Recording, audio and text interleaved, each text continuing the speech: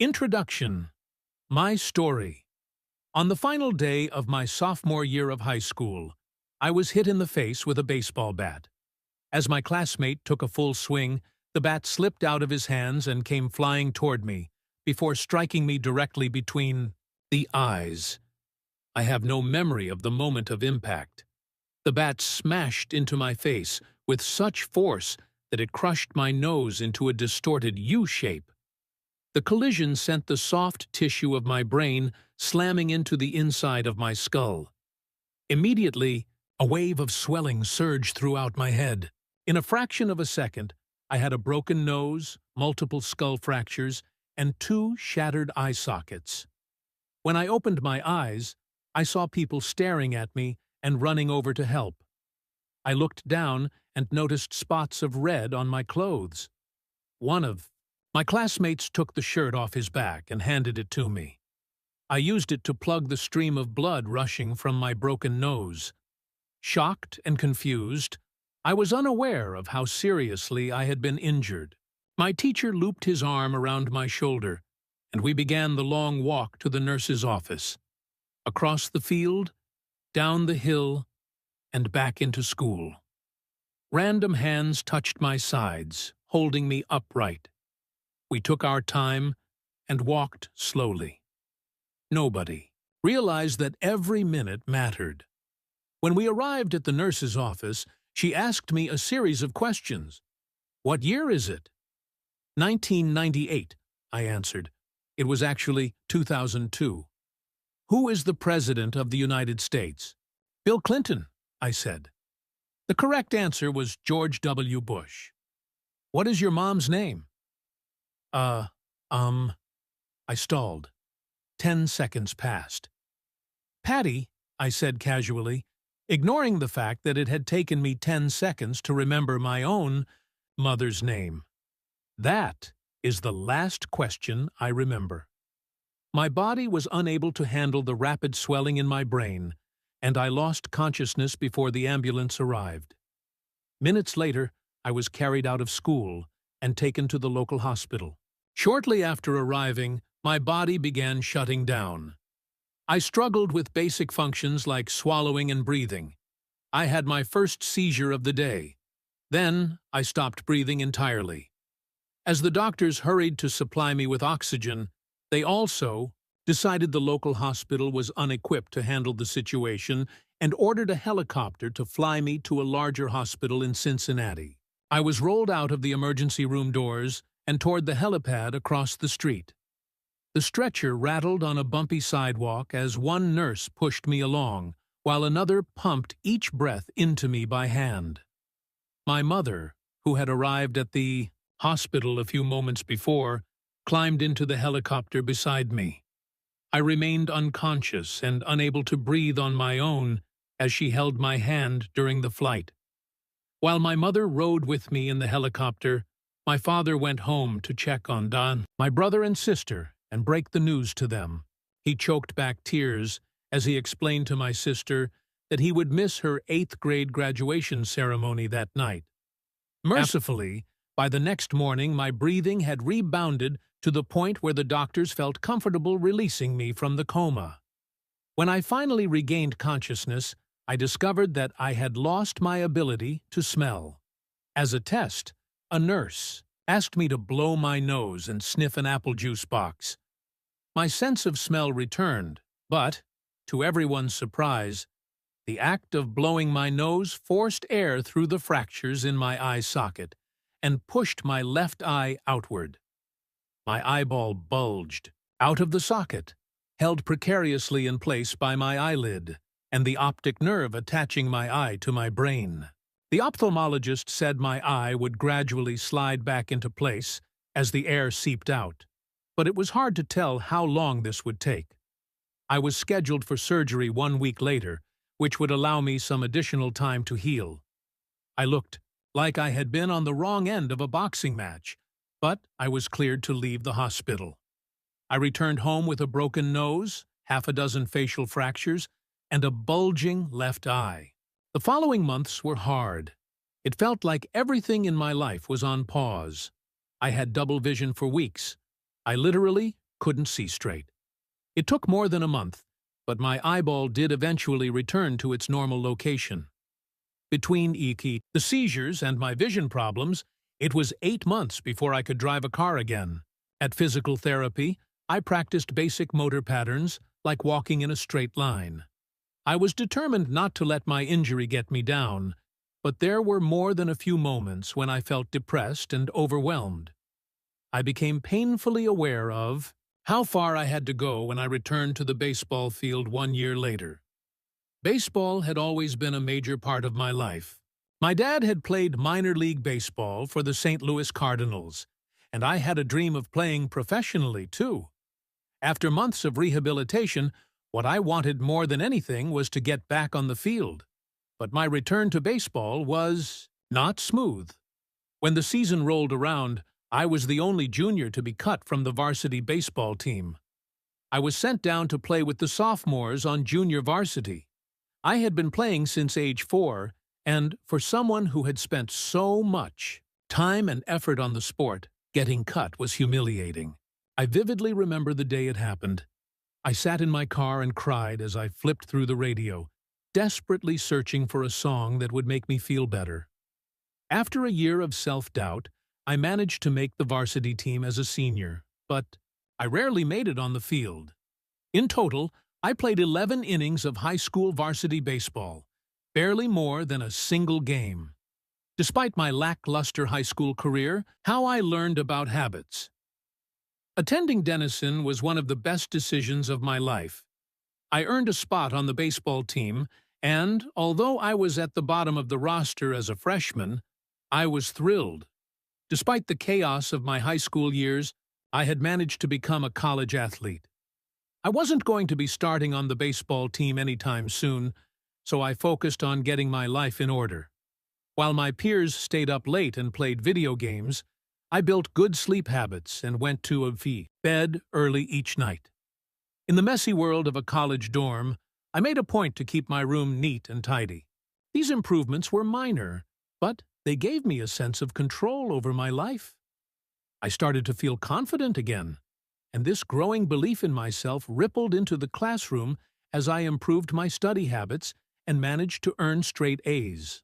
During my first year, a habit is a routine or behavior that is performed regularly, and, in many cases, automatically. As each semester passed, I accumulated small but consistent habits that ultimately led to results that were unimaginable to me when I started. For example, for the first time in my life, I made it a habit to lift weights multiple times per week. And in the years that followed, my 6'4" frame bulked up from a featherweight 170 to a lean 200 pounds. When my sophomore season arrived, I earned a starting role on the pitching staff. By my junior year, I was voted team captain, and at the end of the season, I was selected for the all-conference team. But it was not until my senior season that my sleep habits, study habits, and strength training habits really began to pay off. 6 years after I had been hit in the face with a baseball bat, flown to the hospital, and placed into a coma, I was selected as the top male athlete at Denison University and named to the ESPN Academic All-America team, an honor given to just 33 players across the country. By the time I graduated, I was listed in the school record books in 8 different categories. That same year, I was awarded the university's highest academic honor, the President's Medal. I hope you'll forgive me if this sounds boastful. To be honest, there was nothing legendary or historic about my athletic career. I never ended up playing professionally. However, looking back on those years, I believe I accomplished something just as rare. I fulfilled my potential. And I believe the concepts in this book can help you fulfill your potential as well. We all face challenges in life. This injury was one of mine, and the experience taught me a critical lesson. Changes that seem small and unimportant at first will compound into remarkable results if you're willing to stick with them for years. We all deal with setbacks, but in the long run, the quality of our lives often depends on the quality of our habits. With the same habits, you'll end up with the same results. But with better habits, anything is possible. Maybe there are people who can achieve incredible success overnight.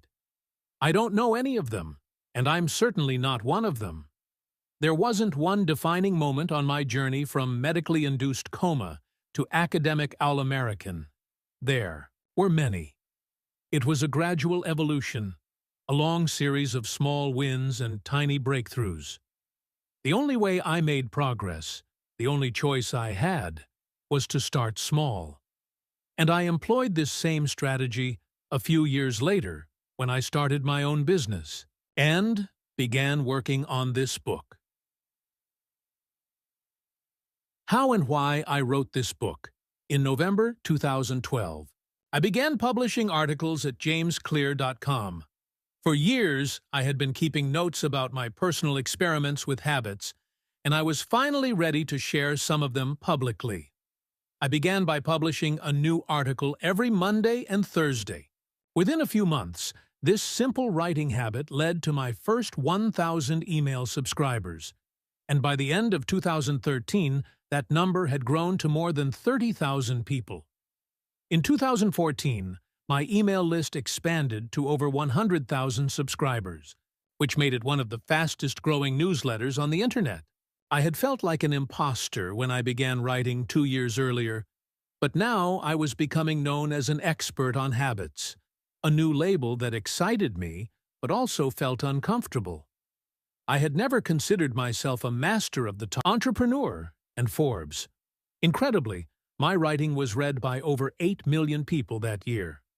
Coaches in the NFL, NBA, and MLB began reading my work and sharing it with their teams. At the start of 2017, I launched the Habits Academy, which became the premier training platform for organizations and individuals interested in building better habits in life and work.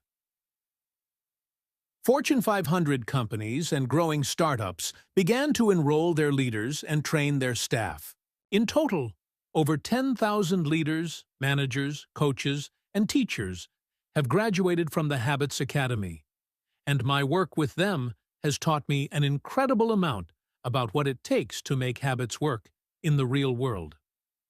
As I put the finishing touches on this book in 2018, jamesclear.com is receiving millions of visitors per month, and nearly 500,000 people subscribe to my weekly email newsletter. A number that is so far beyond my expectations when I began that I'm not even sure what to think of it. How this book will benefit you. The entrepreneur and investor Naval Ravikant has said, "To write a great book, you must first become the book." I originally learned about the ideas mentioned here because I had to live them.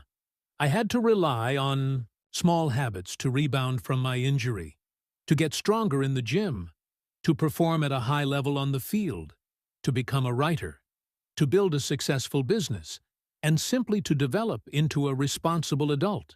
Small habits helped me fulfill my potential. And since you picked up this book, I'm guessing you'd like to fulfill yours as well. In the pages that follow, I will share a step-by-step plan for building better habits, not for days or weeks, but for a lifetime. While science supports everything I've written, this book is not an academic research paper. It's an operating manual. You'll find wisdom and practical advice front and center as I explain the science of how to create and change your habits in a way that is easy to understand and apply. The fields I draw on, biology, neuroscience, philosophy, psychology, and more, have been around for many years. What I offer you is a synthesis of the best ideas smart people figured out a long time ago, as well as the most compelling discoveries scientists have made recently. My contribution, I hope, is to find the ideas that matter most and connect them in a way that is highly actionable. Anything wise in these pages you should credit to the many experts who preceded me. Anything foolish, assume it is my error. The backbone of this book is my 4-step model of habits: cue, craving, response, and reward. and the 4 laws of behavior change that evolve out of these steps. Readers with a psychology background may recognize some of these terms from operant conditioning, which was first proposed as stimulus, response, reward by B.F. Skinner in the 1930s and has been popularized more recently as cue, routine, reward in The Power of Habit by Charles Duhigg. Behavioral scientists like Skinner realized that if you offered the right reward or punishment, you could get people to act in a certain way. But while Skinner's model did an excellent job of explaining how external stimuli influenced our habits, it lacked a good explanation for how our thoughts, feelings, and beliefs impact our behavior. Internal states, our moods and emotions, matter, too. In recent decades, scientists have begun to determine the connection between our thoughts, feelings, and behavior. This research will also be covered in these pages. In total, the framework I offer is an integrated model of the cognitive and behavioral sciences. I believe it is one of the first models of human behavior to accurately account for both the influence of external stimuli and internal emotions on our habits. While some of the language may be familiar, I am confident that the details and the applications of the 4 laws of behavior change will offer a new way to think about your habits. Human behavior is always changing, situation to situation, moment to moment, second to second. But this book is about what doesn't change. It's about the fundamentals of human behavior, the lasting principles you can rely on year after year, the ideas you can build a business around, build a family around, build a life around. There is no one right way to create better habits. But this book describes the best way I know, an approach that will be effective regardless of where you start or what you're trying to change. The strategies I cover will be relevant to anyone looking for a step-by-step system for improvement, whether your goals center on the fundamentals. Why tiny changes make a big difference. The surprising power of atomic habits. The fate of British cycling changed one day in 2003. The organization, which was the governing body for professional cycling in Great Britain, had recently hired Dave Brailsford as its new performance director. At the time, professional cyclists in Great Britain had endured nearly 100 years of mediocrity. Since 1908, British riders had won just a single gold medal at the Olympic Games, and they had fared even worse in cycling's biggest race, the Tour de France. In 110 years, no British cyclist had ever won the event. In fact, the performance of British riders had been so underwhelming that one of the top bike manufacturers in Europe refused to sell bikes to the team because they were afraid that it would hurt sales if other professionals saw the Brits using their gear. Brailsford had been hired to put British cycling on a new trajectory. What made him different from previous coaches was his relentless commitment to a strategy that he referred to as the aggregation of marginal gains, which was the philosophy of searching for a tiny margin of improvement in everything you do. Brailsford said, "The whole principle came from the idea that if you broke down everything you could think of that goes into riding a bike and then improve it by 1%, you will get a significant increase when you put them all together." Brailsford and his coaches began by making small adjustments you might expect from a professional cycling team. They redesigned the bike seats to make them more comfortable and rubbed alcohol on the tires for a better grip. They asked riders to wear electrically heated overshorts to maintain ideal muscle temperature while riding and used biofeedback sensors to monitor how each athlete responded to a particular workout. The team tested various fabrics in a wind tunnel and had their outdoor riders switch to indoor racing suits, which proved to be lighter and more aerodynamic. But they didn't stop there. Brailsford and his team continued to find 1% improvements in overlooked and unexpected areas. They tested different types of massage gels to see which one led to the fastest muscle recovery. They hired a surgeon to teach each rider the best way to wash their hands to reduce the chances of catching a cold. They determined the type of pillow and mattress that led to the best night's sleep for each rider. They even painted the inside of the team truck white, which helped them spot little bits of dust that would normally slip by unnoticed, but could degrade the performance of the finely tuned bikes. As these and hundreds of other small improvements accumulated, the results came faster than anyone could have imagined. Just 5 years after Brailsford took over, the British cycling team dominated the road and track cycling events at the 2008 Olympic Games in Beijing, where they won an astounding 60% of the gold medals available. 4 years later, when the Olympic Games came to London, the Brits raised the bar as they set 9 Olympic records and 7 world records. That same year, Bradley Wiggins became the first British cyclist to win the Tour de France.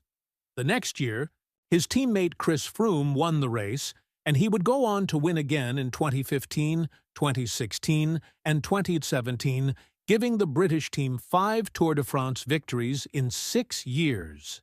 During the 10-year span from 2007 to 2017, British cyclists won 178 world championships and 66 Olympic or Paralympic gold medals, and captured 5 Tour de France victories in what is widely regarded as the most successful run in cycling history. How does this happen?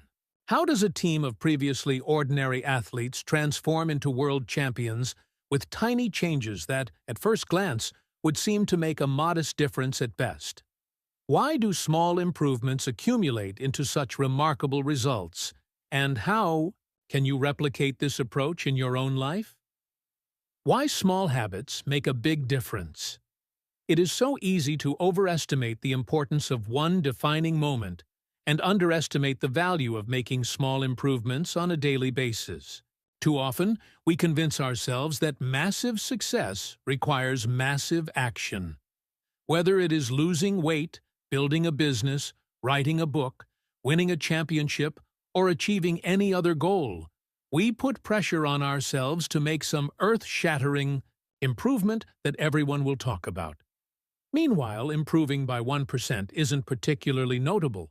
Sometimes it isn't even noticeable, but it can be far more meaningful, especially in the long run. The difference a tiny improvement can make over time is astounding. Here's how the math works out. If you can get 1% better each day for 1 year, you'll end up 37 times better by the time you're done. Conversely, if you get 1% worse each day for 1 year, you'll decline nearly down to 0. What starts as a small win or a minor setback accumulates into something much more. Habits are the compound interest of self-improvement.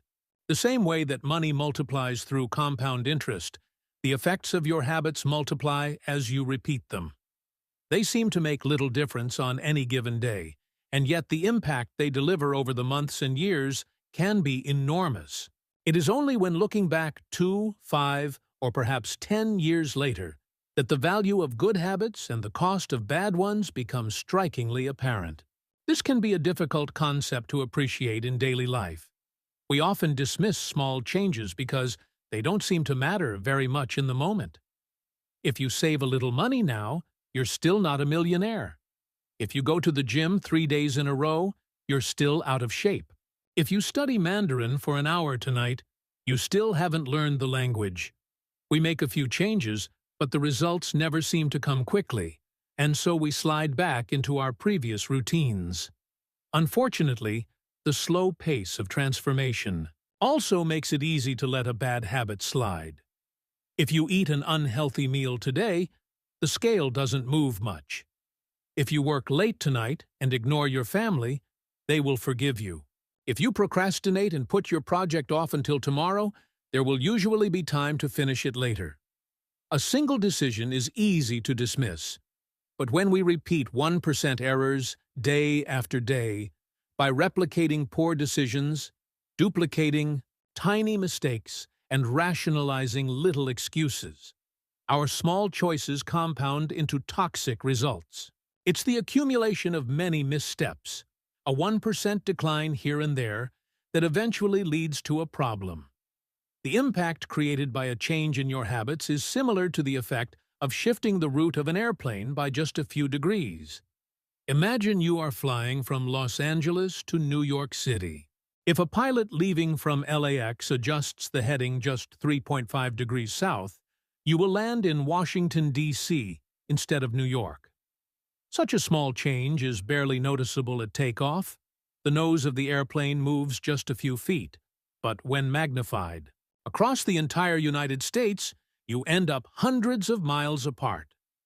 Similarly, a slight change in your daily habits can guide your life to a very different destination.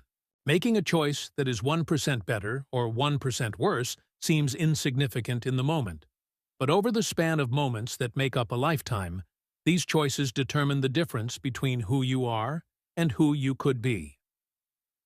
Success is the product of daily habits, not once-in-a-lifetime transformations. That said, it doesn't matter how successful or unsuccessful you are right now. What matters is whether your habits are putting you on the path toward success. You should be far more concerned with your current trajectory than with your current results. If you're a millionaire but you spend more than you earn each month, then you're on a bad trajectory. If your spending habits don't change, it's not going to end well. Conversely, if you're broke but you save a little bit every month, then you're on the path toward financial freedom, even if you're moving slower than you'd like. Your outcomes are a lagging measure of your habits. Your net worth is a lagging measure of your financial habits. Your weight is a lagging measure of your eating habits. Your knowledge is a lagging measure of your learning habits. Your clutter is a lagging measure of your cleaning habits. You get what you repeat. If you want to predict where you'll end up in life, all you have to do is follow the curve of tiny gains or tiny losses and see how your daily choices will compound 10 or 20 years down the line. Are you spending less than you earn each month? Are you making it into the gym each week? Are you reading books and learning something new each day? Tiny battles like these are the ones that will define your future self. Time magnifies the margin between success and failure. It will multiply whatever you feed it. Good habits make time your ally. Bad habits make time your enemy. Habits are a double-edged sword. Bad habits can cut you down just as easily as good habits can build you up, which is why understanding the details is crucial. You need to know how habits work and how to design them to your liking, so you can avoid the dangerous half of the blade. Repeat. If you want to predict where you'll end up in life, all you have to do is follow the curve of tiny gains or tiny losses and see how your daily choices will compound 10 or 20 years down the line. Are you spending less than you earn each month? Are you making it into the gym each week? Are you reading books and learning something new each day? Tiny battles like these are the ones that will define your future self. Time magnifies the margin between success and failure. It will multiply whatever you feed it. Good habits make time your ally. Bad habits make time your enemy. Habits are a double-edged sword. Bad habits can cut you down just as easily as good. Habits can build you up, which is why understanding the details is crucial. You need to know how habits work and how to design them to your liking, so you can avoid the dangerous half of the blade. Your habits can compound for you or against you. Positive compounding productivity compounds. Accomplishing one extra task is a small feat on any given day, but it counts for a lot over an entire career. The effect of automating an old task or mastering a new skill can be even greater. The more tasks you can handle without thinking, the more your brain is free to focus on other areas. Knowledge compounds. Learning one new idea won't make you a genius, but a commitment to lifelong learning can be transformative. Furthermore, each book you read not only teaches you something new, but also opens up different ways of thinking about old ideas. As Warren Buffett says, that's how knowledge works. It builds up, like compound interest. Relationships compound. People reflect your behavior back to you. The more you help others, the more others want to help you. Being a little bit nicer in each interaction can result in a network of broad and strong connections over time. Negative compounding stress compounds. The frustration of a traffic jam, the weight of parenting responsibilities, the worry of making ends meet, the strain of slightly high blood pressure. By themselves, these common causes of stress are manageable. But when they persist for years, little stresses compound into serious health issues. Negative thoughts compound. The more you think of yourself as worthless, stupid, or ugly, the more you condition yourself to interpret life that way. You get trapped in a thought loop. The same is true for how you think about others. Once you fall into the habit of seeing people as angry, unjust, or selfish, you see those kind of people everywhere. Outrage compounds. Riots, protests, and mass movements are rarely the result of a single event. Instead, a long series of microaggressions and daily aggravations slowly multiply until one event tips the scales and outrage spreads like wildfire. What progress is really like? Imagine that you have an ice cube sitting on the table in front of you. The room is cold and you can see your breath. It is currently 25 degrees. Ever so slowly, the room begins to heat up. 26 degrees, 27, 28. The ice cube is still sitting on the table in front of you. 29 degrees. Repeat. If you want to predict where you'll end up in life, all you have to do is follow the curve of time. 30, 31. Still, nothing has happened. Then, 32 degrees. The ice begins to melt. A 1-degree shift, seemingly no different from the temperature increases before it, has unlocked a huge change. Breakthrough moments are often the result of many previous actions which build up the potential required to unleash a major change. This pattern shows up everywhere. Cancer spends 80% of its life undetectable, then takes over the body in months. Bamboo can barely be seen for the first 5 years, as it builds extensive root systems underground before exploding 90 feet into the air within 6 weeks. Similarly, habits often appear to make no difference until you cross a critical threshold and unlock a new level of performance. In the early and middle stages of any quest, there is often a valley of disappointment. You expect to make progress in a linear fashion, and it's frustrating how ineffective changes can seem during the first days, weeks, and even months. It doesn't feel like you are going anywhere. It's a hallmark of any compounding process. The most powerful outcomes are delayed. This is one of the core reasons why it is so hard to build habits that last. People make a few small changes, fail to see a tangible result, and decide to stop. You think, I've been running every day for a month, so why can't I see any change in my body? Once this kind of thinking takes over, it's easy to let good habits fall by the wayside. But in order to make a meaningful difference, habits need to persist long enough to break through this plateau, what I call the plateau of latent potential. If you find yourself struggling to build a good habit or break a bad one, it is not because you have lost your ability to improve. It is often because you have not yet crossed the plateau of latent potential. Complaining about not achieving success, despite working hard, is like complaining about an ice cube not melting when you heated it from 25 to 31 degrees. Your work was not wasted. It is just being stored. All the action happens at 32 degrees. When you finally break through the plateau of latent potential, people will call it an overnight success.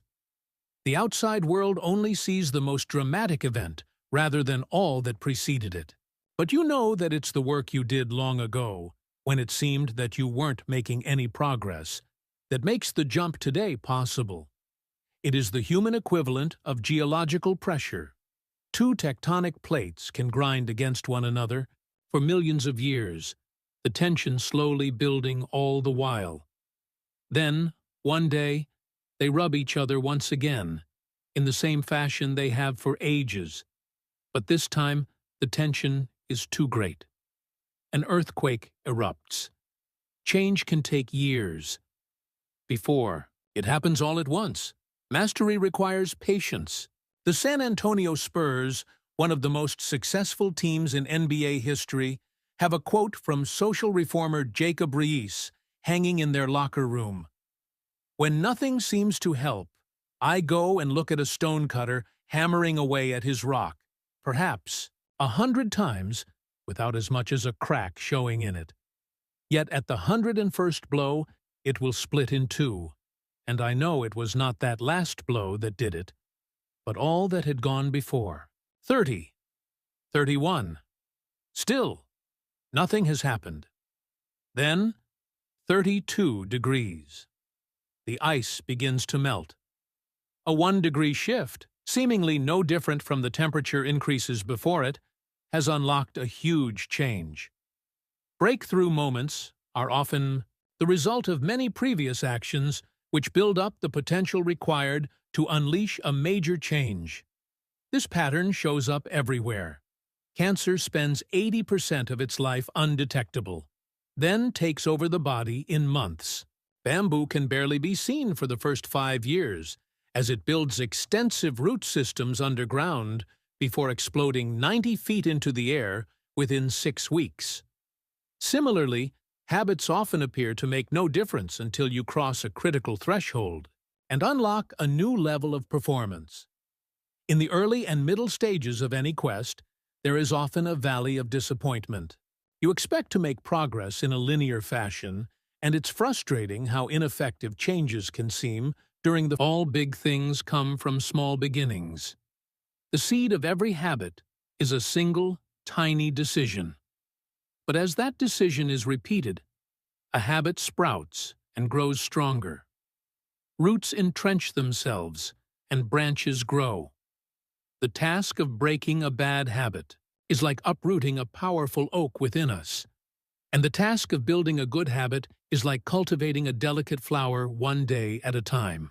But what determines whether we stick with a habit long enough to survive the plateau of latent potential and break through to the other side? What is it that causes some people to slide into unwanted habits and enables others to enjoy the compounding effects of good ones? Forget about goals. Focus on systems. Instead, prevailing wisdom claims that the best way to achieve what we want in life, getting into better shape, building a successful business, relaxing more and worrying less, spending more time with friends and family, is to set specific, actionable goals. For many years, this was how I approached my habits too. Each one was a goal to be reached. I set goals for the grades I wanted to get in school, for the weights I wanted to lift in the gym, for the profits I wanted to earn in business. I succeeded at a few, but I failed at a lot of them. Eventually, I began to realize that my results had very little to do with the goals I set and nearly everything to do with the systems I followed. What's the difference between systems and goals? It's a distinction I first learned from Scott Adams, the cartoonist behind the Dilbert comic. Goals are about the results you want to achieve. Systems are about the processes that lead to those results. If you're a coach, your goal might be to win a championship. Your system is the way you recruit players, manage your assistant coaches, and conduct practice. If you're an entrepreneur, your goal might be to build $1 million business. Your system is how you test product ideas, hire employees, and run marketing campaigns. If you're a musician, your goal might be to play a new piece. Your system is how often you practice, how you break down and tackle difficult measures, and your method for receiving feedback from your instructor. Now for the interesting question. If you completely ignored your goals and focused only on your system, would you still succeed? For example, if you were a basketball coach and you ignored your goal to win a championship and focused only on what your team does at practice each day, would you still get results? I think you would. The goal in any sport is to finish with the best score, but it would be ridiculous to spend the whole game staring at the scoreboard. The only way to actually win is to get better each day. In the words of three-time Super Bowl winner Bill Walsh, the score takes care of itself. The same is true for other areas of life. If you want better results, then forget about setting goals. Focus on your system instead. What do I mean by this? Are goals completely useless? Of course not. Goals are good for setting a direction, but systems are best for making progress. A handful of problems arise when you spend too much time thinking about your goals and not enough time designing your systems. Problem number 1. Winners and losers have the same goals. Goal setting suffers from a serious case of survivorship bias.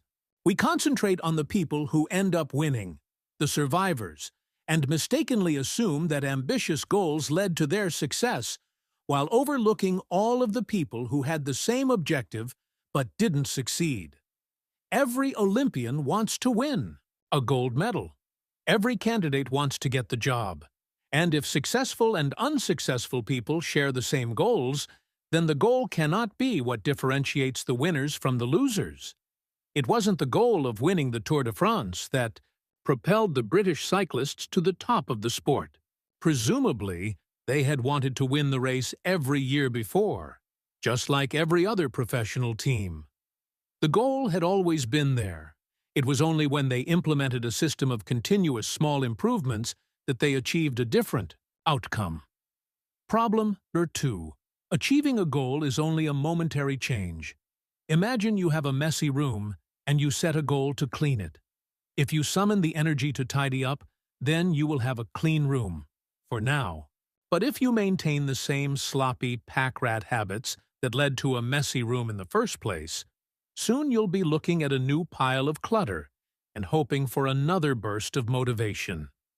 You're left chasing the same outcome because you never changed the system behind it.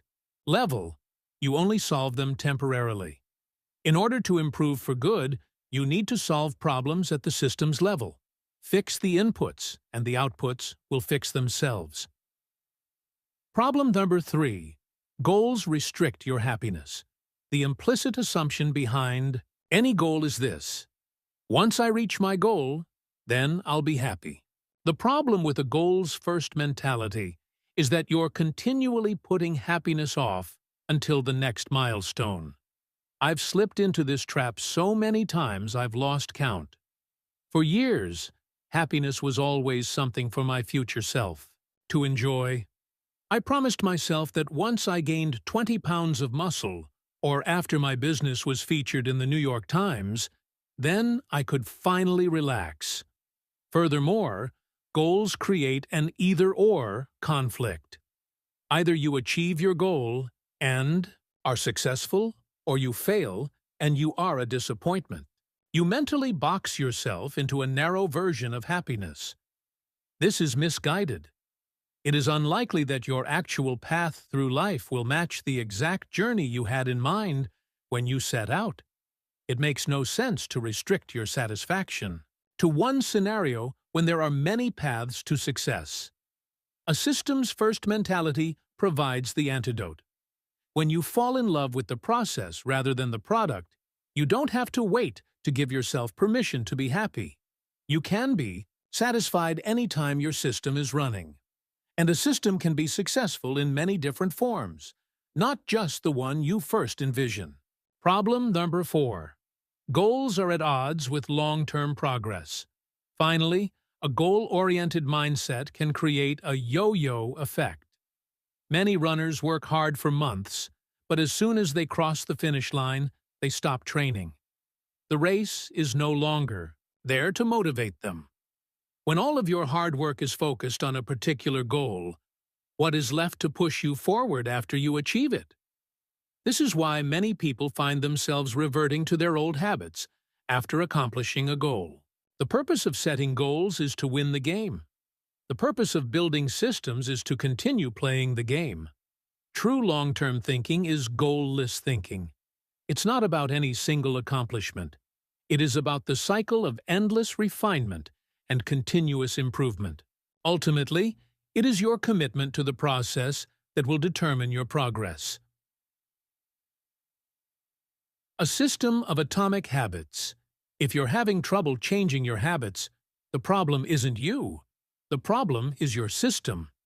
Bad habits repeat themselves again and again, not because you don't want to change, but because you have the wrong system for change.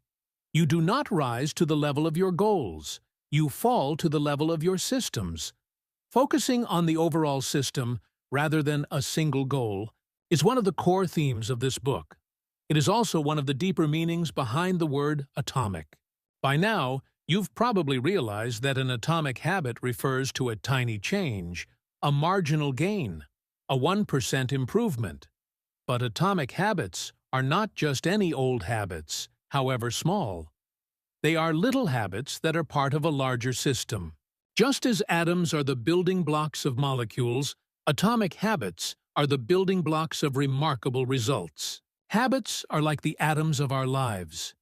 Each one is a fundamental unit that contributes to your overall improvement. At first, these tiny routines seem insignificant, but soon they build on each other and fuel bigger wins that multiply to a degree that far outweighs the cost of their initial investment.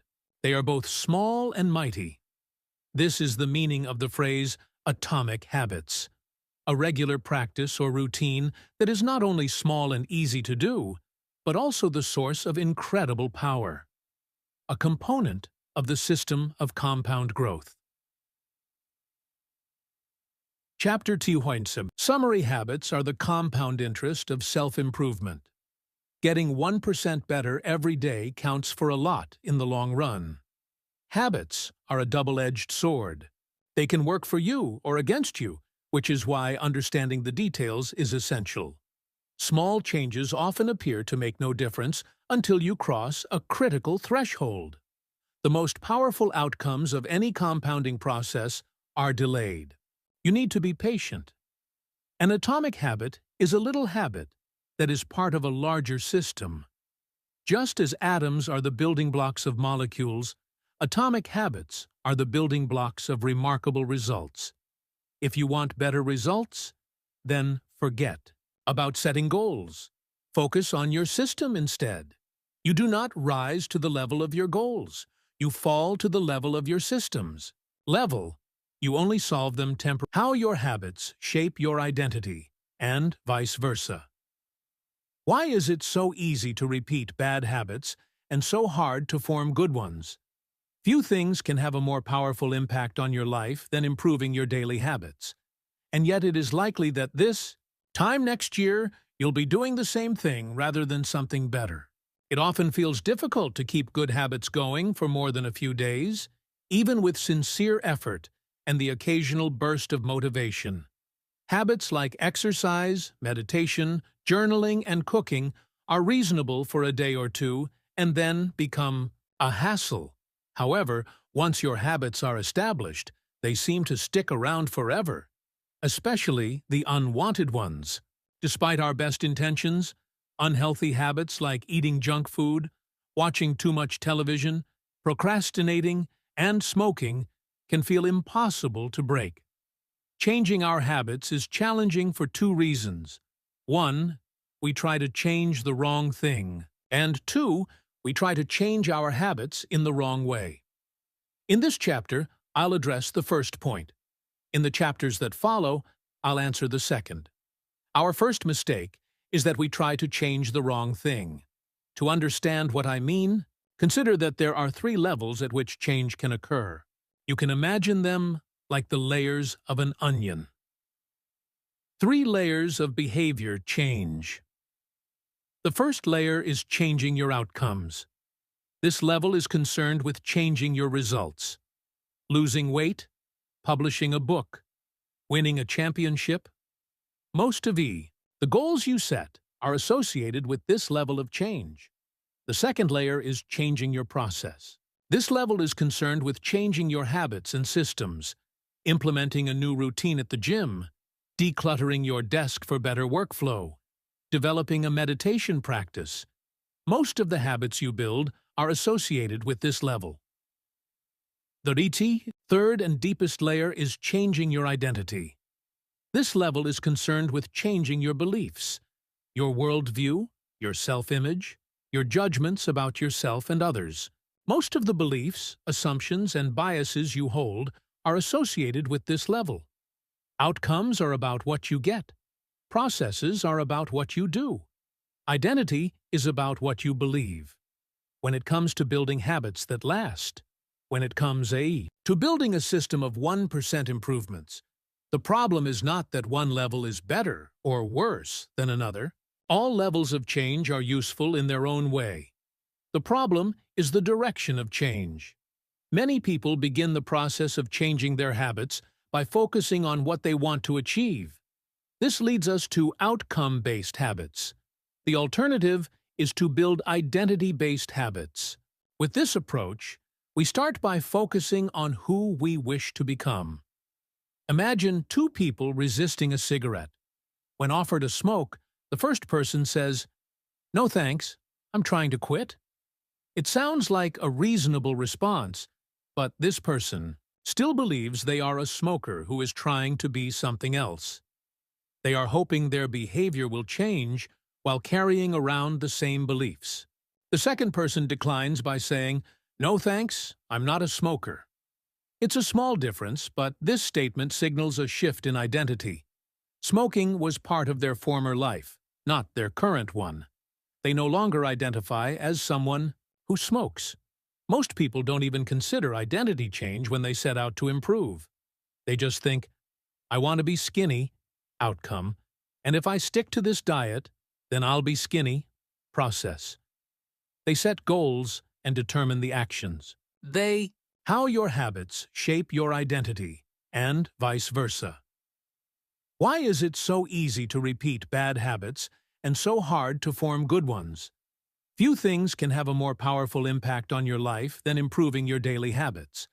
And yet it is likely that this time next year you'll be doing the same thing rather than something better. It often feels difficult to keep good habits going for more than a few days, even with sincere effort and the occasional burst of motivation.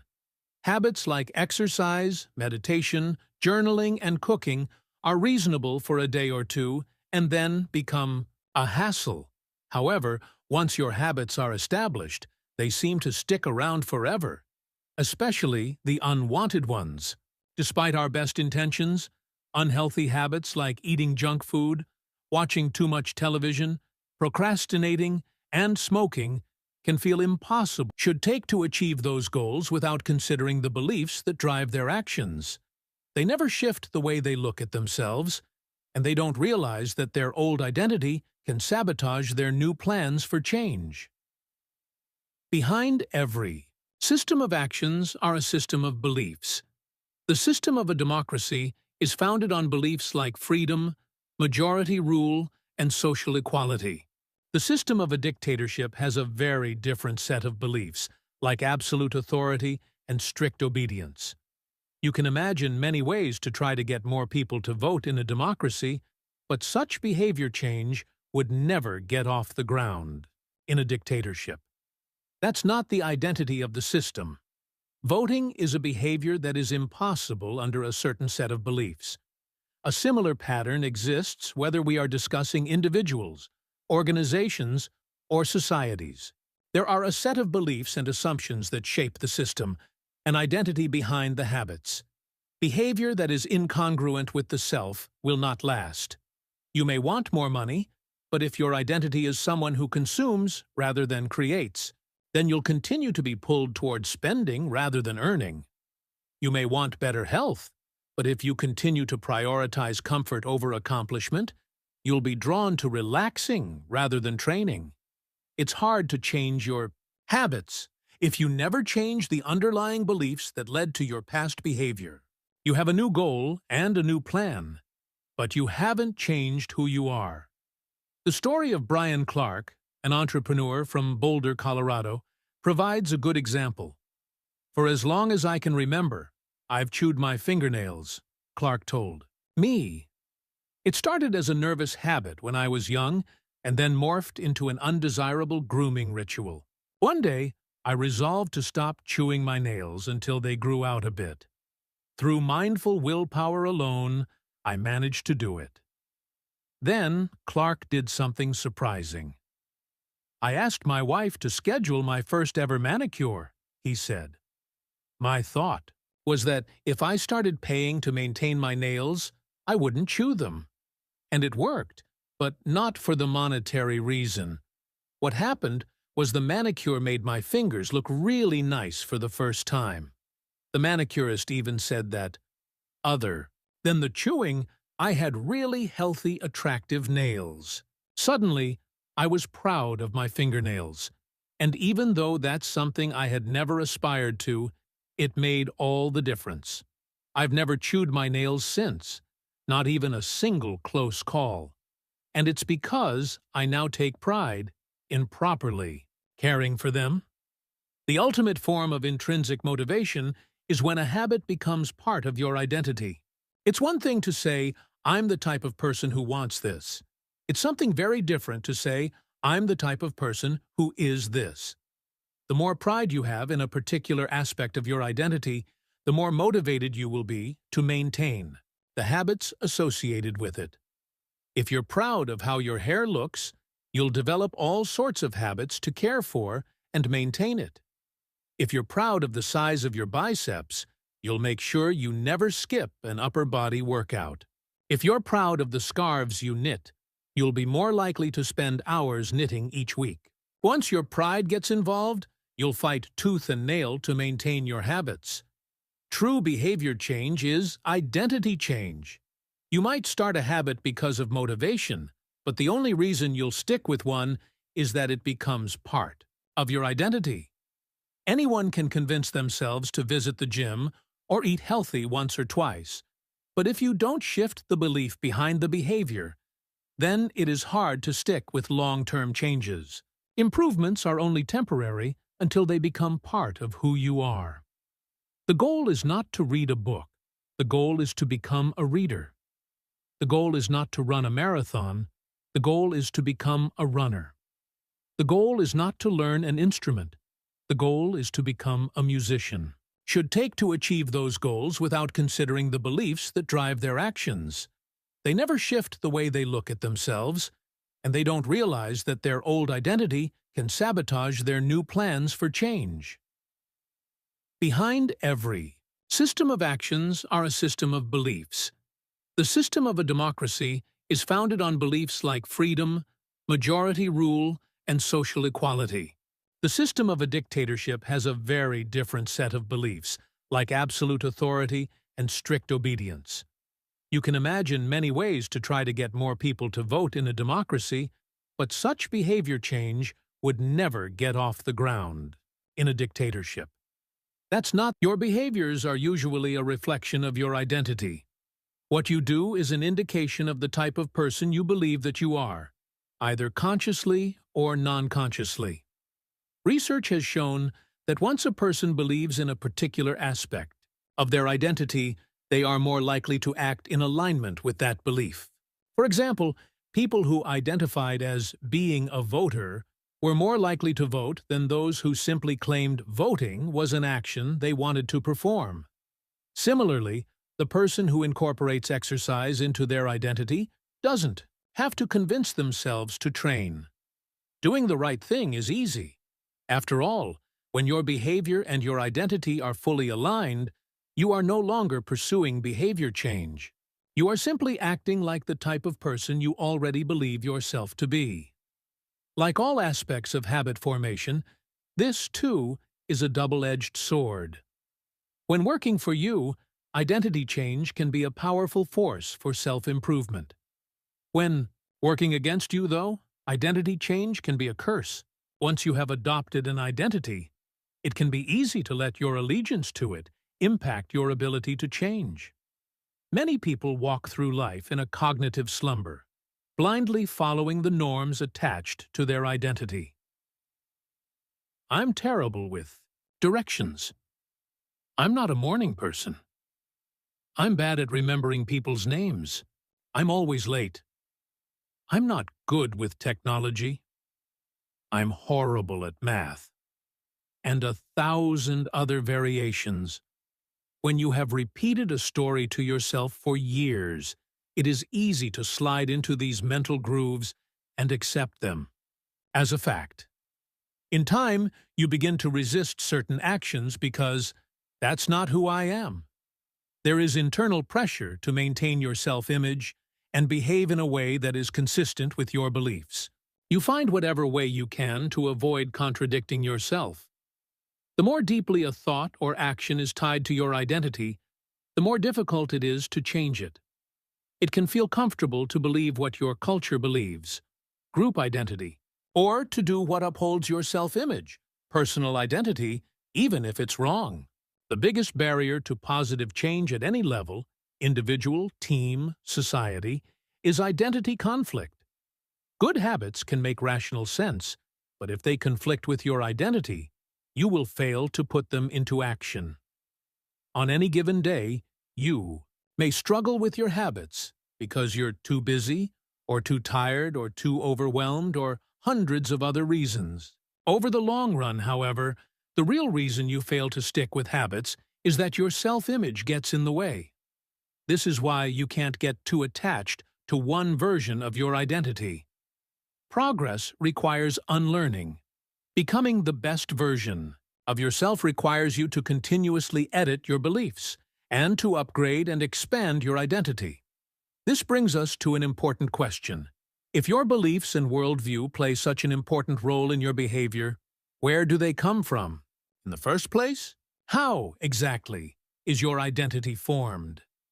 And how can you emphasize new aspects of your identity that serve you and gradually erase the pieces that hinder you? The two-step process to changing your identity. Your identity emerges out of your habits. You are not born with preset beliefs. Every belief, including those about yourself, is learned and conditioned through experience. Your behaviors are usually a reflection of your identity.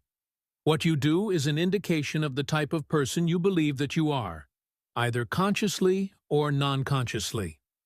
Research has shown that once a person believes in a particular aspect of their identity, they are more likely to act in alignment with that belief. For example, people who identified as being a voter were more likely to vote than those who simply claimed voting was an action they wanted to perform. Similarly, the person who incorporates exercise into their identity doesn't have to convince themselves to train. Doing the right thing is easy. After all, when your behavior and your identity are fully aligned, you are no longer pursuing behavior change. You are simply acting like the type of... More precisely, your habits are how you embody your identity. When you make your bed each day, you embody the identity of an organized person. When you write each day, you embody the identity of a creative person. When you train each day, you embody the identity of an athletic person. The more you repeat a behavior, the more you reinforce the identity associated with that behavior. In fact, the word identity was originally derived from the Latin words essentitas, which means being, and identidem, which means repeatedly. Your identity is literally your repeated beingness.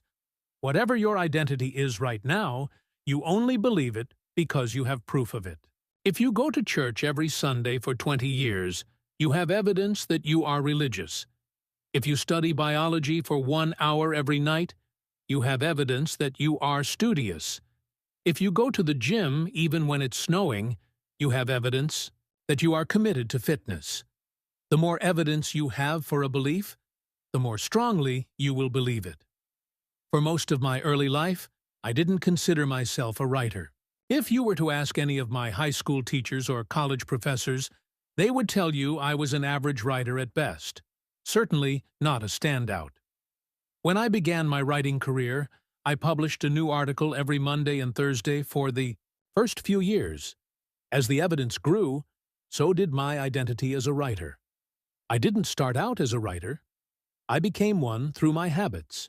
Of course, your habits are not the only actions that influence your identity, but by virtue of their frequency, they are usually the most important ones. Each experience in life modifies your self-image, but it's unlikely you would consider yourself a soccer player because you kicked a ball once, or an artist because you scribbled a picture. As you repeat these actions, however, the evidence accumulates and your self-image begins to change. The effect of one-off experiences tends to fade away, while the effect of habits gets reinforced with time, which means your habits contribute most of the evidence that shapes your identity. In this way, the process of building habits is actually the process of becoming yourself. This is a gradual evolution. We do not change by snapping our fingers and deciding to be someone entirely new. We change bit by bit, day by day, habit by habit. We are continually undergoing microevolutions of the self. Each habit is like a suggestion. Hey, maybe this is who I am. If you finish a book, then perhaps you are the type of person who likes reading. If you go to the gym, then perhaps you are the type of person who likes exercise. If you practice playing the guitar, perhaps you are the type of person who likes music. Every action you take is a vote for the type of person you wish to become. No single instance will transform your beliefs, but as the votes build up, so does the evidence of your new identity. This is one reason why meaningful change does not require radical change. Small habits can make a meaningful difference by providing evidence of a new identity, and if a change is meaningful, it actually is big. That's the paradox of making small improvements. Putting this all together, you can see that habits are the path to changing your identity. The most practical way to change who you are is to change what you do. Each time you write a page, you are a writer. Each time you practice the violin, you are a musician. Each time you start a workout, you are an athlete. Each time you encourage your employees, you are a leader. Each habit not only gets results, but also teaches you something far more important: to trust yourself. Anxious or to double their salary? That's fine. Start there and work backward from the results you want to the type of person who could get those results. Ask yourself, who is the type of person that could get the outcome I want? Who is the type of person that could lose 40 pounds? Who is the type of person that could learn a new language? Who is the type of person that could run a successful startup? For example, who is the type of person who could write a book? It's probably someone who is consistent and reliable. Now your focus shifts from writing a book, outcome-based, to being the type of person who is consistent and reliable, identity-based. This process can lead to beliefs like, I'm the kind of teacher who stands up for her students. I'm the kind of doctor who gives each patient the time and empathy they need. I'm the kind of manager who advocates for her employees. Once you have a handle on the type of person you want to be, you can begin taking small steps to reinforce your desired identity. I have a friend who lost over 100 pounds by asking herself, what would a healthy person do? All day long, she would use this question as a guide. Would a healthy person walk or take a cab? Would a healthy person order a burrito or a salad? She figured if she acted like a healthy person long enough, eventually she would become that person. She was right.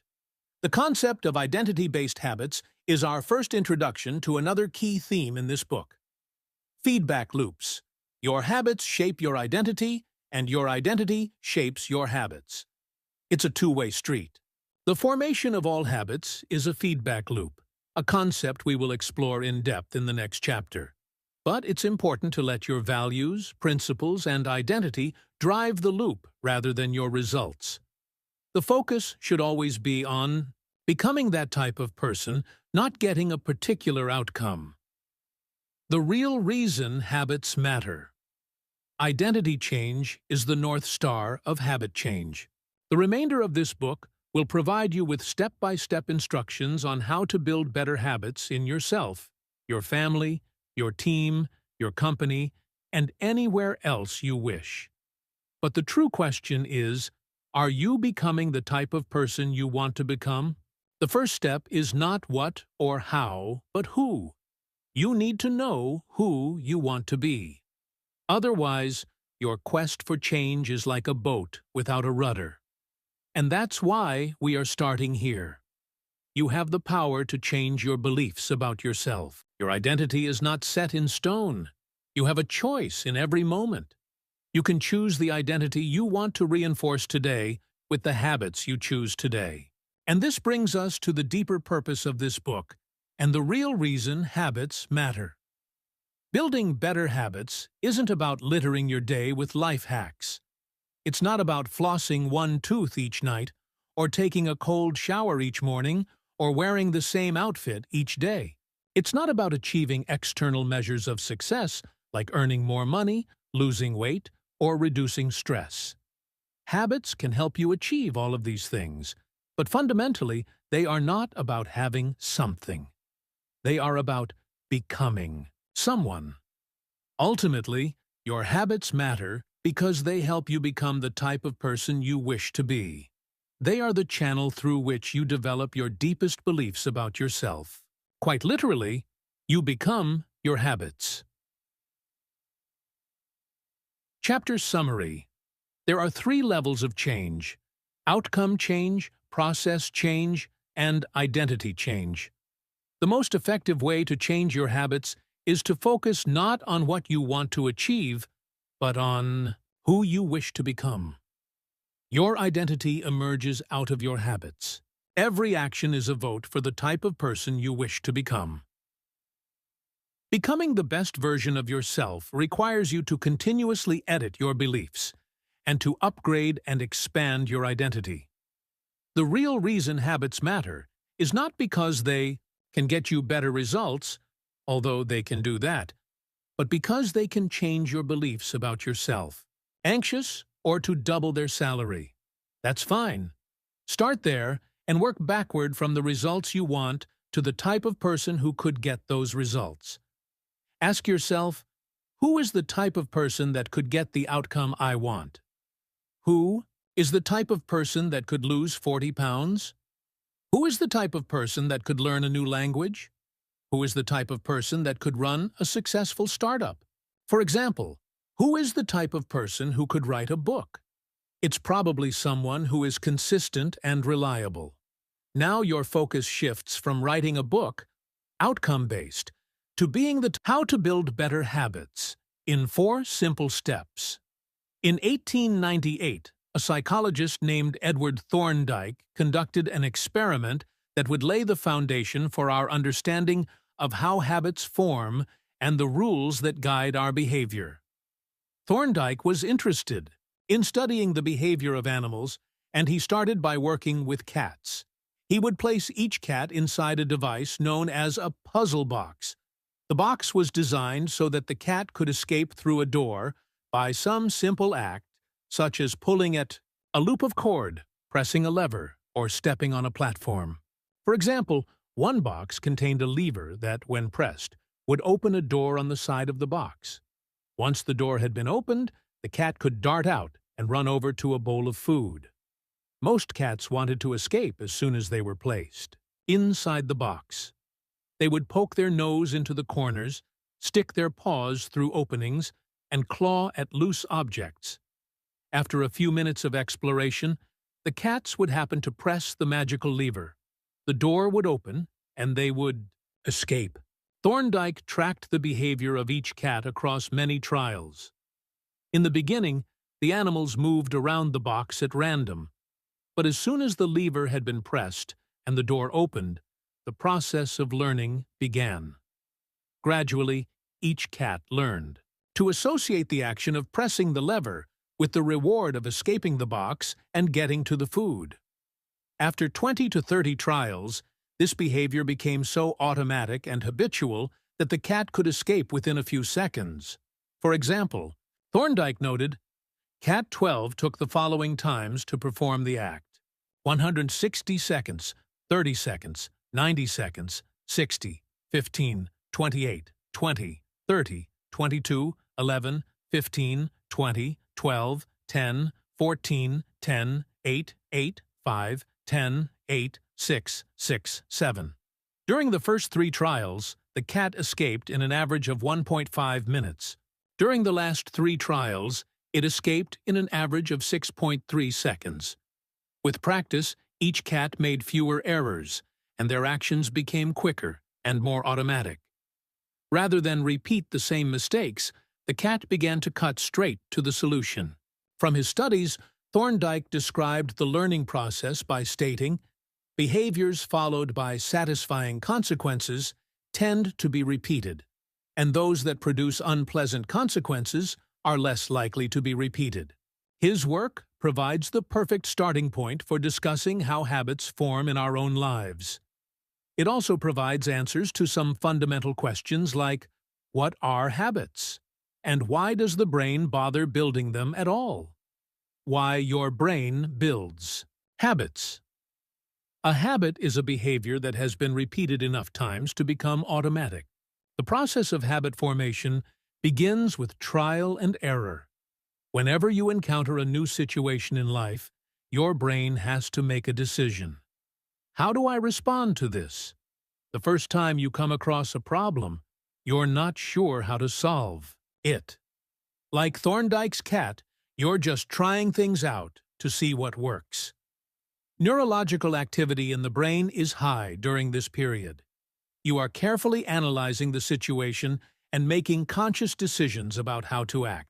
You're taking in tons of new information and trying to make sense of it all. The brain is busy learning the most effective course of action.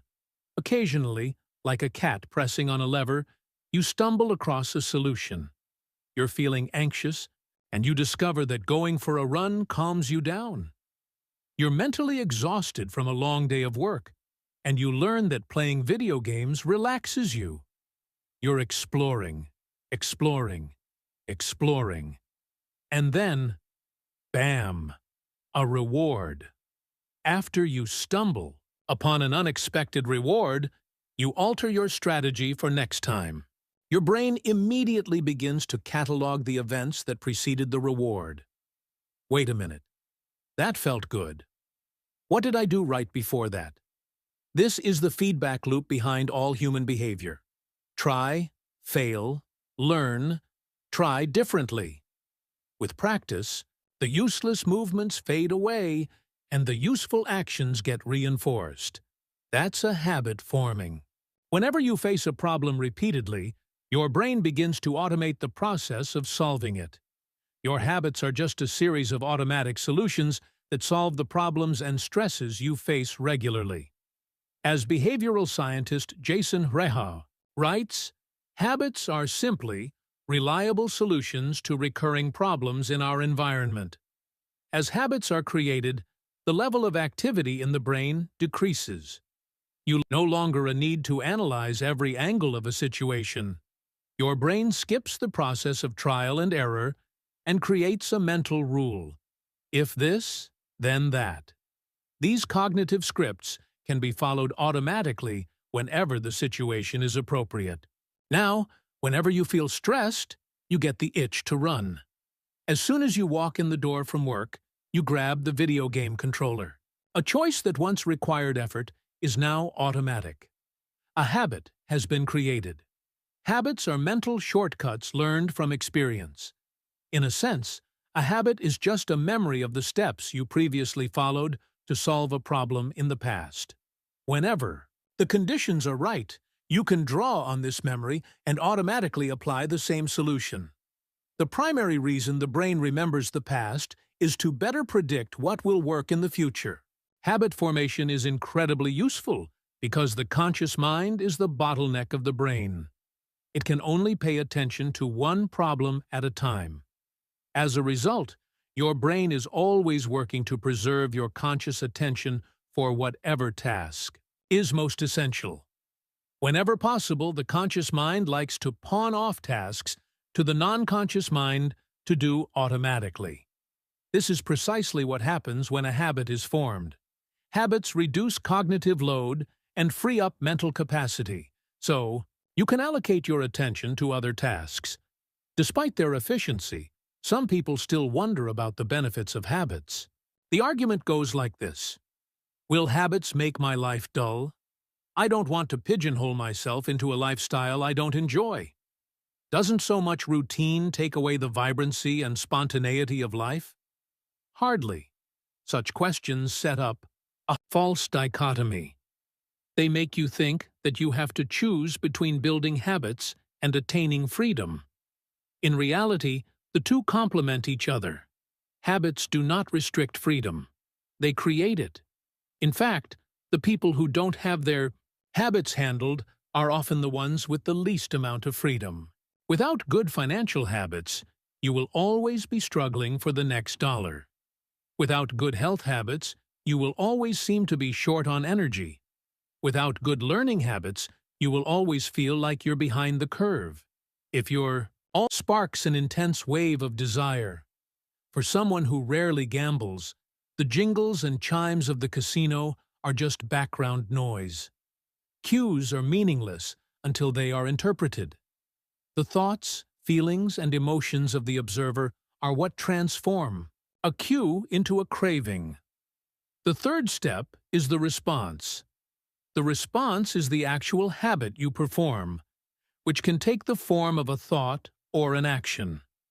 Whether a response occurs depends on how motivated you are and how much friction is associated with the behavior.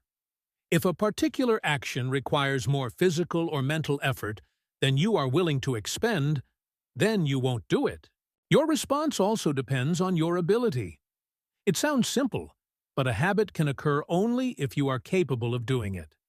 If you want to dunk a basketball but can't jump high enough to reach the hoop, well, you're out of luck.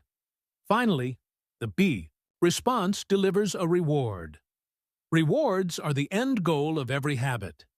The cue is about noticing the reward. The craving is about wanting the reward. The response is about obtaining the reward. We chase rewards because they serve two purposes. 1, they satisfy us, and 2, they teach us. The first purpose of rewards is to satisfy your craving. Yes, rewards provide benefits on their own. Food and water deliver the energy you need to survive. Getting a promotion brings more money and respect. Getting in shape improves your health and your dating prospects. But the more immediate benefit is that rewards satisfy your craving to eat, or to gain status, or to win approval. At least for a moment, rewards deliver contentment and relief from craving. Second, rewards teach us which actions are worth remembering in the future. Your brain is a reward detector. As you go about your life, your sensory nervous system is continuously monitoring which actions satisfy your desires and deliver pleasure. Feelings of pleasure and disappointment are part of the feedback mechanism that helps your brain distinguish useful actions from useless ones. Rewards close the feedback loop and complete the habit cycle. If a behavior is insufficient in any of the 4 stages, it will not become a habit. Eliminate the cue, and your habit will never start. Reduce the craving, and you won't experience enough motivation to act. Make the behavior difficult, and you won't be able to do it. And if the reward fails to satisfy your desire, then you'll have no reason to do it again in the future. Without the first 3 steps, a behavior will not occur. Without all 4, a behavior will not be repeated. In summary, the cue triggers a craving, which motivates a response, which provides a reward, which satisfies the craving and, ultimately, becomes associated with the cue. Together, these 4 steps form a neurological feedback loop. Cue, craving, response, reward, cue, craving, response, reward, that ultimately allows you to create automatic habits. This cycle is known as the habit loop.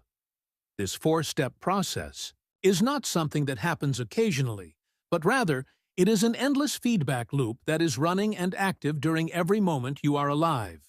Even now, the brain is continually scanning the environment, predicting what will happen next, trying out different responses, and learning from the results. The entire process is completed in a split second, and we use it again and again without realizing everything that has been packed into the previous moment. We can split these 4 steps into 2 phases, the problem phase and the solution phase. The problem phase includes the cue and the craving, and it is when you realize that something needs to change. The solution phase includes the response and the reward, and it is when you take action and achieve the change you desire. Problem phase. Yanayun. Cue. 2. Craving solution phase. 3. Response. 4. Reward. Problem phase 1. Cue. Your phone buzzes with a new text message. 2. Craving. You want to learn the contents of the message. Solution phase 3. Response. You grab your phone and read the text. 4. Reward. You satisfy your craving to read the message. Grabbing your phone becomes associated with your phone buzzing. Problem phase 1. Cue. You are answering emails. 2. Craving. You begin to feel stressed and overwhelmed by work. You want to feel in control. Solution phase 3. Response. You bite your nails. 4. Reward. You satisfy your craving to reduce stress. Biting your nails becomes associated with answering email. Problem phase 1. Cue. You wake up. 2. Craving. You want to feel alert. Solution phase 3. Response. You drink a cup of coffee. 4. Reward. You satisfy your craving to feel alert. Drinking. Coffee becomes associated with waking up. Problem phase 1. Cue. You smell a donut shop as you walk down the street near your office. 2. Craving. You begin to crave a donut. Solution phase. 3. Response. You buy a donut and eat it. 4. Reward. You satisfy your craving to eat a donut.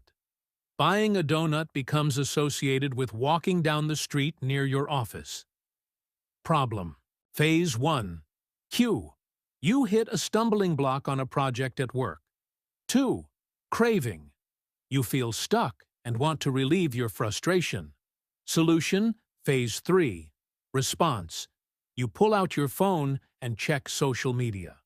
4. Reward. You satisfy your craving to feel relieved. Checking social media becomes associated with feeling stalled at work. Problem phase 1. Cue.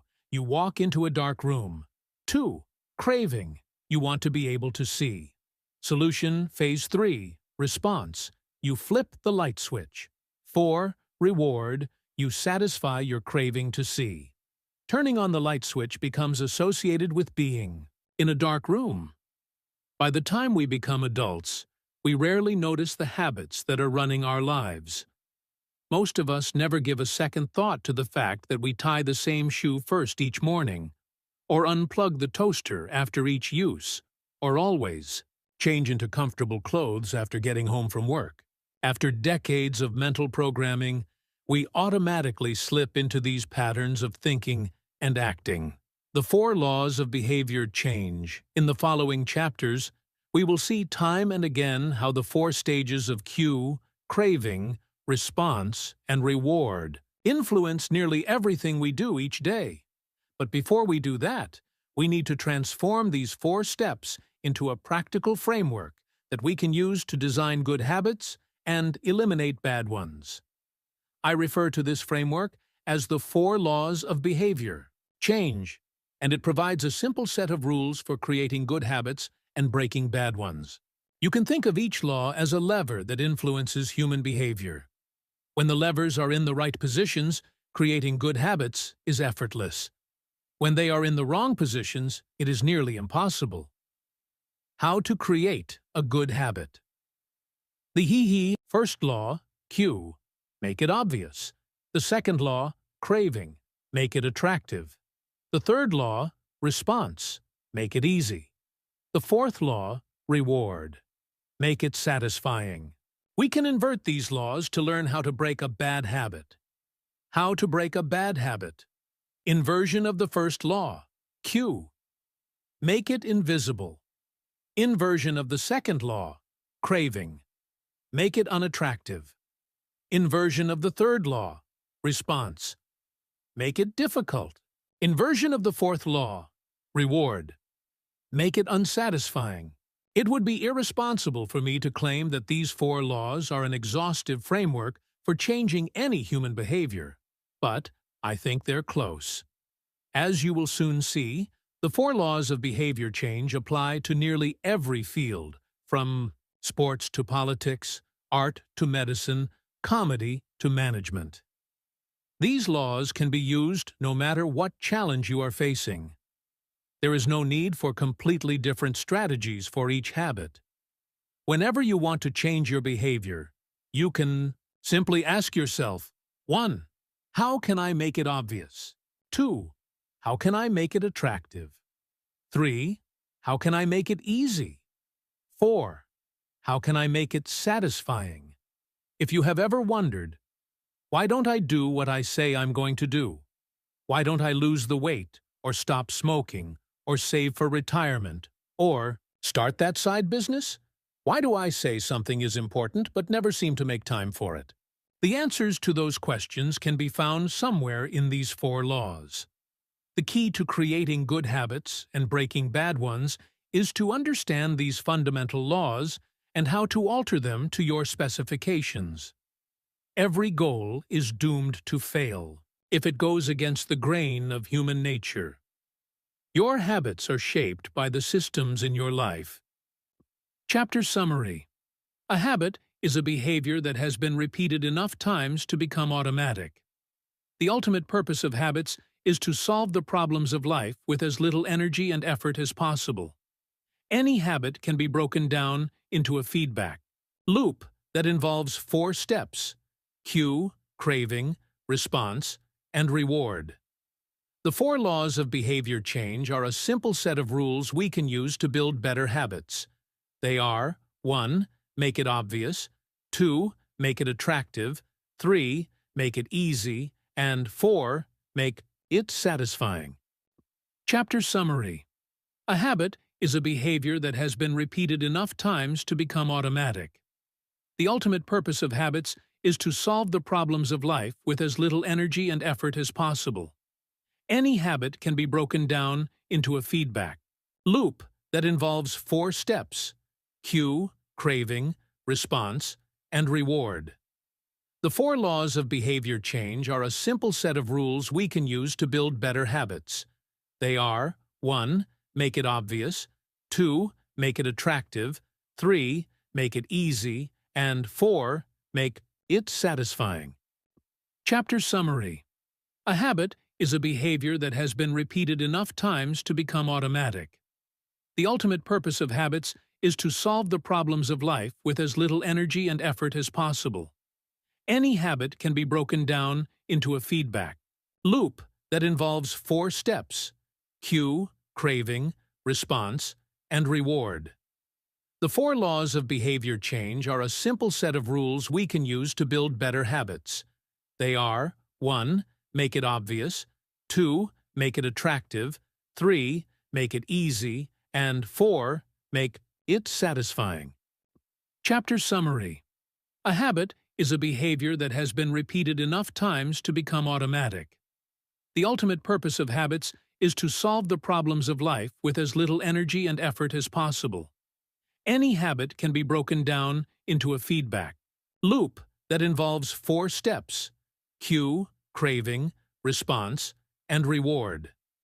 The 4 laws of behavior change are a simple set of rules we can use to build better habits. They are 1. Make it obvious. 2. Make it attractive. 3. Make it easy. And 4. Make it satisfying. Chapter Summary. A habit is a behavior that has been repeated enough times to become automatic. The ultimate purpose of habits is to solve the problems of life with as little energy and effort as possible. Any habit can be broken down into a feedback loop that involves 4 steps: cue, craving, response, and reward. The 4 laws of behavior change are a simple set of rules we can use to build better habits.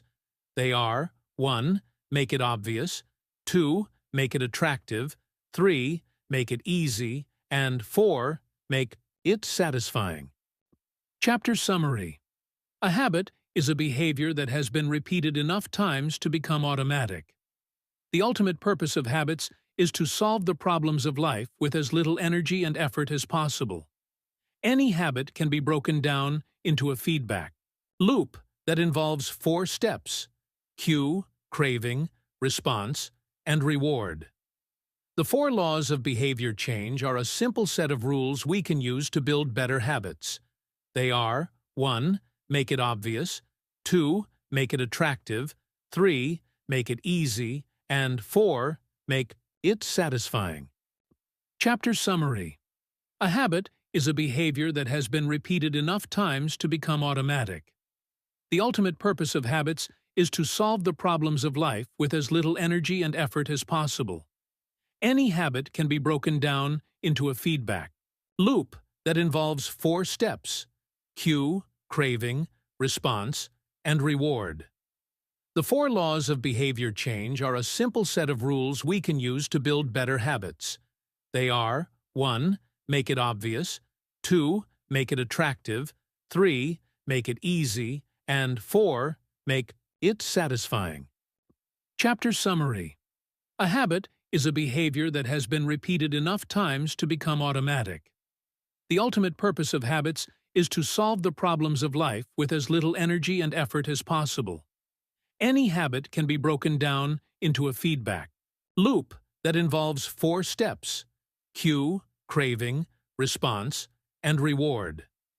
The 4 laws of behavior change are a simple set of rules we can use to build better habits. The first law: make it obvious. The man who didn't look right. The psychologist Gary Klein once told me a story about a woman who attended a family gathering.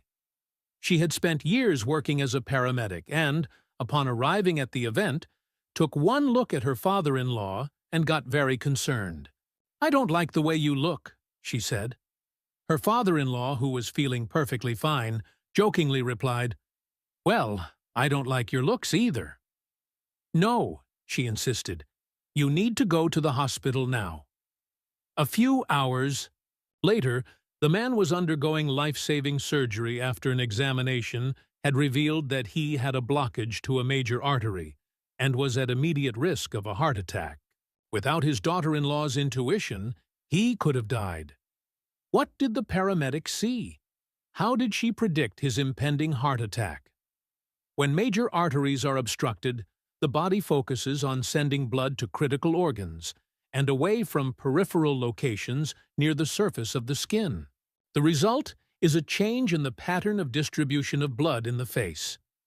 After many years of working with people with heart failure, the woman had unknowingly developed the ability to recognize this pattern on sight. She couldn't explain what it was that she noticed in her father-in-law's face, but she knew something was wrong. Similar stories exist in other fields. For example, military analysts can identify which blip on a radar screen is an enemy missile and which one is a plane from their own fleet, even though they are traveling at the same speed, flying at the same altitude, and look identical on radar, in nearly every respect. During the Gulf War, Lieutenant Commander Michael Riley saved an entire battleship when he ordered a missile shot down, despite the fact that it looked exactly like the battleship's own planes on radar. He made the right call, but even his superior officers couldn't explain how he did it. Museum curators have been known to discern the difference between an authentic piece of art and an expertly produced counterfeit, even though they can't tell you precisely which details tipped them off.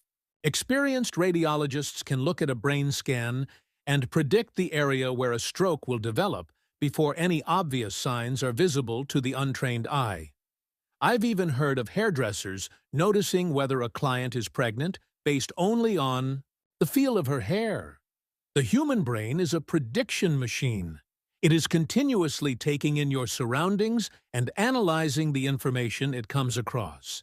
Whenever you experience something repeatedly, like a paramedic seeing the face of a heart attack patient or a military analyst seeing other people's sentences, and the more you repeat these patterns, the less likely you become to question what you're doing and why you're doing it. I once heard of a retail clerk who was instructed to cut up empty gift cards after customers had used up the balance on the card. One day, the clerk cashed out a few customers in a row who purchased with gift cards. When the next person walked up, the clerk swiped the customer's actual credit card, picked up the scissors, and then cut it in half, entirely on autopilot, before looking up at the stunned customer and realizing what had just happened. Another woman I came across in my research was a former preschool teacher who had switched to a corporate job. Even though she was now working with adults, her old habits would kick in, and she kept asking coworkers if they had washed their hands after going to the bathroom. I also found the story of a man who had spent years working as a lifeguard and would occasionally yell, "Walk!" whenever he saw a child running. Over time, the cues that spark our habits become so common that they are essentially invisible. The treats on the kitchen counter, the remote control next to the couch, the phone in our pocket. Our responses to these cues are so deeply encoded that it may feel like the urge to act comes from nowhere. For this reason, we must begin the process of behavior change with awareness. Before we can effectively build new habits, we need to get a handle on our current ones. This can be more challenging than it sounds because once a habit is firmly rooted in your life, it is mostly non-conscious and automatic. If a habit remains mindless, you can't expect to improve it. As the psychologist Carl Jung said, "Until you make the unconscious conscious, it will direct your life, and you will call it fate." Through the habits. Scorecard. The Japanese railway system is regarded as one of the best in the world. If you ever find yourself riding a train in Tokyo, you'll notice that the conductors have a peculiar habit. As each operator runs the train, they proceed through a ritual of pointing at different objects and calling out commands. When the train approaches a signal, the operator will point at it and say, "Signal is green." As the train pulls into and out of each station, the operator will point at the speedometer and call out the exact speed. When it's time to leave, the operator will point at the timetable and state the time. Out on the platform, other employees are performing similar actions. Before each train departs, staff members will point along the edge of the platform and declare, "All clear." Every detail is identified, pointed at, and named aloud. This process, known as pointing and calling, is a safety system designed to reduce mistakes. It seems silly, but it works incredibly well. Pointing and calling reduces errors by up to 85% and cuts accidents by 30%. The MTA subway system in New York City adopted a modified version that is point-only, and within 2 years of implementation, incidents of incorrectly berthed subways fell 57%. Pointing and calling is so effective because it raises the level of awareness from a non-conscious habit to a more conscious level. Because the train operators must use their eyes, hands, mouth, and ears, they are more likely to notice problems before something goes wrong. My wife does something similar. Whenever we are preparing to walk out the door for a trip, she verbally calls out the most essential items in her packing list. I've got my keys. I've got my wallet. I've got my glasses. I've got my husband. The more automatic a behavior becomes, the less likely we are to consciously think about it. And when we've done something 1,000 times before, we begin to overlook things. We assume that the next time will be just like the last. We're so used to doing what we've always done that we don't stop to question whether it's the right thing to do at all. Many of our failures in performance are largely attributable to a lack of self-awareness. One of our greatest challenges in changing habits is maintaining awareness of what we are actually doing. This helps explain why the consequences of bad habits can sneak up on us. We need a point-and-call system for our personal lives. That's the origin of the habit scorecard, which is a simple exercise you can use to become more aware of your behavior. To create your own, make a list of your daily habits. Here's a sample of where your list might start. Wake up. Turn off alarm. Check my phone. Go to the bathroom. Weigh myself. Take a shower. Brush my teeth. Floss my teeth. Put on deodorant. Hang up towel to dry. Get dressed. Make a cup of tea. And so on. Once you have a full list, look at each behavior and ask yourself, is this a good habit, a bad habit, or a neutral habit? If it is a good habit, write plus next to it. If it is a bad habit, write if it is a neutral habit. Write tron, for example. The list above might look like this. Wake up. Turn off alarm. Kandran, check my phone. Go to the bathroom. Kahandram, weigh myself. Take a shower. Planran, brush my teeth. Pahan kan, floss my teeth. Pawal, put on deodorant. Hanan han, hang up towel. To dry. Chahadr face. Get dressed. Yanar tudders, make a cup of tea. The marks you give to a particular habit will depend on your situation and your goals. For someone who is trying to lose weight, eating a bagel with peanut butter every morning might be a bad habit. For someone who is trying to bulk up and add muscle, the same behavior might be a good habit. It all depends on what you're working toward. Scoring your habits can be a bit more complex for another reason as well. The labels good habit and bad habit are slightly inaccurate. There are no good habits or bad habits. There are only effective habits. That is, effective at solving problems. All habits serve you in some way, even the bad ones, which is why you repeat them. For this exercise, categorize your habits by how they will benefit you in the long run. Generally speaking, good habits will have net positive outcomes. Bad habits have net negative outcomes.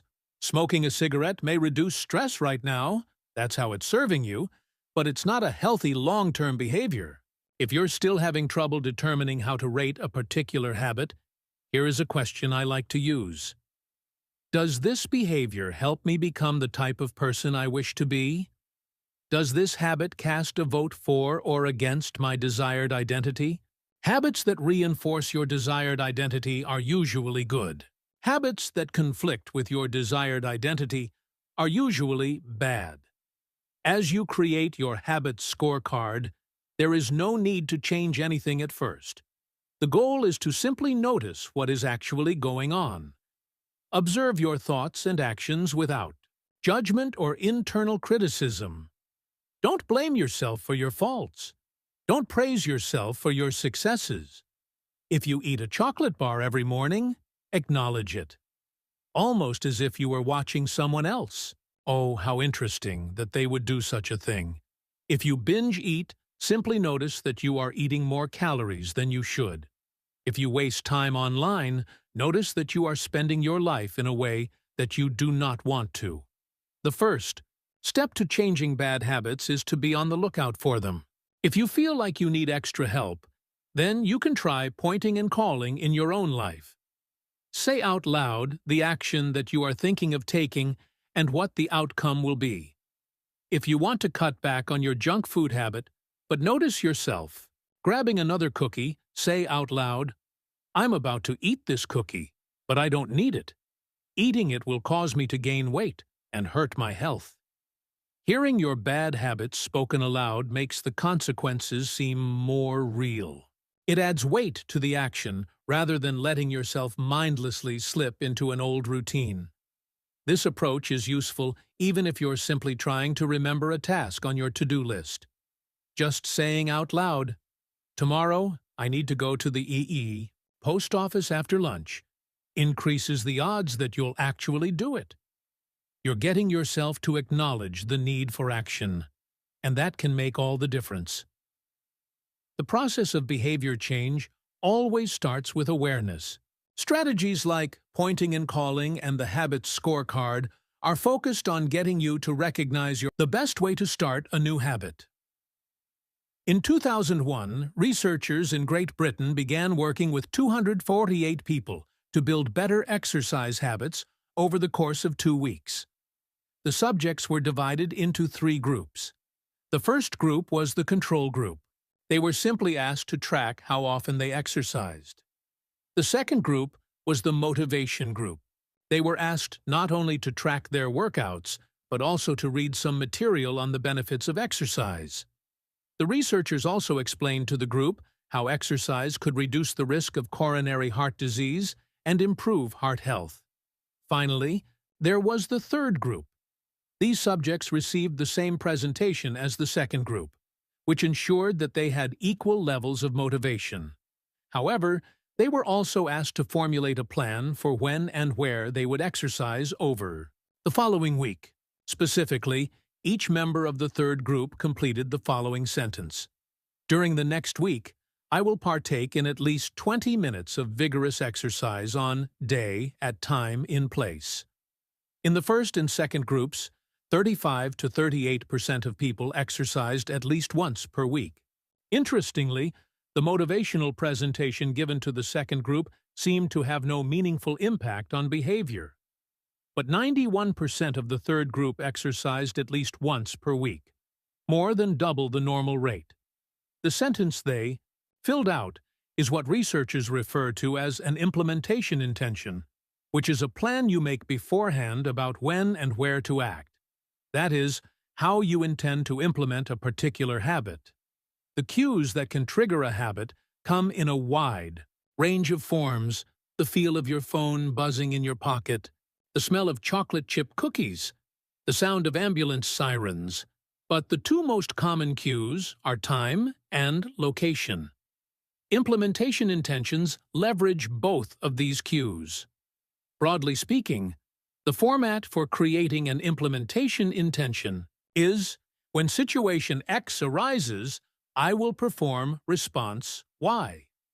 Hundreds of studies have shown that implementation intentions are effective for sticking to our goals.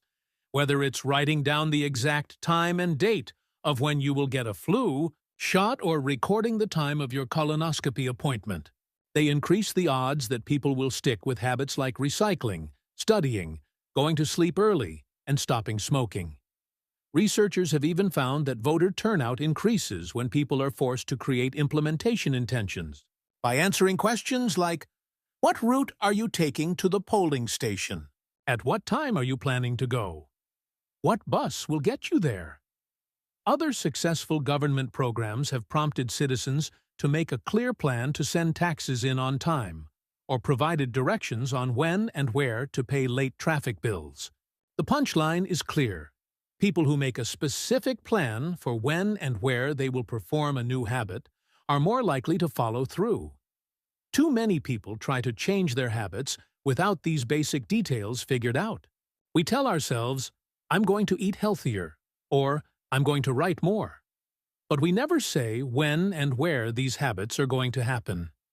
We leave it up to chance and hope that we will just remember to do it, or feel motivated at the right time.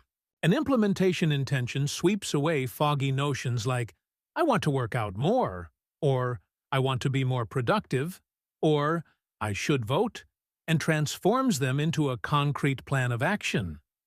Many people think they lack motivation when what they really lack is clarity. It is not always obvious when and where to take action. Some people spend their entire lives waiting for the time to be right to make an improvement. Once an implementation intention has been set, you don't have to wait for inspiration to strike. Do I write a chapter today or not? Do I meditate this morning or at lunch? When the moment of action occurs, there is no need to make a decision. Simply follow your predetermined plan. The simple way to apply this strategy to your habits is to fill out this sentence. I will behavior at time in location. Meditation. I will meditate for 1 minute at 7 a.m. in my kitchen. The best way to start a new habit. In 2001, researchers in Great Britain began working with 248 people to build better studying. I will study Spanish for 20 minutes at 6 p.m. in my bedroom. Exercise. I will exercise for 1 hour at 5 p.m. in my local gym. Marriage. I will make my partner a cup of tea at 8 a.m. in the kitchen. If you aren't sure when to start your habit, try the first day of the week, month, or year. People are more likely to take action at those times because hope is usually higher. If we have hope, we have a reason to take action. A fresh start feels motivating. There is another benefit to implementation intentions. Being specific about what you want and how you will achieve it helps you say no to things that derail progress, distract your attention, and pull you off course. We often say yes to little requests because we are not clear enough about what we need to be doing instead. When your dreams are vague, it's easy to rationalize little exceptions all day long and never get around to the specific things you need to do to succeed. Give your habits a time and a space to live in the world. The goal is to make the time and location so obvious that, with enough repetition, you get an urge to do the right thing at the right time, even if you can't say why. As the writer Jason Zweig noted, obviously you're never going to just work out without conscious thought. But like a dog salivating at a bell, maybe you start to get antsy around the time of day you normally work out. There are many ways to use implementation intentions in your life and work. My favorite approach is one I learned from Stanford professor B.J. Fogg, and it is a strategy I refer to as habit stacking. Habit stacking. A simple plan to overhaul your habits. The French philosopher Denis Diderot lived nearly his entire life in poverty. But that all changed one day in 1765. Diderot's daughter was about to be married, and he could not afford to pay for the wedding. Despite his lack of wealth, Diderot was well known for his role as the co-founder and writer of Encyclopédie, one of the most comprehensive encyclopedias of the time. When Catherine the Great, the Empress of Russia, heard of Diderot's financial troubles, her heart went out to him. She was a book lover and greatly enjoyed his encyclopedia. She offered to buy Diderot's personal library for $1,000, more than $150,000 today. Suddenly, Diderot had money to spare. With his new wealth, he not only paid for the wedding, but also acquired a scarlet robe for himself. Diderot's scarlet robe was beautiful. So beautiful, in fact, that he immediately noticed how out of place it seemed when surrounded by his more common possessions. He wrote that there was no more coordination, no more unity, no more beauty between his elegant robe and the rest of his stuff. Diderot soon felt the urge to upgrade his possessions. He replaced his rug with one from Damascus. He decorated his home with expensive sculptures. He bought a mirror to place above the mantel and a better kitchen table. He tossed aside his old straw chair for a leather one. Like falling dominoes, one purchase led to the next. Diderot's behavior is not uncommon. In fact, the tendency for one purchase to lead to another one has a name: the Diderot effect. The Diderot effect states that obtaining a new possession often creates a spiral of consumption that leads to additional purchases. You can spot this pattern everywhere. You buy a dress and have to get new shoes and earrings to match. You buy a couch and suddenly question the layout of your entire living room. You buy for example, meditation. After I pour my cup of coffee each morning, I will meditate for 1 minute. Exercise. After I take off my work shoes, I will immediately change into my workout clothes. Gratitude. After I sit down to dinner, I will say one thing I'm grateful for that happened today. Marriage. After I get into bed at night, I will give my partner a kiss. Safety. After I put on my running shoes, I will text a friend or family member where I am running and how long it will take. The key is to tie your desired behavior into something you already do each day. Once you have mastered this basic structure, you can begin to create larger stacks by chaining small habits together. This allows you to take advantage of the natural momentum that comes from one behavior leading into the next, a positive version of the Diderot effect. Your morning routine. Habit stack might look like this. 1. After I pour my morning cup of coffee, I will meditate for 60 seconds. 2. After I meditate for 60 seconds, I will write my to-do list for the day. 3. After I write my to-do list for the day, I will immediately begin my first task. Or, consider this habit stack in the evening. After I finish eating dinner, I will put my plate directly into the dishwasher. 2. After I put my dishes away, I will immediately wipe down the counter. 3. After I wipe down the counter, I will set out my coffee mug for tomorrow morning. You can also insert new behaviors into the middle of your current routines. For example, you may already have a morning routine that looks like this. Wake up, make my bed, take a shower. Let's say you want to develop the habit of reading more each night. You can expand your habit stack and try something like wake up, make my bed, place a book on my pillow, take a shower. Now, when you climb into bed each night, a book will be sitting there waiting for you to enjoy. Overall, habit stacking allows you to create a set of simple rules that guide your future behavior. It's like you always have a game plan for which action should come next. Once you get comfortable with this approach, you can develop general habit stacks to guide you whenever the situation is appropriate. Exercise. When I see a set of stairs, I will take them instead of using the elevator. Social skills. When I walk into a party, I will introduce myself to someone I don't know yet. Finances. When I want to buy something over $100, I will wait 24 hours before purchasing. Healthy eating. When I serve myself a meal, I will always put veggies on my plate first. Minimalism. When I buy a new item, I will give something away. One in, one out. Mood. When the phone rings, I will take one deep breath and smile before answering. Forgetfulness. When I leave a public place, I will check the table and chairs to make sure I don't leave anything behind. No matter how you use this strategy, the secret to creating a successful habit stack is selecting the right cue to kick things off. Unlike an implementation intention, which specifically states the time and location for a given behavior.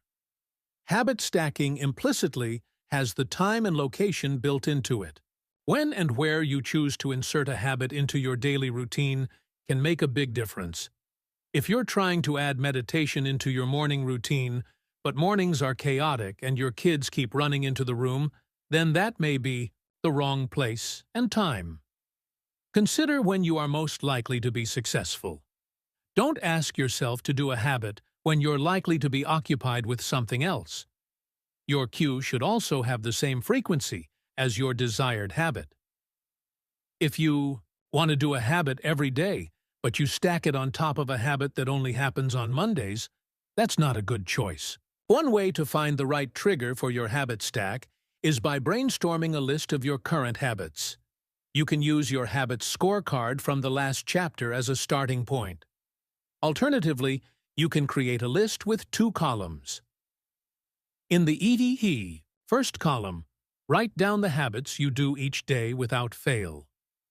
For example, get out of bed. Your list can be much longer, but you get the idea. In the second column, Write down all of the things that happen to you each day without fail. For example, the sun rises. You get a text message. The song you are listening to ends. The sun sets.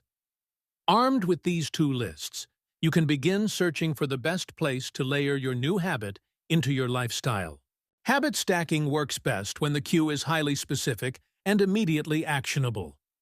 Many people select cues that are too vague. I made this mistake myself. When I wanted to start a push-up habit, my habit stack was, when I take a break for a lunch, I will do 10 push-ups. At first glance, this sounded reasonable, but soon I realized the trigger was unclear. Would I do my push-ups before I ate lunch? After I ate lunch? Where would I do them? After a few inconsistent days, I changed my habit stack to, when I close my laptop for lunch, I will do 10 push-ups next to my desk. Ambiguity gone. Habits like read more or eat better are worthy causes, but these goals do not provide instruction on how and when to act. Be specific and clear. After I close the door. After I brush my teeth. After I sit down at the table. The specificity is important. The more tightly bound your new habit is to a specific cue, the better the odds are that you will notice when the time comes to act. The first law of behavior change is to make it obvious. Strategies like implementation intentions and habit stacking are among the most practical ways to create obvious cues for your habits and design a clear plan for when and where to take action. Chapter Summary. The first law of behavior change is make it obvious. The two most common cues are time and location. Creating an implementation intention is a strategy you can use to pair a new habit with a specific time and location. The implementation intention formula is, I will behavior at time in location. Habit stacking is a strategy you can use to pair a new habit with a current habit. The habit stacking formula is, after current habit, I will new habit. Your list can be much longer, but you get the idea. In the second column, write down all of the things that happen to you each day without fail. For example, the sun rises. You get a text message. The song you are listening to ends. The sun sets. Armed with these two lists, you can begin searching for the best place to layer your new habit into your lifestyle. Habit stacking works best when the cue is highly specific and immediately actionable. Many people select cues that are too vague. I made this mistake myself. When I wanted to start a push-up habit, my habit stack was, when I take a break for a lunch, I will do 10 push-ups. At first glance, this sounded reasonable, but soon I realized the trigger was unclear. Would I do my push-ups before I ate lunch? After I ate lunch? Where would I do them? After a few inconsistent days, I changed my habit stack to, when I close my laptop for lunch, I will do 10 push-ups next to my desk. Ambiguity gone. Habits like read more or eat better are worthy causes, but these goals do not provide instruction on how and when to act. Be specific and clear. After I close the door. After I brush my teeth. After I sit down at the table. The specificity is important.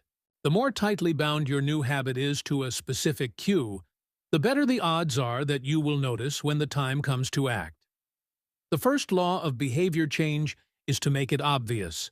Strategies like implementation intentions and habit stacking are among the most practical ways to create obvious cues for your habits and design a clear plan for when and where to take action. Chapter Summary. The first law of behavior change is make it obvious. The two most common cues are time and location. Creating an implementation intention is a strategy you can use to pair a new habit with a specific time and location. Motivation is overrated. Environment often matters more. Anantine Thorndike, a primary care physician at Massachusetts General Hospital in Boston, had a crazy idea. She believed she could improve the eating habits of thousands of hospital staff and visitors without changing their willpower or motivation in the slightest way. In fact, she didn't plan on talking to them at all. Thorndike and her colleagues designed a 6-month study to alter the choice architecture of the hospital cafeteria. They started by changing how drinks were arranged in the room. Originally, the refrigerators located next to the cash registers in the cafeteria were filled with only soda. The researchers added water as an option to each one. Additionally, they placed baskets of bottled water next to the food stations throughout the room. Soda was still in the primary refrigerators, but water was now available at all drink locations. Over the next 3 months, the number of soda sales at the hospital dropped by 11.4%. Meanwhile, sales of bottled water increased by 25.8%. They made similar adjustments and saw similar results with the food in the cafeteria. Nobody had said a word to anyone eating there. Before-after. People often choose products not because of what they are, but because of where they are. If I walk into the kitchen and see a plate of cookies on the counter, I'll pick up half a dozen and start eating, even if I hadn't been thinking about them beforehand and didn't necessarily feel hungry. If the communal table at the office is always filled with donuts and bagels, it's going to be hard not to grab one every now and then. Your habits change depending on the room you are in and the cues in front of you. Environment is the invisible hand that shapes human behavior. Despite our unique personalities, certain behaviors tend to arise again and again under certain environmental conditions. In church, people tend to talk in whispers. On a dark street, people act wary and guarded. In this way, the most common form of change is not internal, but external. We are changed by the world around us. Every habit is context-dependent. In 1936, psychologist Kurt Lewin wrote a simple equation that makes a powerful statement. Behavior is a function of the person in their environment, or B-Chatkartiev, P.E. It didn't take long for Lewin's equation to be tested in business. In 1952, the economist Hawkins Stern described a phenomenon he called suggestion impulse buying, which is triggered when a shopper sees a product for the first time and visualizes a need for it. In other words, customers will occasionally buy products not because they want them, but because of how they are presented to them. For example, items at eye level tend to be purchased more than those down near the key floor. For this reason, you'll find expensive brand names featured in easy-to-reach locations on store shelves because they drive the most profit, while cheaper alternatives are tucked away in harder-to-reach spots. The same goes for end caps, which are the units at the end of aisles. In humans, perception is directed by the sensory nervous system. We perceive the world through sight, sound, smell, touch, and taste. But we also have other ways of sensing stimuli. Some are conscious, but many are non-conscious. For instance, you can notice when the temperature drops before a storm, or when the pain in your gut rises during a stomachache, or when you fall off balance while walking on rocky ground. Receptors in your body pick up on a wide range of internal stimuli, such as the amount of salt in your blood or the need to drink when thirsty. The most powerful of all human sensory abilities, however, is vision. The human body has about 11 million sensory receptors. Approximately 10 million of those are dedicated to sight. Some experts estimate that half of the brain's resources are used on vision. Given that we are more dependent on vision than on any other sense, it should come as no surprise that visual cues are the greatest catalyst of our behavior. For this reason, A small change in what you see can lead to a big shift in what you do. As a result, you can imagine how important it is to live and work in environments that are filled with productive cues and devoid of unproductive ones. Thankfully, there is good news in this respect. You don't have to be the victim of your environment. You can also be the architect of it. How to design your environment for success. During the energy crisis and oil embargo of the 1970s, Dutch researchers began to pay close attention to the country's energy usage. In one suburb near Amsterdam, they found that some homeowners used 30% less energy than their neighbors, despite the homes being of similar size and getting electricity for the same price. It turned out the houses in this neighborhood were nearly identical except for one feature: the location of the electrical meter. Some had one in the basement, others had the electrical meter upstairs in the main hallway. As you may guess, the homes with the meters located in the main hallway used less electricity. When their energy use was obvious and easy to track, people changed their behavior. Every habit is initiated by a cue, and we are more likely to notice cues that stand out. Unfortunately, the environments where we live and work often make it easy not to do certain actions because there is no obvious cue to trigger the behavior. It's easy not to practice the guitar when it's tucked away in the closet. It's easy not to read a book when the bookshelf is in the corner of the guest room. It's easy not to take your vitamins when they are out of sight in the pantry. When the cues that spark a habit are subtle or hidden, they are easy to ignore. By comparison, creating obvious visual cues can draw your attention toward a desired habit.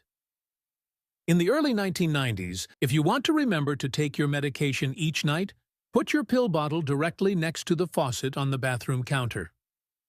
If you want to practice guitar more frequently, place your guitar stand in the middle of the living room. Frachas, you want to remember to send more thank you notes? Keep a stack of stationery on your desk. If you want to drink more water, fill up a few water bottles each morning and place them in common locations around the house. If you want to make a habit a big part of your life, make the cue a big part of your environment. The most persistent behaviors usually have multiple cues. Consider how many different ways a smoker could be prompted to pull out a cigarette. Driving in the car, seeing a friend smoke, feeling stressed at work, and so on. The same strategy can be employed for good habits. By sprinkling triggers throughout your surroundings, you increase the odds that you'll think about your habit throughout the day. Make sure the best choice is the most obvious one. Making a better decision is easy and natural when the cues for good habits are right in front of you. Environment design is powerful, not only because it influences how we engage with the world, but also because we rarely do it. Most people live in a world others have created for them, but you can alter the spaces where you live and work to increase your exposure to positive cues and reduce your exposure to negative ones. Environment design allows you to take back control and become the architect of your life. Be the designer of your world and not merely the consumer of it. The context is the cue.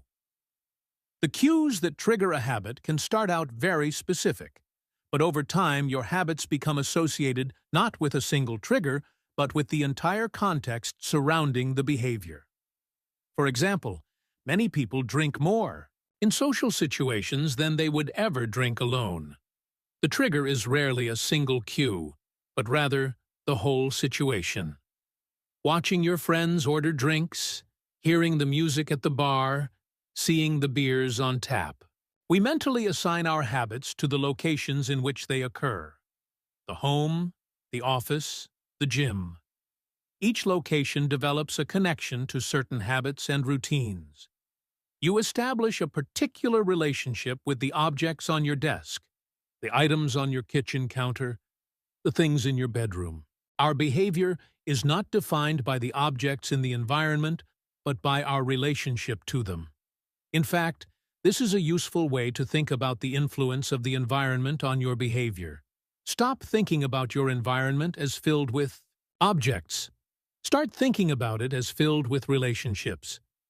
Think in terms of how you interact with the spaces around you. For one person, her couch is the place where she reads for an hour each night. For someone else, the couch is where he watches television and eats a bowl of ice cream after work. Different people can have different memories, and thus different habits, associated with the same place. The good news?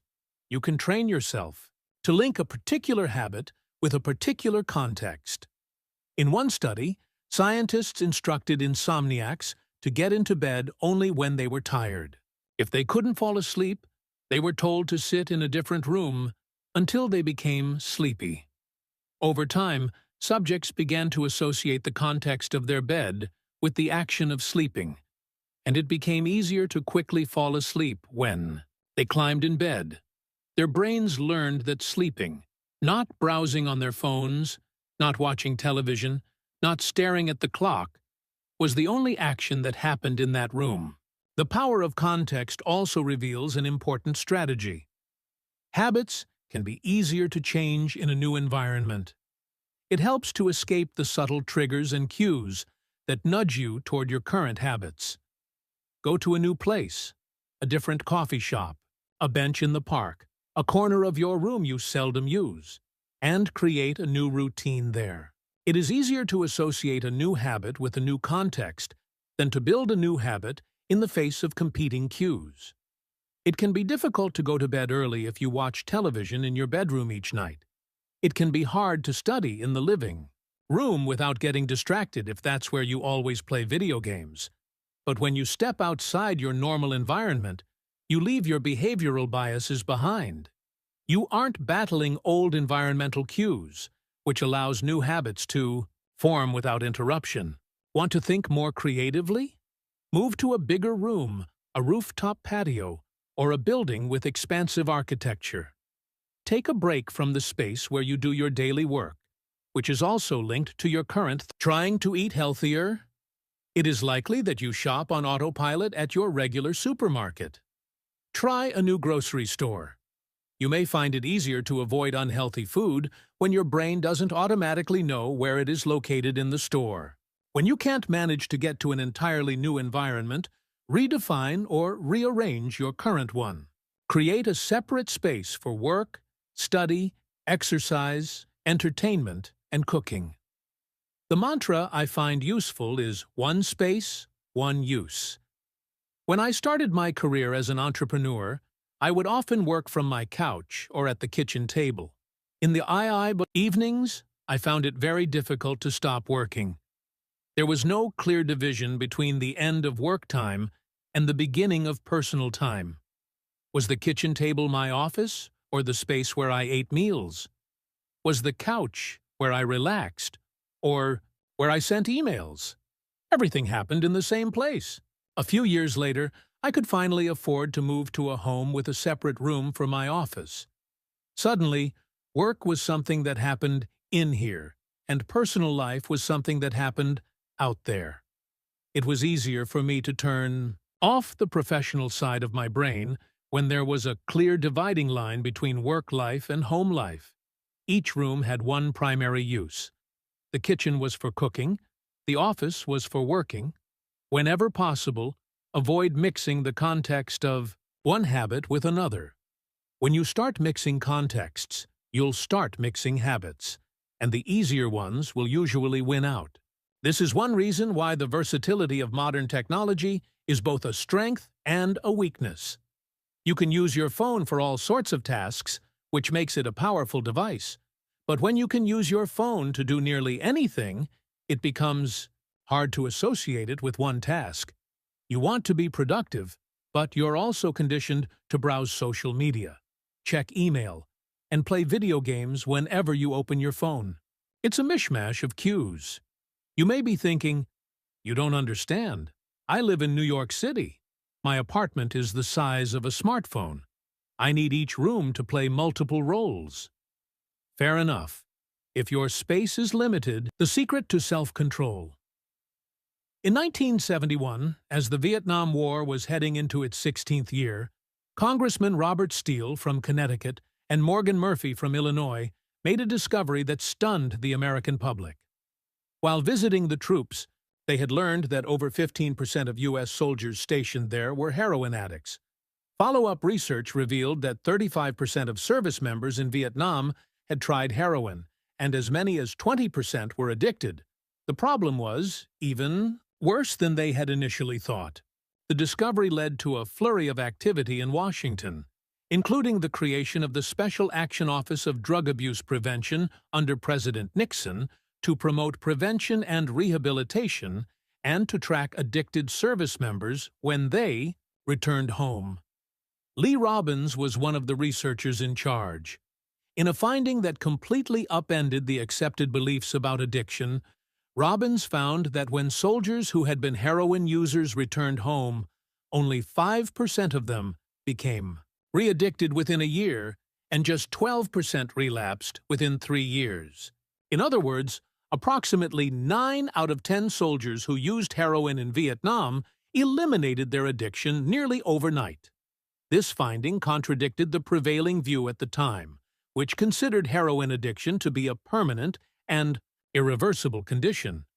Instead, Robbins revealed that addictions could spontaneously dissolve if there was a radical change in the environment.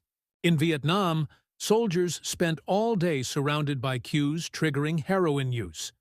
It was easy to access. They were engulfed by the constant stress of war. They built friendships with fellow soldiers who were also heroin users, and they were thousands of miles from home. Once a soldier returned to the United States, though, he found himself in an environment devoid of those triggers. When the context changed, so did the habit. Compare this situation to that of a typical drug user. Someone becomes addicted at home or with friends, goes to a clinic to get clean, which is devoid of all the environmental stimuli that prompt their habit, then returns to their old neighborhood with all of their previous cues that caused them to get addicted in the first place. It's no wonder that usually you see numbers that are the exact opposite of those in the Vietnam study. Typically, 90% of heroin users become re-addicted once they return home from rehab. The Vietnam studies ran counter to many of our cultural beliefs about bad habits because it challenged the conventional association of unhealthy behavior as a moral weakness. If you're overweight, a smoker, or an addict, you've been told your entire life that it is because you lack self-control, maybe even that you're a bad person. The idea that a little bit of discipline would solve all our problems is deeply embedded in our culture. Recent research, however, shows something different. When scientists analyze people who appear to have tremendous self-control, it turns out those individuals aren't all that different from those who are struggling. Instead, disciplined people are better at structuring their lives in a way that does not require heroic willpower and self-control. In other words, they spend less time in tempting situations. The people with the best self-control are typically the ones who need to use it the least. It's easier to practice self-restraint when you don't have to use it very often. So, yes, perseverance, grit, and willpower are essential to success. But the way to improve these qualities is not by wishing you were a more disciplined person, but by creating a more disciplined environment. This counterintuitive idea makes even more sense once you understand what happens when a habit is formed in the brain. A habit that has been encoded in the mind is ready to be used whenever the relevant situation arises. When Patty Allwell, a therapist from Austin, Texas, started smoking, she would often light up while riding horses with a friend. Eventually, she quit smoking and avoided it for years. They try to numb. You feel bad, so you eat junk food. Because you eat junk food, you feel bad. Watching television makes you feel sluggish, so you watch more television because you don't have the energy to do anything else. Worrying about your health makes you feel anxious, which causes you to smoke to ease your anxiety, which makes your health even worse, and soon you're feeling more anxious. It's a downward spiral, a runaway train of bad habits. Researchers refer to this phenomenon as cue-induced wanting. An external trigger causes a compulsive craving to repeat a bad habit. Once you notice something, you begin to want it. This process is happening all the time, often without us realizing it. Scientists have found that showing addicts a picture of cocaine for just 33 milliseconds stimulates the reward pathway in the brain and sparks desire. This speed is too fast for the brain to consciously register. The addicts couldn't even tell you what they had seen, but they craved the drug all the same. Here's the punchline. You can break a habit, but you're unlikely to forget it. Once the mental grooves of habit have been carved into your brain, they are nearly impossible to remove entirely, even if they go unused for quite a while. And that means that simply resisting temptation is an ineffective strategy. It is hard to maintain a Zen attitude in a life filled with interruptions. It takes too much energy. In the short run, you can choose to overpower temptation. In the long run, we become a product of the environment that we live in. To put it bluntly, I have never seen someone consistently stick to positive habits in a negative environment. A more reliable approach is to cut bad habits off at the source. One of the most practical ways to eliminate a bad habit is to reduce exposure to the cue that causes it. If you can't seem to get any work done, leave your phone in another room for a few hours. If you're continually feeling like you're not enough, stop following social media accounts that trigger jealousy and envy. If you're wasting too much time watching television, move the TV out of the bedroom. If you're spending too much money on electronics, quit reading reviews of the latest tech gear. If you're playing too many video games, unplug the console and put it in a closet after each use. This practice is an inversion of the first law of behavior change. Rather than make it obvious, you can make it invisible. I'm often surprised by how effective simple changes like these can be. Remove a single cue and the entire habit often fades away. Self-control is a short-term strategy, not a long-term one. You may be able to resist temptation once or twice, but it's unlikely you can muster the willpower to override your desires every time. Instead of summoning a new dose of willpower whenever you want to do the right thing, your energy would be better spent optimizing your environment. This is the secret to self-control. Make the cues of your good habits obvious, and the cues of your bad habits invisible.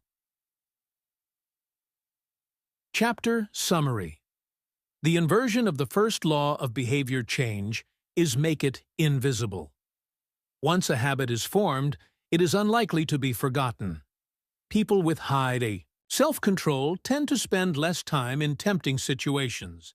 It's easier to avoid temptation than resist it. One of the most practical ways to eliminate a bad habit is to reduce exposure to the cue that causes it. Self-control is a short-term strategy, not a long-term one. They try to numb. You feel bad, so you eat junk food. Because you eat junk food, you feel bad.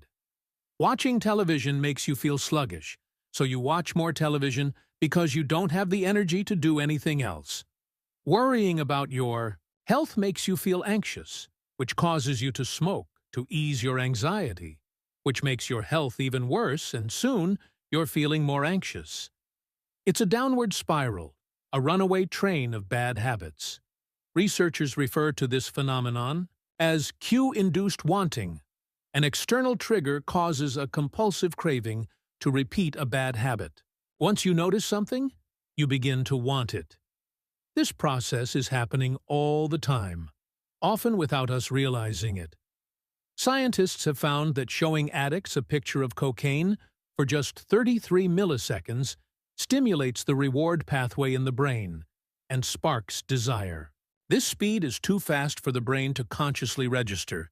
The addicts couldn't even tell you what they had seen, but they craved the drug all the same. Here's the punchline. You can break a habit, but you're unlikely to forget it. Once the mental grooves of habit have been carved into your brain, they are nearly impossible to remove entirely, even if they go unused for quite a while. And that means that simply resisting temptation, how to make a habit. Irresistible. In the 1940s, a Dutch scientist named Nico Tinbergen performed a series of experiments that transformed our understanding of what motivates us. Tinbergen, who eventually won a Nobel Prize for his work, was investigating herring gulls, the gray and white birds often seen flying along the seashores of North America. Adult herring gulls have a small red dot on their beak, and Tinbergen noticed that newly hatched chicks would peck this spot whenever they wanted food. To begin one experiment, he created a collection of fake cardboard beaks, just a head without a body. When the parents had flown away, he went over to the nest and offered these dummy beaks to the chicks. The beaks were obvious fakes, and he assumed the baby birds would reject them altogether. However, when the tiny gulls saw the red spot on the cardboard beak, they pecked away just as if it were attached to their own mother. They had a clear preference for those red spots, as if they had been genetically programmed at birth. Soon, Tinbergen discovered that the bigger the red spot, the faster the chicks pecked. Eventually, he created a beak with 3 large red dots on it. When he placed it over the nest, the baby birds went crazy with delight. They pecked at the little red patches as if it was the greatest beak they had ever seen. Tinbergen and his colleagues discovered similar behavior in other animals. For example, the gray-lag goose is a ground-nesting bird. Occasionally, as the mother moves around on the nest, one of the eggs will roll out and settle on the grass nearby. Whenever this happens, the goose will waddle over to the egg and use its beak and neck to pull it back into the nest. Tinbergen discovered that the goose will pull any nearby round object, such as a billiard ball or a light bulb, back into the nest. The bigger the object, the greater their response. One goose even made a tremendous effort to roll a volleyball back and sit on top. Like the baby gulls automatically pecking at red dots, the gray-lag goose was following an instinctive rule. When I see a round object nearby, I must roll it back into the nest. The bigger the round object, the harder I should try to get it. It's like the brain of each animal is preloaded with certain rules for behavior, and when it comes across an exaggerated version of that rule, each product, the precise combination of salt, sugar, and fat that excites your brain and keeps you coming back for more. The result, of course, is that you overeat because hyper-palatable foods are more attractive to the human brain. As Stefan T.D. Guyane, a neuroscientist who specializes in eating behavior and obesity, says, "We've gotten too good at pushing our own buttons." The modern food industry and the overeating habits it has spawned is just one example of the second law of behavior change. Make it attractive. The more attractive an opportunity is, the more likely it is to become habit-forming. Look around. Society is filled with highly engineered versions of reality that are more attractive than the world our ancestors evolved in. Stores feature mannequins with exaggerated hips and breasts to sell clothes.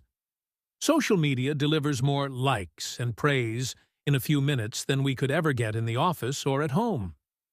Online porn splices together stimulating scenes at a rate that would be impossible to replicate in real life.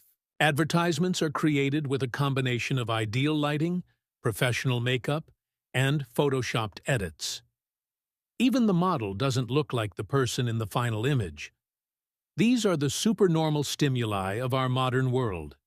They exaggerate features that are naturally attractive to us, and our instincts go wild as a result, driving us into excessive shopping habits, social media habits, porn habits, eating habits, and many others.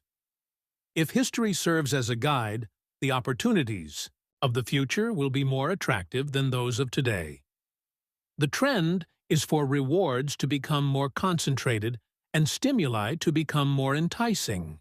Junk food is a more concentrated form of calories than natural foods. Hard liquor is a more concentrated form of alcohol than beer. Video games are a more concentrated form of play than board games. Compared to nature, these pleasure-packed experiences are hard to resist. We have the brains of our ancestors, but temptations they never had to face. If you want to increase the odds that a behavior will occur, then you need to make it attractive.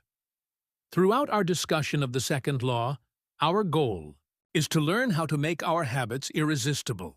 While it is not possible to transform every habit into a supernormal stimulus, we can make any habit more enticing. To do this, we must start by understanding what a craving is and how it works. We begin by examining a biological signature that all habits share: the dopamine spike. The dopamine-driven feedback loop. Each product, the precise combination of salt, sugar, and fat that excites your brain and keeps you coming back for more. The result, of course, is that you overeat because hyper-palatable foods are more attractive to the human brain. As Stefan T.V. Guyane, a neuroscientist who specializes in eating behavior and obesity, says, "We've gotten too good at pushing our own buttons." The modern food industry and the overeating habits it has spawned is just one example of the second law of behavior change. Make it attractive. The more attractive an opportunity is, the more likely it is to become habit-forming. Look around.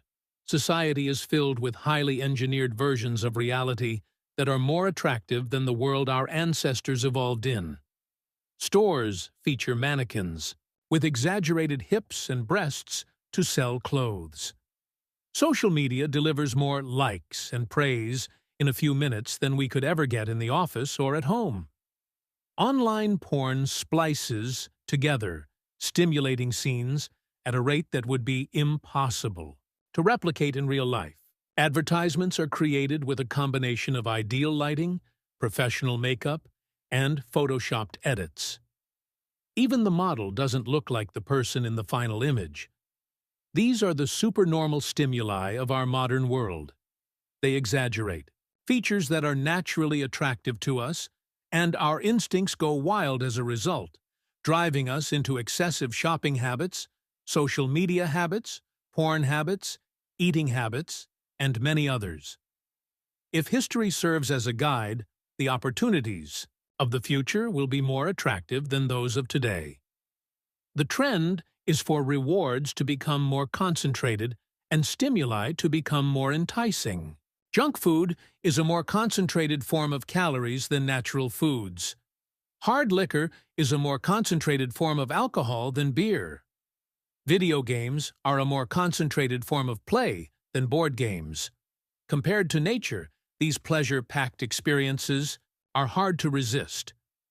Scientists can track the precise moment a craving occurs by measuring a neurotransmitter called dopamine. The importance of dopamine became apparent in 1954 when the neuroscientists James Olds and Peter Milner ran an experiment that revealed the neurological processes behind craving and desire. By implanting electrodes in the brains of rats, the researchers blocked the release of dopamine. To the surprise of the scientists, the rats lost all will to live. They wouldn't eat. They wouldn't have sex. They didn't crave anything. Within a few days, the animals died of thirst. In follow-up studies, other scientists also inhibited the dopamine-releasing parts of the brain. But this time, they squirted little droplets of sugar into the mouths of the dopamine-depleted rats.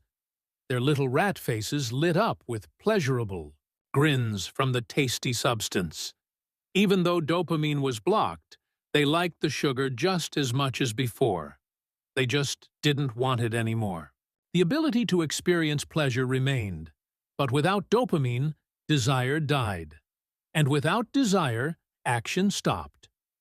When other researchers reversed this process and flooded the reward system of the brain with dopamine, animals performed habits at breakneck speed. In one study, mice received a powerful hit of dopamine each time they poked their nose in a box. Within minutes, the mice developed a craving so strong they began poking their nose into the box 800 times per hour. Humans are not so different. The average slot machine player will spin the wheel 600 times per hour. Habits are a dopamine-driven feedback loop. Every behavior that is highly habit-forming, taking drugs, eating junk food, playing video games, browsing social media, is associated with higher levels of dopamine. The same can be said for our most basic habitual behaviors like eating food, drinking water, having sex, and interacting socially.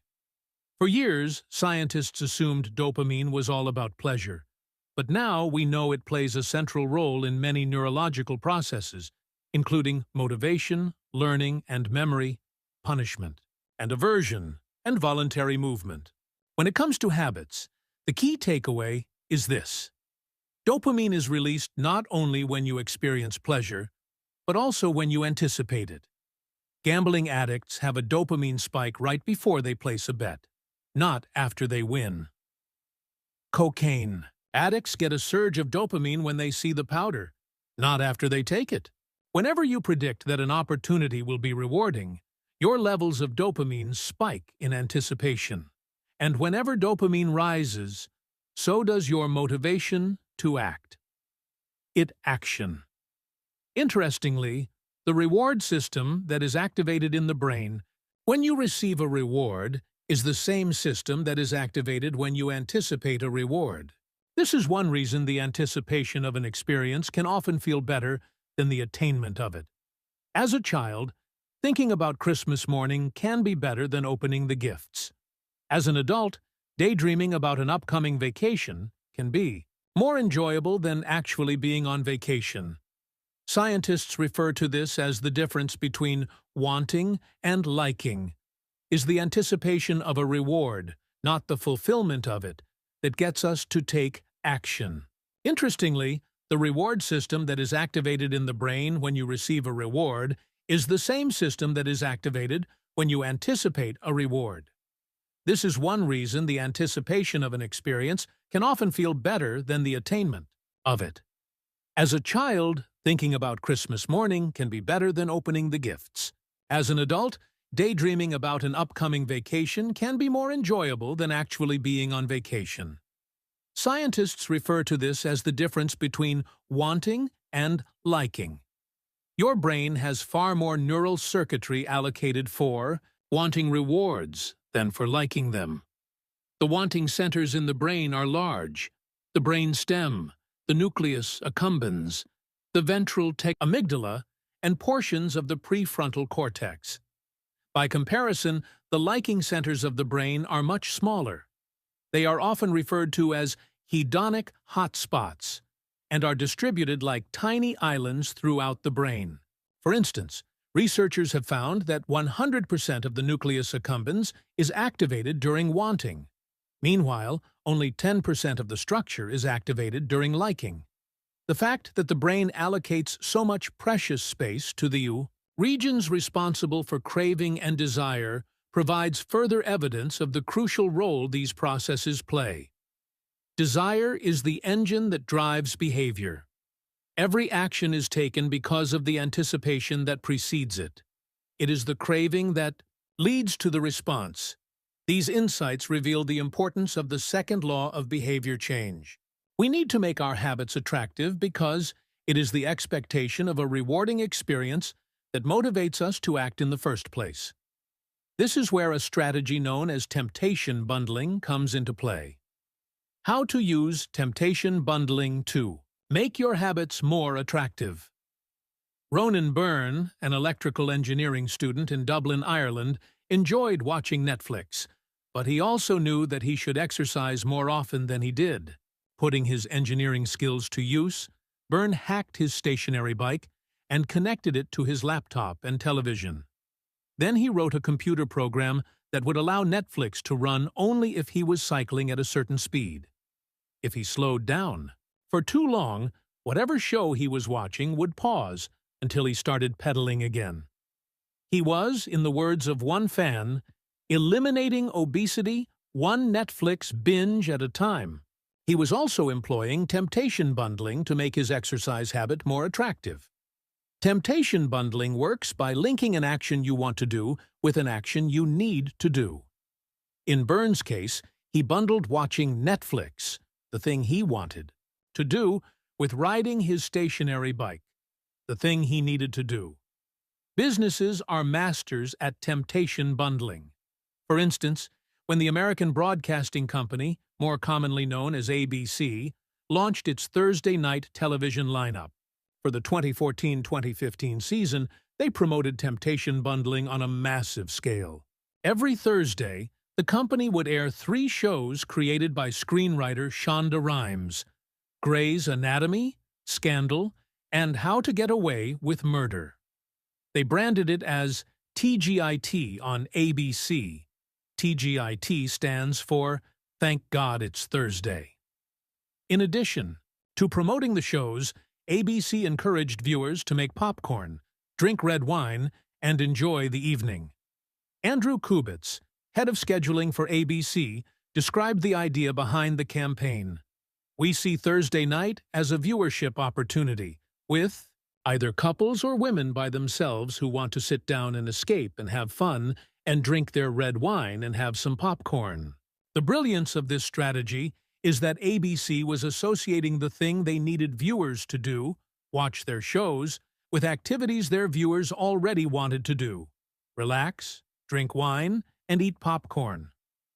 Over time, people began to connect watching ABC with feeling relaxed and entertained. If you drink red wine and eat popcorn at 8 p.m. every Thursday, then eventually 8 p.m. on Thursday means relaxation and entertainment. The reward gets associated with the cue, and the habit of turning on the television becomes more attractive. You're more likely to find a behavior attractive if you get to do one of your favorite things at the same time.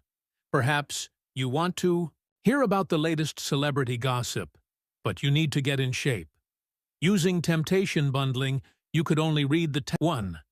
After I get my morning coffee, I will say one thing I'm grateful for that happened yesterday. Need. 2. After I say one thing I'm grateful for, I will read the news. Want. If you want to watch sports, but you need to make sales calls. 1. After I get back from my lunch break, I will call 3 potential clients. Need. 2. After I call 3 potential clients, I will check ESPN. Want. If you want to check Facebook, but you need to exercise more. 1.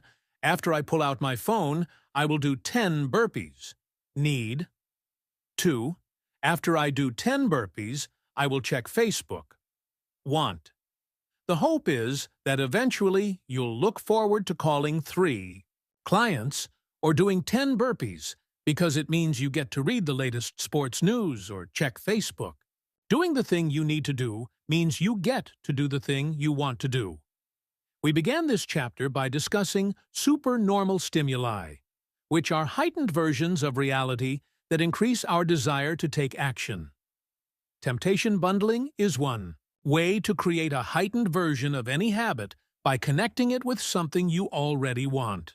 Engineering a truly irresistible habit is a hard task, but this simple strategy can be employed to make nearly any habit more attractive than it would be otherwise. Chapter Summary. The second law of behavior. Change is make it attractive. The more attractive an opportunity is, the more likely it is to become habit-forming. Habits are a dopamine-driven feedback loop. When dopamine rises, so does our motivation to act. It is the anticipation of a reward, not the fulfillment of it, that gets us to take action. The greater the anticipation, the greater the dopamine spike. Temptation bundling is one way to make your habits more attractive. The strategy is to pair an action you want to do with an action you need to do. 1. After I get my morning coffee, I will say one thing I'm grateful for that happened yesterday. Need. 2. After I say one thing I'm grateful for, I will read the news. Want. If you want to watch sports, but you need to make sales calls. 1.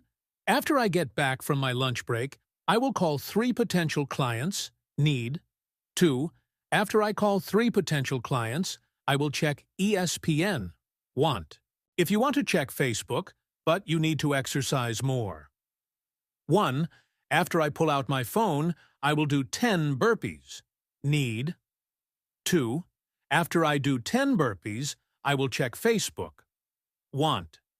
The hope is that eventually you'll look forward to calling 3 clients or doing 10 burpees because it means you get to read the latest sports news or check Facebook. Doing the thing you need to do means you get to do the thing you want to do. We began this chapter by discussing supernormal stimuli, which are heightened versions of reality that increase our desire to take action. Temptation bundling is one way to create a heightened version of any habit by connecting it with something you already want. Engineering a truly irresistible habit is a hard task, but this simple strategy can be employed to make nearly any habit more attractive than it would be otherwise.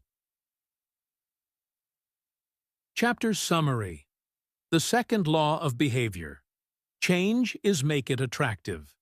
The more attractive an opportunity is, the more likely it is to become habit-forming. Habits are a dopamine-driven feedback loop. When dopamine rises, so does our motivation to act.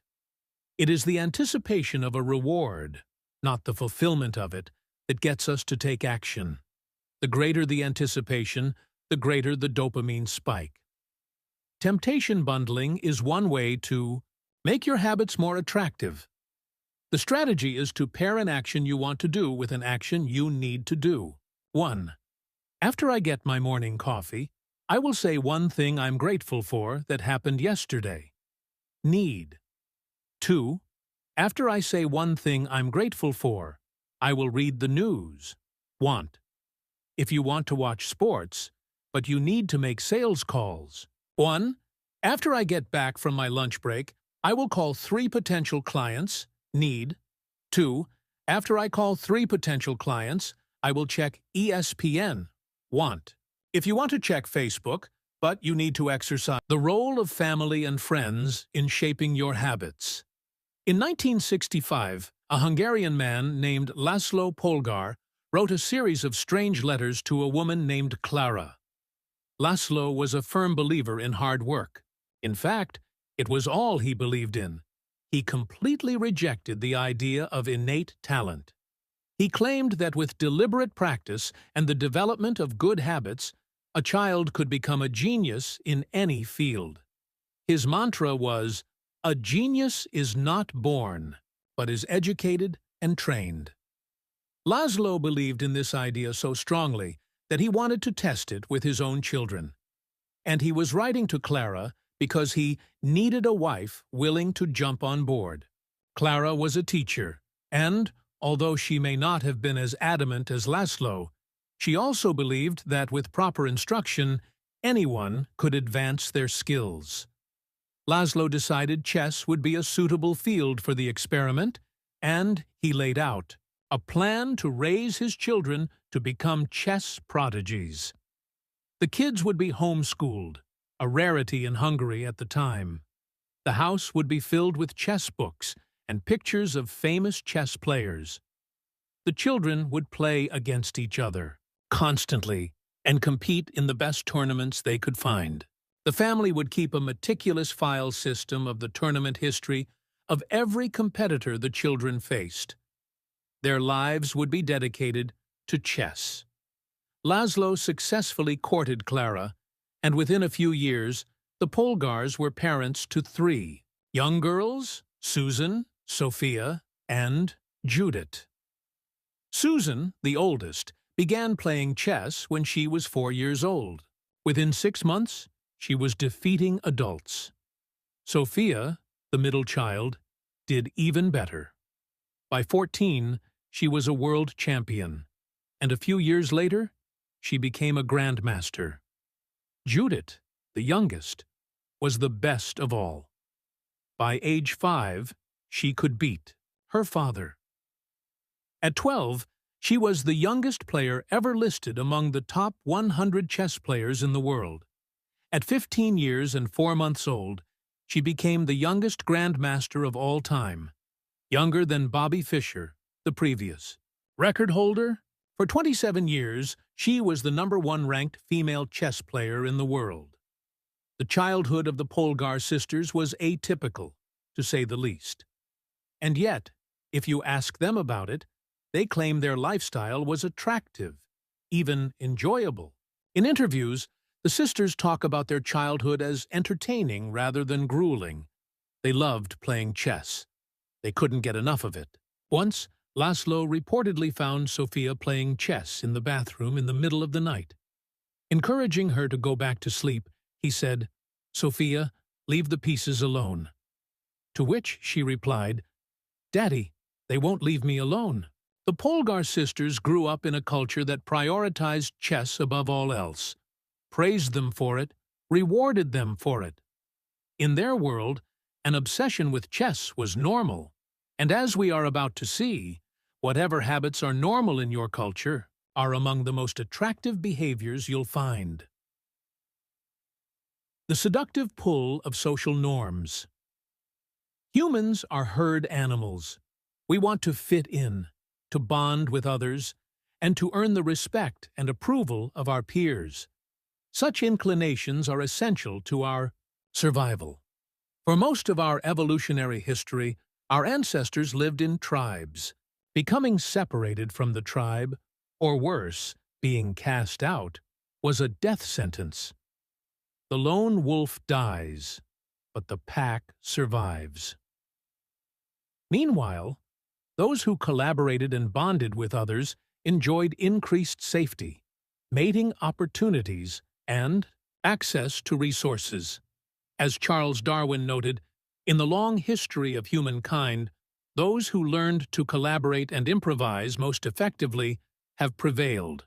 As a result, one of the deepest human desires is to belong. And this ancient preference exerts a powerful influence on our modern remembering. As the French philosopher Michel de Montaigne wrote, "The customs and practices of life in society sweep us along. Most of the time, going along with the group does not feel like a burden. Everyone wants to belong. If you grow up in a family that rewards you for your chess skills, playing chess will seem like a very attractive thing to do. If you work in a job where everyone wears expensive suits, then you'll be inclined to splurge on one as well. If all of your friends are sharing an inside joke or using a new phrase, you'll want to do it too, so they know that you get it." Behaviors are attractive when they help us fit in. We imitate the habits of 3 groups in particular. 1. The close. 2. The many. 3. The powerful. Each group offers an opportunity to leverage the second law of behavior change and make our habits more attractive. 1. Imitating the close proximity has a powerful effect on our behavior. This is true of the physical environment, as we discussed in Chapter 6, but it is also true of the social environment. We pick up habits from the people around us. We copy the way our parents handle arguments, the way our peers flirt with one another, the way our co-workers get results. When your friends smoke pot, you give it a try, too. When your wife has a habit of double-checking that the door is locked before going to bed, you pick it up as well. I find that I often imitate the behavior of those around me without realizing it. In conversation, I'll automatically assume the body posture of the other person. In college, I began to talk like my roommates. When traveling to other countries, I unconsciously imitate the local accent despite reminding myself to stop. As a general rule, the closer we are to someone, the more likely we are to imitate some of their habits. One groundbreaking study tracked 12,000 people for 32 years and found that a person's chances of becoming obese increased by 57% if he or she had a friend who became obese. It works the other way, too. Another study found that if one person in a relationship lost weight, the other partner would also slim down about one-third of the time. Our friends and family provide a sort of invisible peer pressure that pulls us in their direction. Of course, peer pressure is bad only if you're surrounded by bad influences. When astronaut Mike Massimino was a graduate student at MIT, he took a small robotics class. Of the 10 people in the class, 4 became astronauts. If your goal was to make it into space, then that room was about the best culture you could ask. 4. Similarly, one study found that the higher your best friend's IQ at age 11 or 12, the higher your IQ would be at age 15, even after controlling for natural levels of intelligence. We soak up the qualities and practices of those around us. One of the most effective things you can do to build better habits is to join a culture where your desired behavior is the normal behavior. New habits seem achievable when you see others doing them every day. If you are surrounded by fit people, you're more likely to consider working out to be a common habit. If you're surrounded by jazz lovers, you're more likely to believe it's reasonable to play jazz every day. Your culture sets your expectation for what is normal. Surround yourself with people who have the habits you want to have yourself. You'll rise together. To make your habits even more attractive, you can take this strategy one step further. Join a culture where, 1. Your desired behavior is the normal behavior, and 2. You already have something in common with the group. Steve Kam, an entrepreneur in New York City, runs a company called Nerd Fitness, which helps nerds, misfits, and mutants lose weight, get strong, and get healthy. His clients include video game lovers, movie fanatics, and average Joes who want to get in shape. Many people feel out of place the first time they go to the gym or try to change their diet. But if you are already similar to the other members of the group in some way, say your mutual love of Star Wars, change becomes more appealing because it feels like something people like you already do. Nothing sustains motivation better than belonging to the tribe.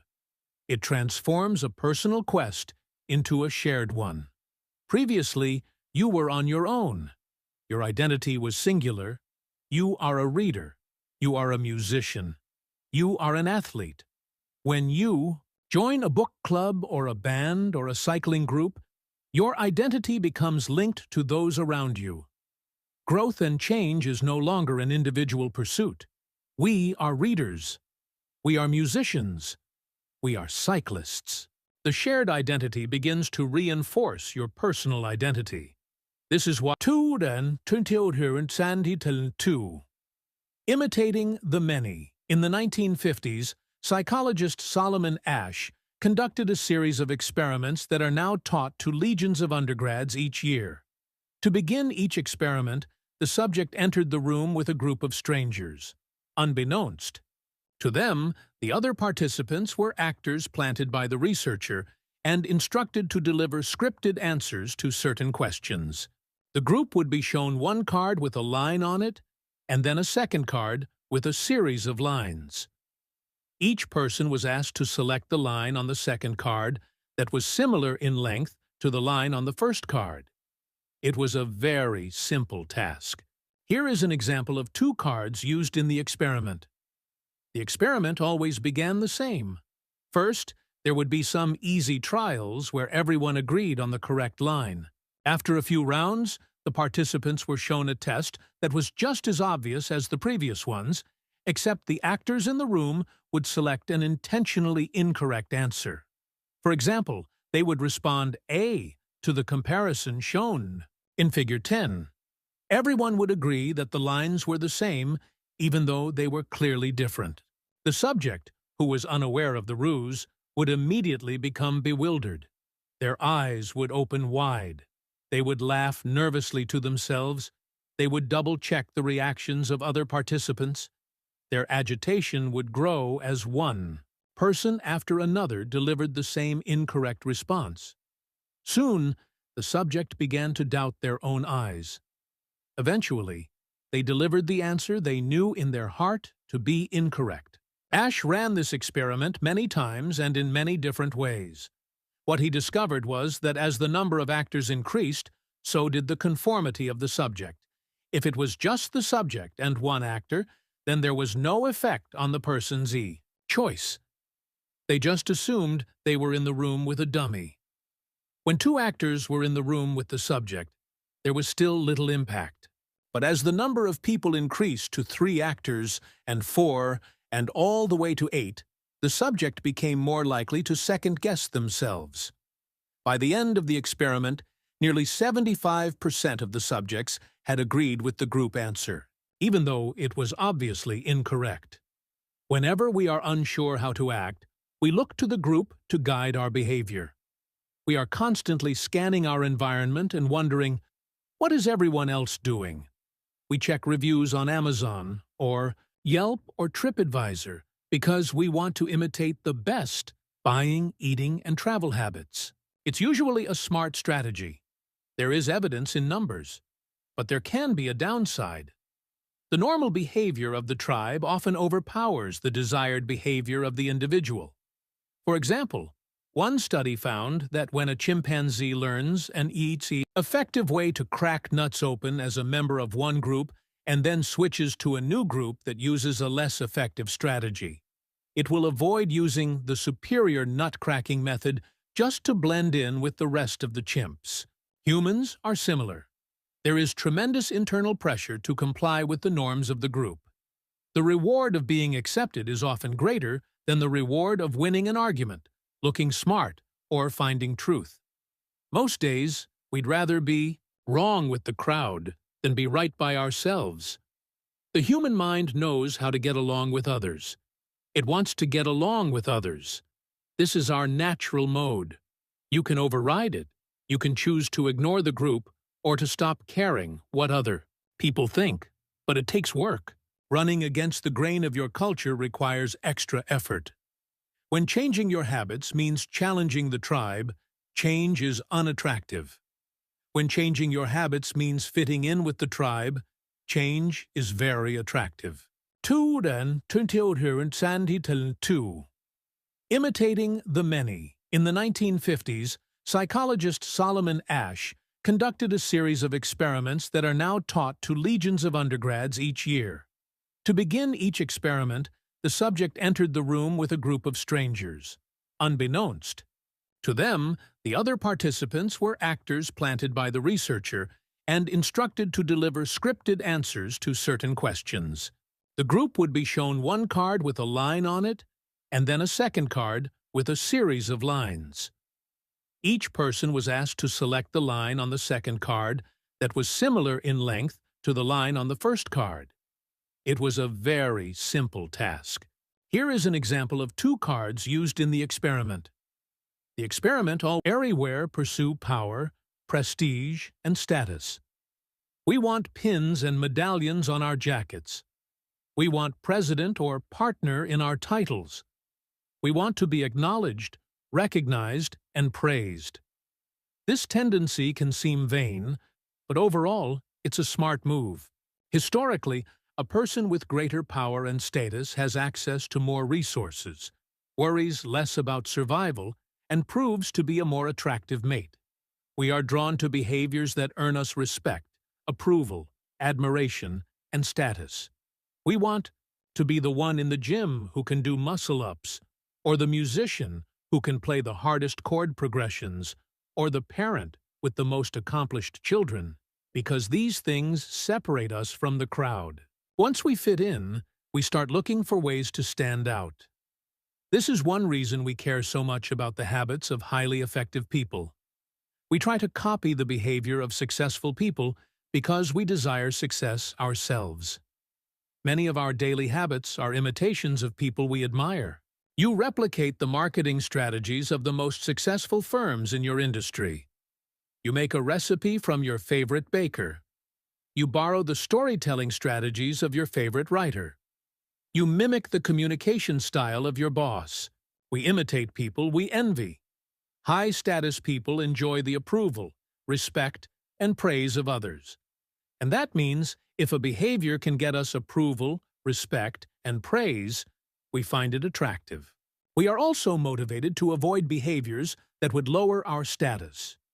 We trim our hedges and mow our lawn because we don't want to be the slob of the neighborhood. When our mother comes to visit, we clean up the house because we don't want to be judged. We are continually wondering, what will others think of me, and altering our behavior based on the answer. The Polgar sisters, the chess prodigies mentioned at the beginning of this chapter, are evidence of the powerful and lasting impact social influences can have on our behavior. The sisters practiced chess for many hours each day and continued this remarkable effort for decades. But these habits and behaviors maintained their attractiveness, in part, because they were valued by their culture. From the praise of their parents to the achievement of different status markers like becoming a grandmaster, they had many reasons to continue their effort. Chapter Summary. The culture we live in determines which behaviors are attractive to us. We tend to adopt habits that are praised and approved of by our culture because we have a strong desire to fit in and belong to the tribe. We tend to imitate the habits of three social groups: the close, family and friends; the many, the tribe; and the powerful, those with status and prestige. One of the most effective things you can do to build better habits is to join a culture where, on one, your desired behavior is the normal behavior, and, two, you already have something in common with the group. The normal behavior of the tribe often overpowers the desired behavior of the individual. Most days, we'd rather be wrong with the crowd than be right by ourselves. If a behavior can get us approval, respect, and praise, we find it attractive. Everywhere pursue power, prestige, and status. We want pins and medallions on our jackets. We want president or partner in our titles. We want to be acknowledged, recognized, and praised. This tendency can seem vain, but overall, it's a smart move. Historically, a person with greater power and status has access to more resources, worries less about survival, and proves to be a more attractive mate. We are drawn to behaviors that earn us respect, approval, admiration, and status. We want to be the one in the gym who can do muscle-ups, or the musician who can play the hardest chord progressions, or the parent with the most accomplished children, because these things separate us from the crowd. Once we fit in, we start looking for ways to stand out. This is one reason we care so much. How to find and fix the causes of your bad habits. In late 2012, I was sitting in an old apartment just a few blocks from Istanbul's most famous street, Istiklal Caddesi. I was in the middle of a 4-day trip to Turkey, and my guide, Mike, was relaxing in a worn-out armchair a few feet away. Mike wasn't really a guide. He was just a guy from Maine who had been living in Turkey for 5 years, but he offered to show me around while I was visiting the country, and I took him up on it. On this particular night, I had been invited to dinner with him and a handful of his Turkish friends. There were 7 of us, and I was the only one who hadn't, at some point, smoked at least 1 pack of cigarettes per day. I asked one of the Turks how he got started. "Friends," he said. "It always starts with your friends. One friend smokes, then you try it."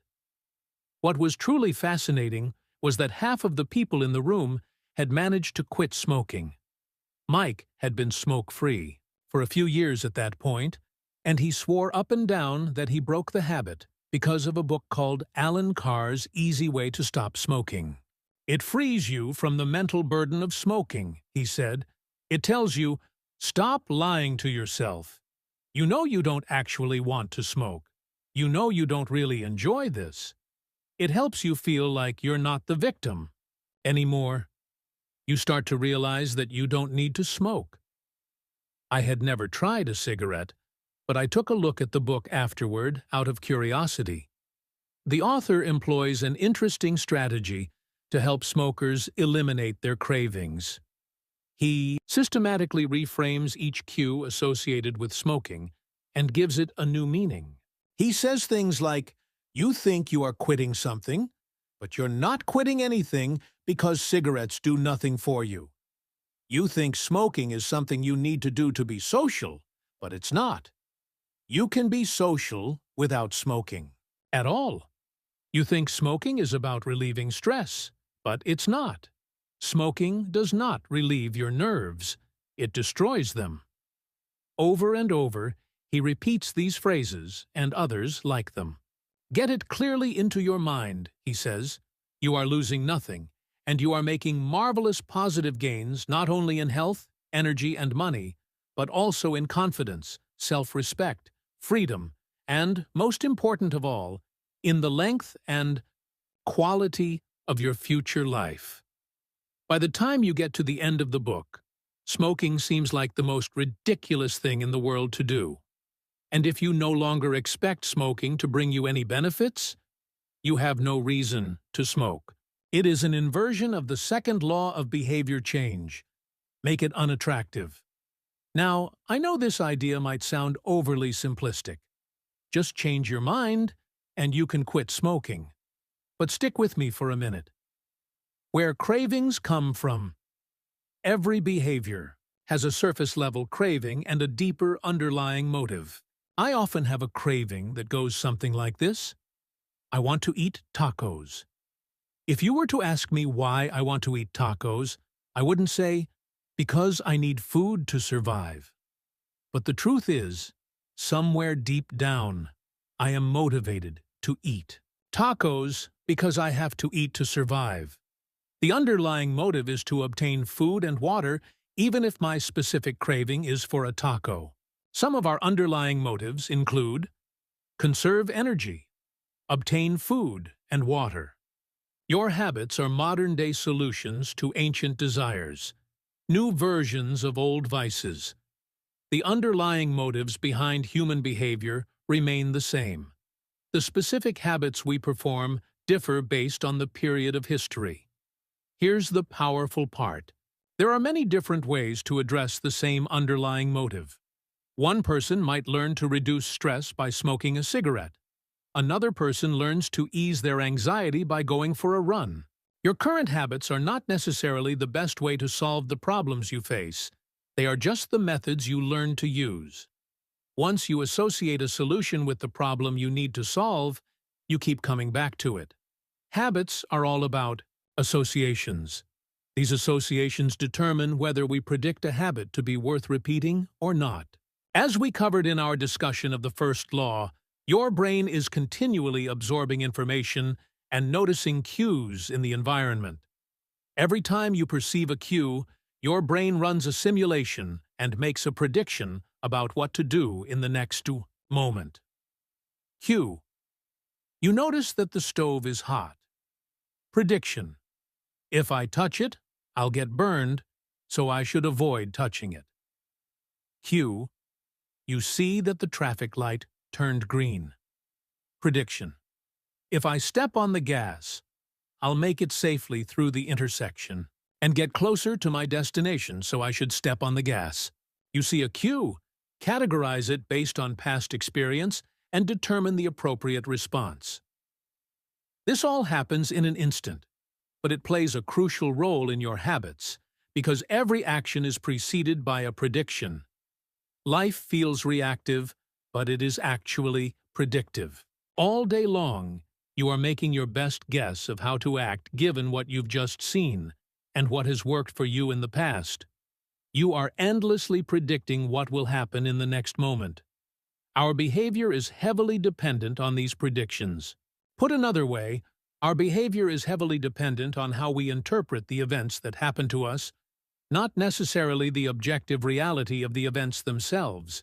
Two people can look at the same cigarette, and one feels the urge to smoke, while the other is repulsed by the smell. The same cue can spark a good habit or a bad habit, depending on your prediction. The cause of your habits is actually the prediction that precedes them. These predictions lead to feelings, which is how we typically describe a craving. A feeling, a desire, an urge. Feelings and emotions transform the cues we perceive and the predictions we make into a signal that we can apply. They help explain what we are currently sensing. For instance, whether or not you realize it, you are noticing how warm or cold you feel right now. If the temperature drops by 1 degree, you probably won't do anything. If the temperature drops 10 degrees, however, you'll feel cold and put on another layer of clothing. Feeling cold was the signal that prompted you to act. You have been sensing the cues the entire time, but it is only when you predict that you would be better off in a different state that you take action. A craving is the sense that something is missing. It is the desire to change your internal state. When the temperature falls, there is a gap between what your body is currently sensing and what it wants to be sensing. This gap between your current state and your desired state provides a reason to act. Desire is the difference between where you are now and where you want to be in the future. Even the tiniest action is tinged with the motivation to feel differently than you do in the moment. When you binge eat or light up or browse social media, what you really want is not a potato chip or a cigarette or a bunch of likes. What you really want is to feel different. Our feelings and emotions tell us whether to hold steady in our current state or to make a change. They help us decide the best course of action. Neurologists have discovered that when emotions and feelings are impaired, we actually lose the ability to make decisions. We have no signal of what to pursue and what to avoid. As the neuroscientist Antonio Damasio explains, it is emotion that allows you to mark things as good, bad, or indifferent. To summarize, the specific cravings you feel and habits you perform are really an attempt to address your fundamental underlying motives. Whenever your habits are modern-day solutions to ancient desires, new versions of old vices. The underlying motives behind human behavior remain the same. The specific habits we perform differ based on the period of history. Here's the powerful part. There are many different ways to address the same underlying motive. One person might learn to reduce stress by smoking a cigarette. Another person learns to ease their anxiety by going for a run. Your current habits are not necessarily the best way to solve the problems you face. They are just the methods you learn to use. Once you associate a solution with the problem you need to solve, you keep coming back to it. Habits are all about associations. These associations determine whether we predict a habit to be worth repeating or not. As we covered in our discussion of the first law, your brain is continually absorbing information and noticing cues in the environment. Habit successfully addresses a motive. You develop a craving to do it again. In time, you learn to predict that checking social media will help you feel loved, or that watching YouTube will allow you to forget your fears. Habits are attractive when we associate them with positive feelings, and we can use this insight to our advantage rather than to our detriment. How to reprogram your brain to enjoy hard habits. You can make hard habits more attractive if you can learn to associate them with a positive experience. Sometimes all you need is a slight mindset shift. For instance, we often talk about everything we have to do in a given day. You have to wake up early for work. You have to make another sales call for your business. You have to cook dinner for your family. Now, imagine changing just one word. You don't have to. You get to. You get to wake up early for work. You get to make another sales call for your business. You get to cook dinner for your family. By simply changing one word, you shift the way you view each event. You transition from seeing these behaviors as burdens and turn them into opportunities. The key point is that both versions of reality are true. You have to do those things, and you also get to do them. We can find evidence for whatever mindset we choose. I once heard a story about a man who uses a wheelchair. When asked if it was difficult being confined, he responded, I'm not confined to my wheelchair. I am liberated by it. If it wasn't for my wheelchair, I would be bedbound and never able to leave my house. This shift in perspective completely transformed how he lived each day. Reframing your habits to highlight their benefits rather than their drawbacks is a fast and lightweight way to reprogram your mind and make a habit seem more attractive. Exercise. Many people associate exercise with being a challenging task that drains energy and wears you down. You can just as easily view it as a way to develop skills and build you up. Instead of telling yourself, "I need to go run in the morning," say, "It's time to build endurance and get fast." Finance. Saving money is often associated with sacrifice. However, you can associate it with freedom rather than limitation. If you realize one simple truth, living below your current means increases your future means. The money you save this month increases your purchasing power next month. Meditation. Anyone who has tried meditation for more than 3 seconds. Habit successfully addresses a motive. You develop a craving to do it again. In time, you learn to predict that checking social media will help you feel loved, or that watching YouTube will allow you to forget your fears. Habits are attractive when we associate them with positive feelings, and we can use this insight to our advantage rather than to our detriment. How to reprogram your brain to enjoy hard habits. You can make hard habits more attractive if you can learn to associate them with a positive experience. Sometimes, all you need is a slight mindset shift. For instance, we often talk about everything we have to do in a given day. You have to wake up early for work. You have to make another sales call for your business. You have to cook dinner for your family. Now, imagine changing just one word. You don't have to.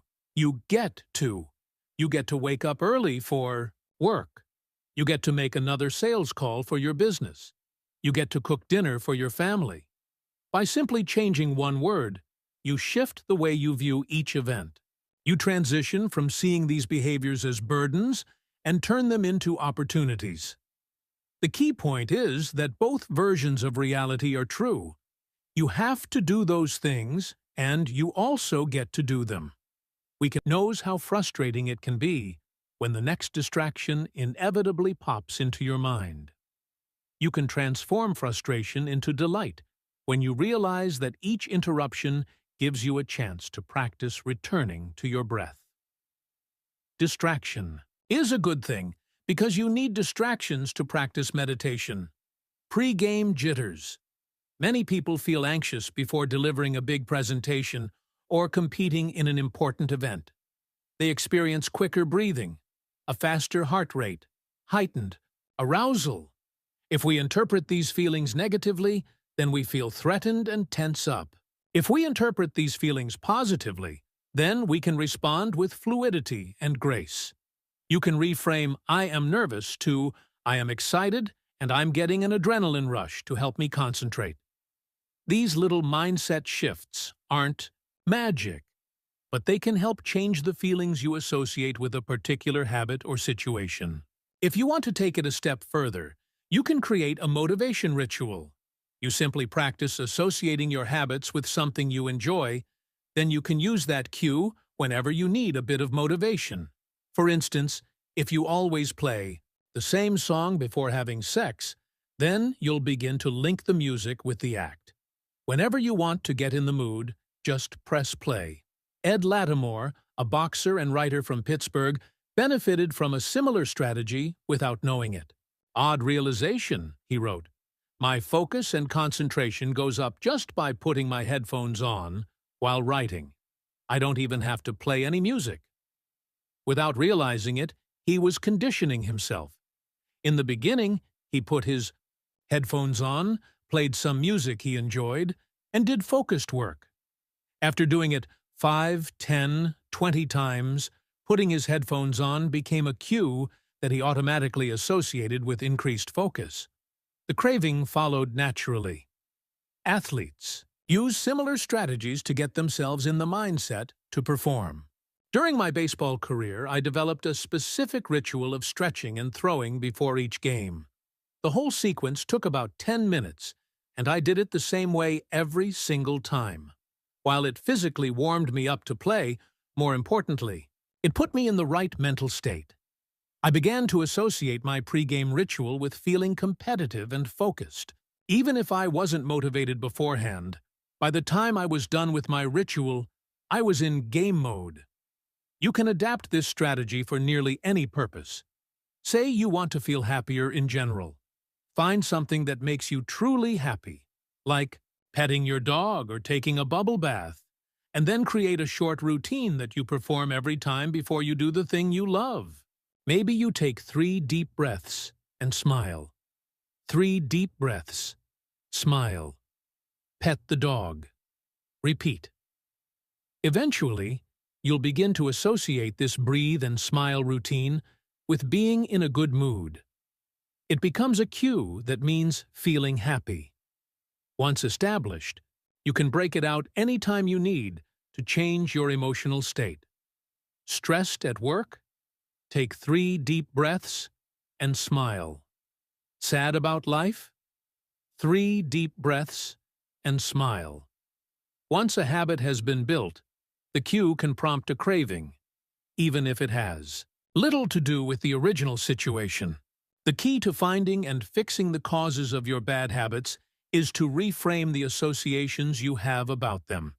It's not easy, but if you can reprogram your predictions, you can transform a hard habit into an attractive one. Chapter Summary. Inversion of the second law of behavior change is make it unattractive. Every behavior has a surface-level craving and a deeper underlying motive. Your habits are modern-day solutions to ancient desires. The cause of your habits is actually the E2 prediction that precedes them. The prediction leads to a feeling. Highlight the benefit, walk slowly, but never backward.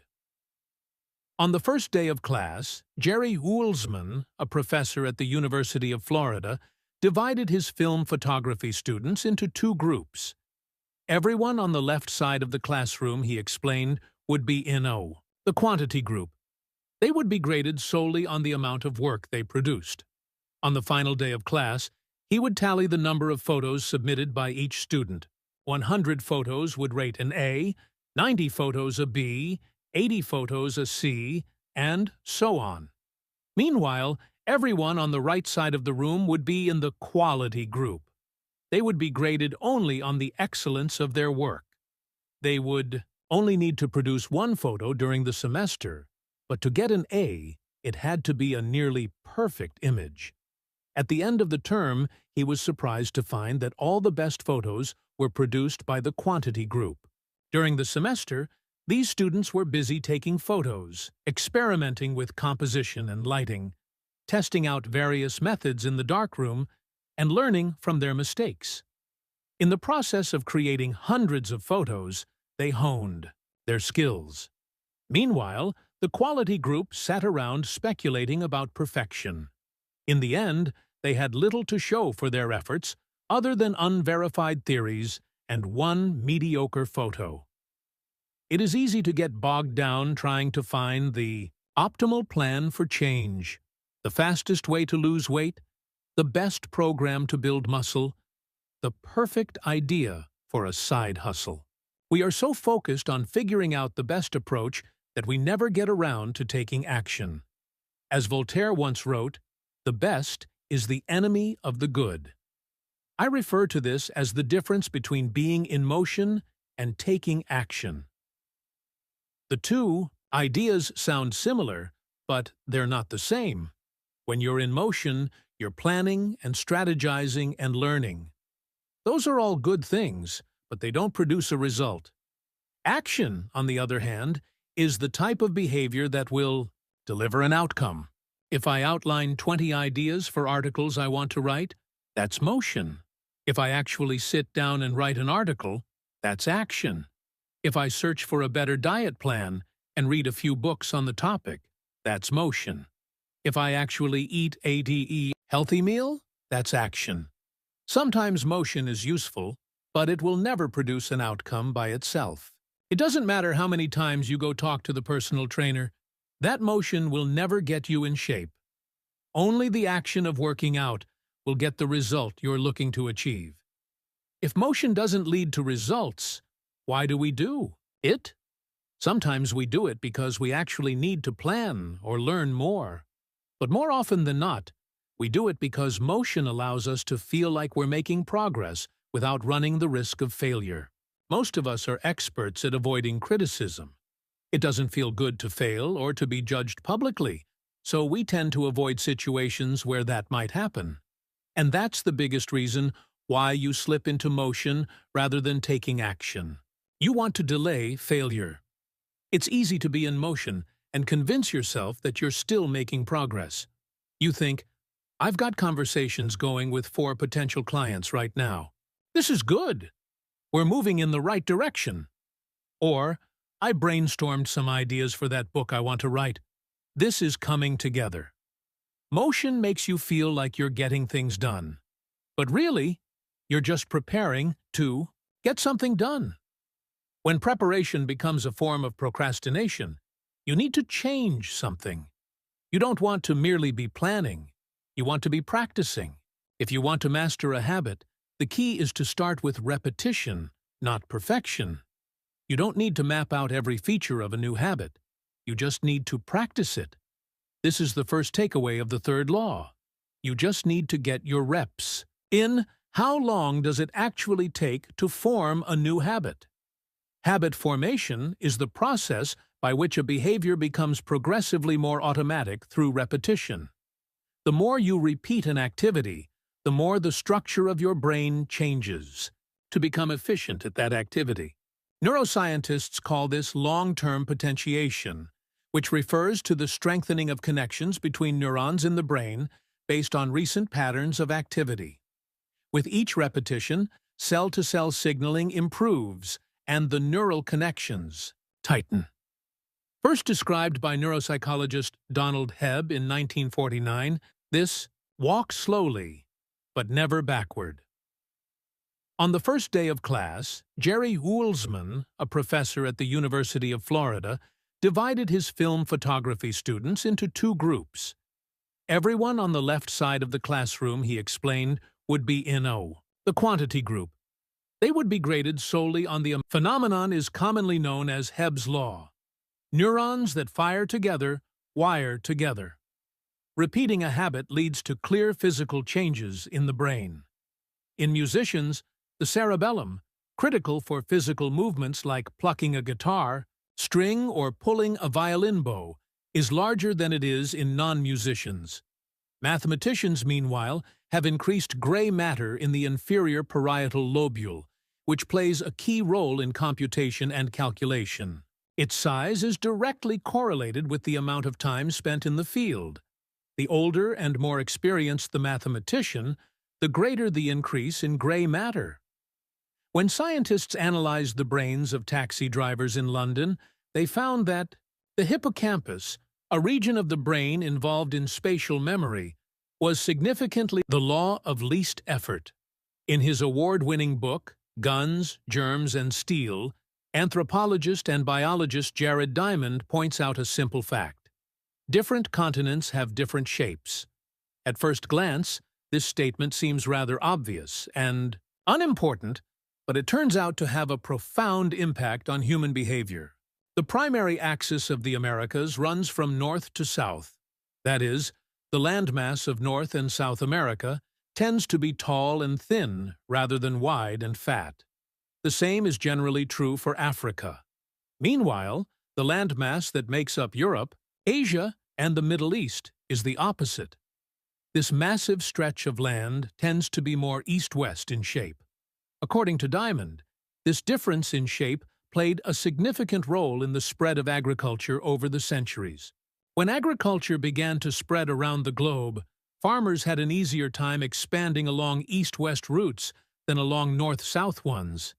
This is because locations along the same latitude generally share similar climates, amounts of sunlight and rainfall, and changes in season. These factors allowed farmers in Europe and Asia to domesticate a few crops and grow them along the entire stretch of land from France to China. By comparison, the climate varies greatly when traveling from north to south. Just imagine how different the weather is in Florida compared to Canada. You can be the most talented farmer in the world, but it won't help you grow Florida oranges in the Canadian winter. Snow is a poor substitute for soil. In order to spread crops along north-south routes, farmers would need to find and domesticate new plants whenever the climate changed. As a result, agriculture spread 2 to 3 times faster across Asia and Europe than it did up and down the whole Americas. Over the span of centuries, this small difference had a very big impact. Increased food production allowed for more rapid population growth. With more people, these cultures were able to build stronger armies and were better equipped to develop new technologies. The changes started out small: a crop that spread slightly farther, a population that grew slightly faster, but compounded into substantial differences over time.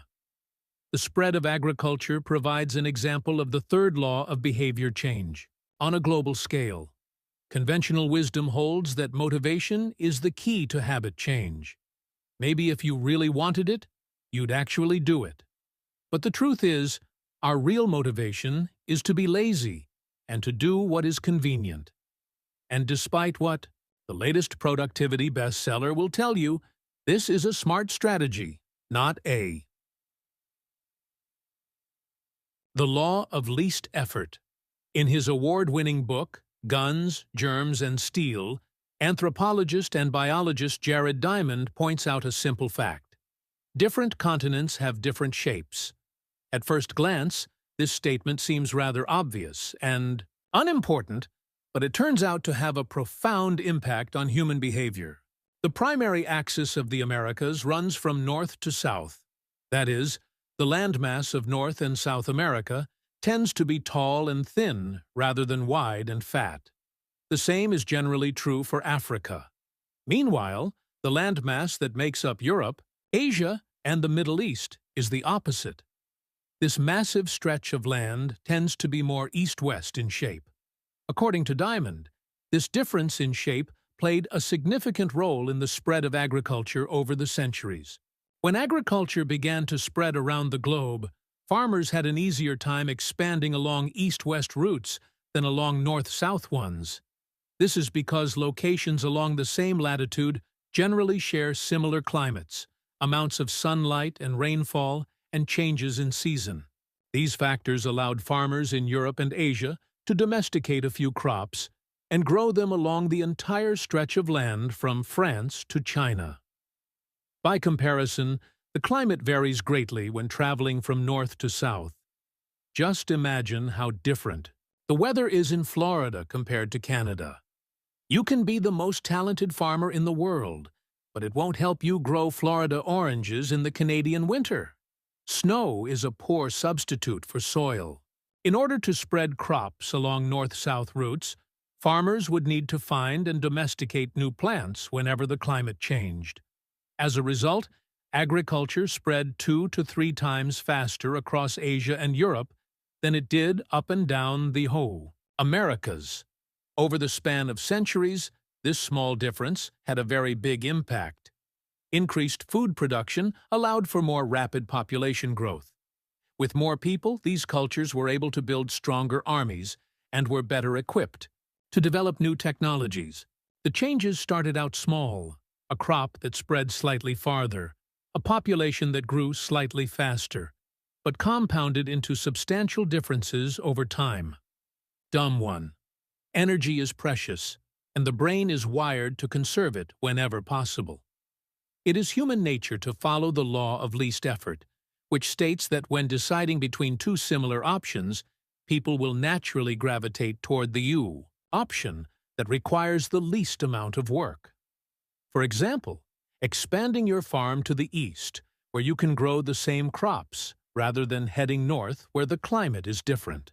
Out of all the possible actions we could take, the one that is realized is the one that delivers the most value for the least effort. We are motivated to do what is easy. Every action requires a certain amount of energy. The more energy required, the less likely it is to occur. If your goal is to do 100 push-ups per day, that's a lot of energy. In the beginning, when you're motivated and excited, you can muster the strength to get started. But after a few days, such a massive effort feels exhausting. Meanwhile, sticking to the habit of doing 1 push-up per day requires almost no energy to get started. And the less energy a habit requires, the more likely it is to occur. Look at any behavior that fills up much of your life, and you'll see that it can be performed with very low levels of motivation. Habits like scrolling on our phones, checking email, and watching television steal so much of our time because they can be performed almost without effort. They are remarkably convenient. In a sense, every habit is just an obstacle to getting what you really want. Dieting is an obstacle to getting fit. Meditation is an obstacle to feeling calm. Journaling is an obstacle to thinking clearly. You don't actually want the habit itself. What you really want is the outcome the habit delivers. The greater the obstacle, that is, the more difficult the habit, the more friction there is between you and your desired end state. This is why it is crucial to make your habits so easy that you'll do them even when you don't feel like it. If you can make your good habits more convenient, you'll be more likely to follow through on them. But what about all the moments when we seem to do the opposite? If we're all so lazy, then how do you explain people accomplishing hard things like raising a child or starting a business or climbing Mount Everest? Certainly, you are capable of doing very hard things. The problem is that some days you feel like doing the hard work and some days you feel like giving in. On the tough days, it's crucial to have as many things working in your favor as possible, so that you can overcome the challenges life naturally throws your way. The less friction you face, the easier it is for your stronger self to emerge. The idea behind Make It Easy is not to only do easy things. The idea is to make it as easy as possible in the moment to do things that pay off in the long run. Dumb one. Energy is precious, and the brain is wired to conserve it whenever possible. It is human nature to follow the law of least effort, which states that when deciding between two similar options, people will naturally gravitate toward the option that requires the least amount of work. For example, expanding your farm to the east, where you can grow the same crops, rather than heading north where the climate is different. Out of all the possible actions, how to achieve more with less effort. Imagine you are holding a garden hose that is bent in the middle. Some water can flow through, but not very much. If you want to increase the rate at which water passes through the hose, you have 2 options. The first option is to crank up the valve and force more water out. The second option is to simply remove the bend in the hose and let water flow through naturally. Trying to pump up your motivation to stick with a hard habit is like trying to force water through a bent hose. You can do it, but it requires a lot of effort and increases the tension in your life. Meanwhile, making your habits simple and easy is like removing the bend in the hose. Rather than trying to overcome the friction in your life, you reduce it. One of the most effective ways to reduce the friction associated with your habits is to practice environment design. In Chapter 6, we discussed environment design as a method for making cues more obvious. But you can also optimize your environment to make actions easier. For example, when deciding where to practice a new habit, it is best to choose a place that is already along the path of your daily routine. Habits are easier to build when they fit into the flow of your life. You are more likely to go to the gym if it is on your way to work, because stopping doesn't add much friction to your lifestyle. By comparison, if the gym is off the path of your normal commute, even by just a few blocks, now you're going out of your way to get there. Perhaps even more effective is reducing the friction within your home or office. Too often, we try to start habits in high-friction environments. We try to follow a strict diet while we are out to dinner with friends.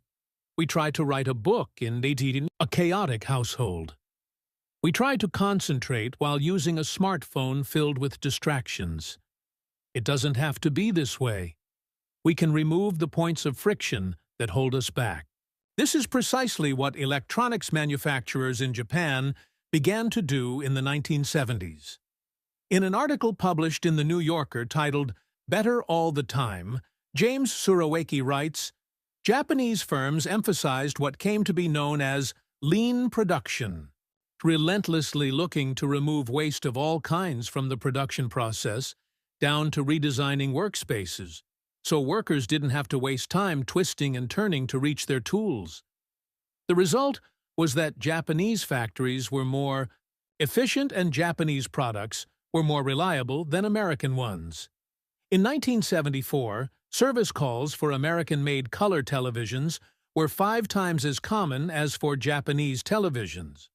By 1979, it took American workers 3 times as long to assemble their sets. How to achieve more with less effort. Imagine you are holding a garden hose that is bent in the middle. Some water can flow through, but not very much. If you want to increase the rate at which water passes through the hose, you have 2 options. The first option is to crank up the valve and force more water out. The second option is to simply remove the bend in the hose and let water flow through naturally. Trying to pump up your motivation to stick with a hard habit is like trying to force water through a bent hose. You can do it, but it requires a lot of effort and increases the tension in your life. Meanwhile, making your habits simple and easy is like removing the bend in the hose. Rather than trying to overcome the friction in your life, you reduce it. One of the most effective ways to reduce the friction associated with your habit, I like to refer to this strategy as addition by subtraction. The Japanese companies looked for every point of friction in the manufacturing process and eliminated it. As they subtracted wasted effort, they added customers and revenue. Similarly, when we remove the points of friction that sap our time and energy, we can achieve more with less effort. This is one reason tidying up can feel so good. We are simultaneously moving forward and lightening the cognitive load our environment places on us. If you look at the most habit-forming products, you'll notice that one of the things these goods and services do best is remove little bits of friction from your life. Meal delivery services reduce the friction of shopping for groceries. Dating apps reduce the friction of making social introductions. Ride-sharing services reduce the friction of getting across town. Text messaging reduces the friction of sending a letter in the mail. Like a Japanese television manufacturer redesigning their workspace to reduce wasted motion, successful companies design their products to automate, eliminate, or simplify as many steps as possible. They reduce the number of fields on each form. They pare down the number of clicks required to create an account. They deliver their products with easy-to-understand directions or ask their customers to make fewer choices. When the first voice-activated speakers were released, products like Google Home, Amazon Echo, and Apple HomePod, I asked a friend what he liked about the product he had purchased. He said it was just easier to say, "Play some country music," than to pull out his phone, open the music app, and pick a playlist. Of course, just a few years earlier, having unlimited access to music in your pocket was a remarkably frictionless behavior compared to driving to the store and buying a CD.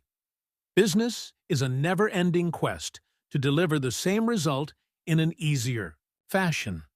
Similar strategies have been used effectively by governments. When the British government wanted to increase tax collection rates, they switched from sending citizens to a web page where the tax form could be downloaded to linking directly to the form. Reducing that one step in the process increased the response rate from 19.2% to 23.4%.